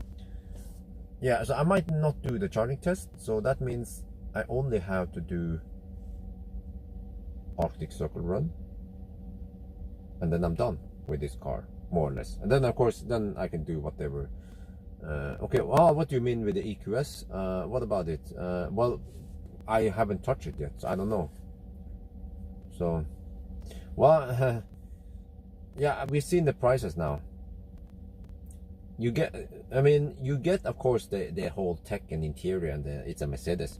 But for more bang for the bucks, go for a Tesla. Tesla for performance, get Plaid. For long range and still damn good performance, get the long range. So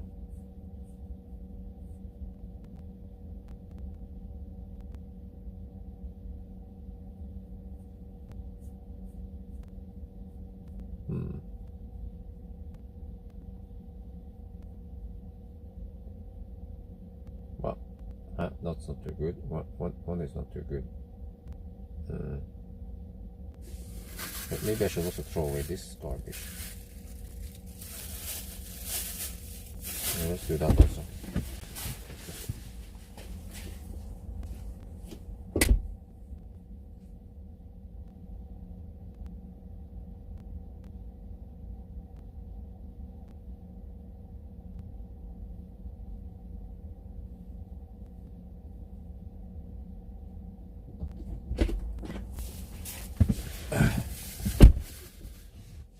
A 9:55. Well, it is charging, but it's also updated. Huh? Do not drive until complete. Well, okay. When Arctic Circle? I don't know yet. I want to choose a weekend, preferably with nice weather. I don't feel like driving at night. And I think, no, 9:55. And I think the Corona summer might be over. So, I mean, it was okay on the last weekend we went. It was a little bit of traffic, but we managed to deal with it. So, any weekend, I guess. If not this weekend, maybe next weekend. I'm not sure. We'll see. But man, I should go inside now. I need to do some stuff and get some sleep. So, I think we have to end this, guys. It was fun. It was always fun to test it. Good drive. Always a pleasure to drive Tesla. So,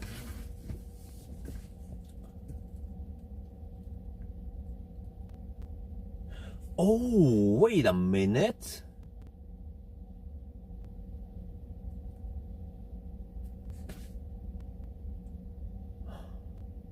I need to do a range test. After they change the buffer, I need to do a range test. Because suddenly you get 2.5 kilowatt hour more. So, yep, we have to do a range test.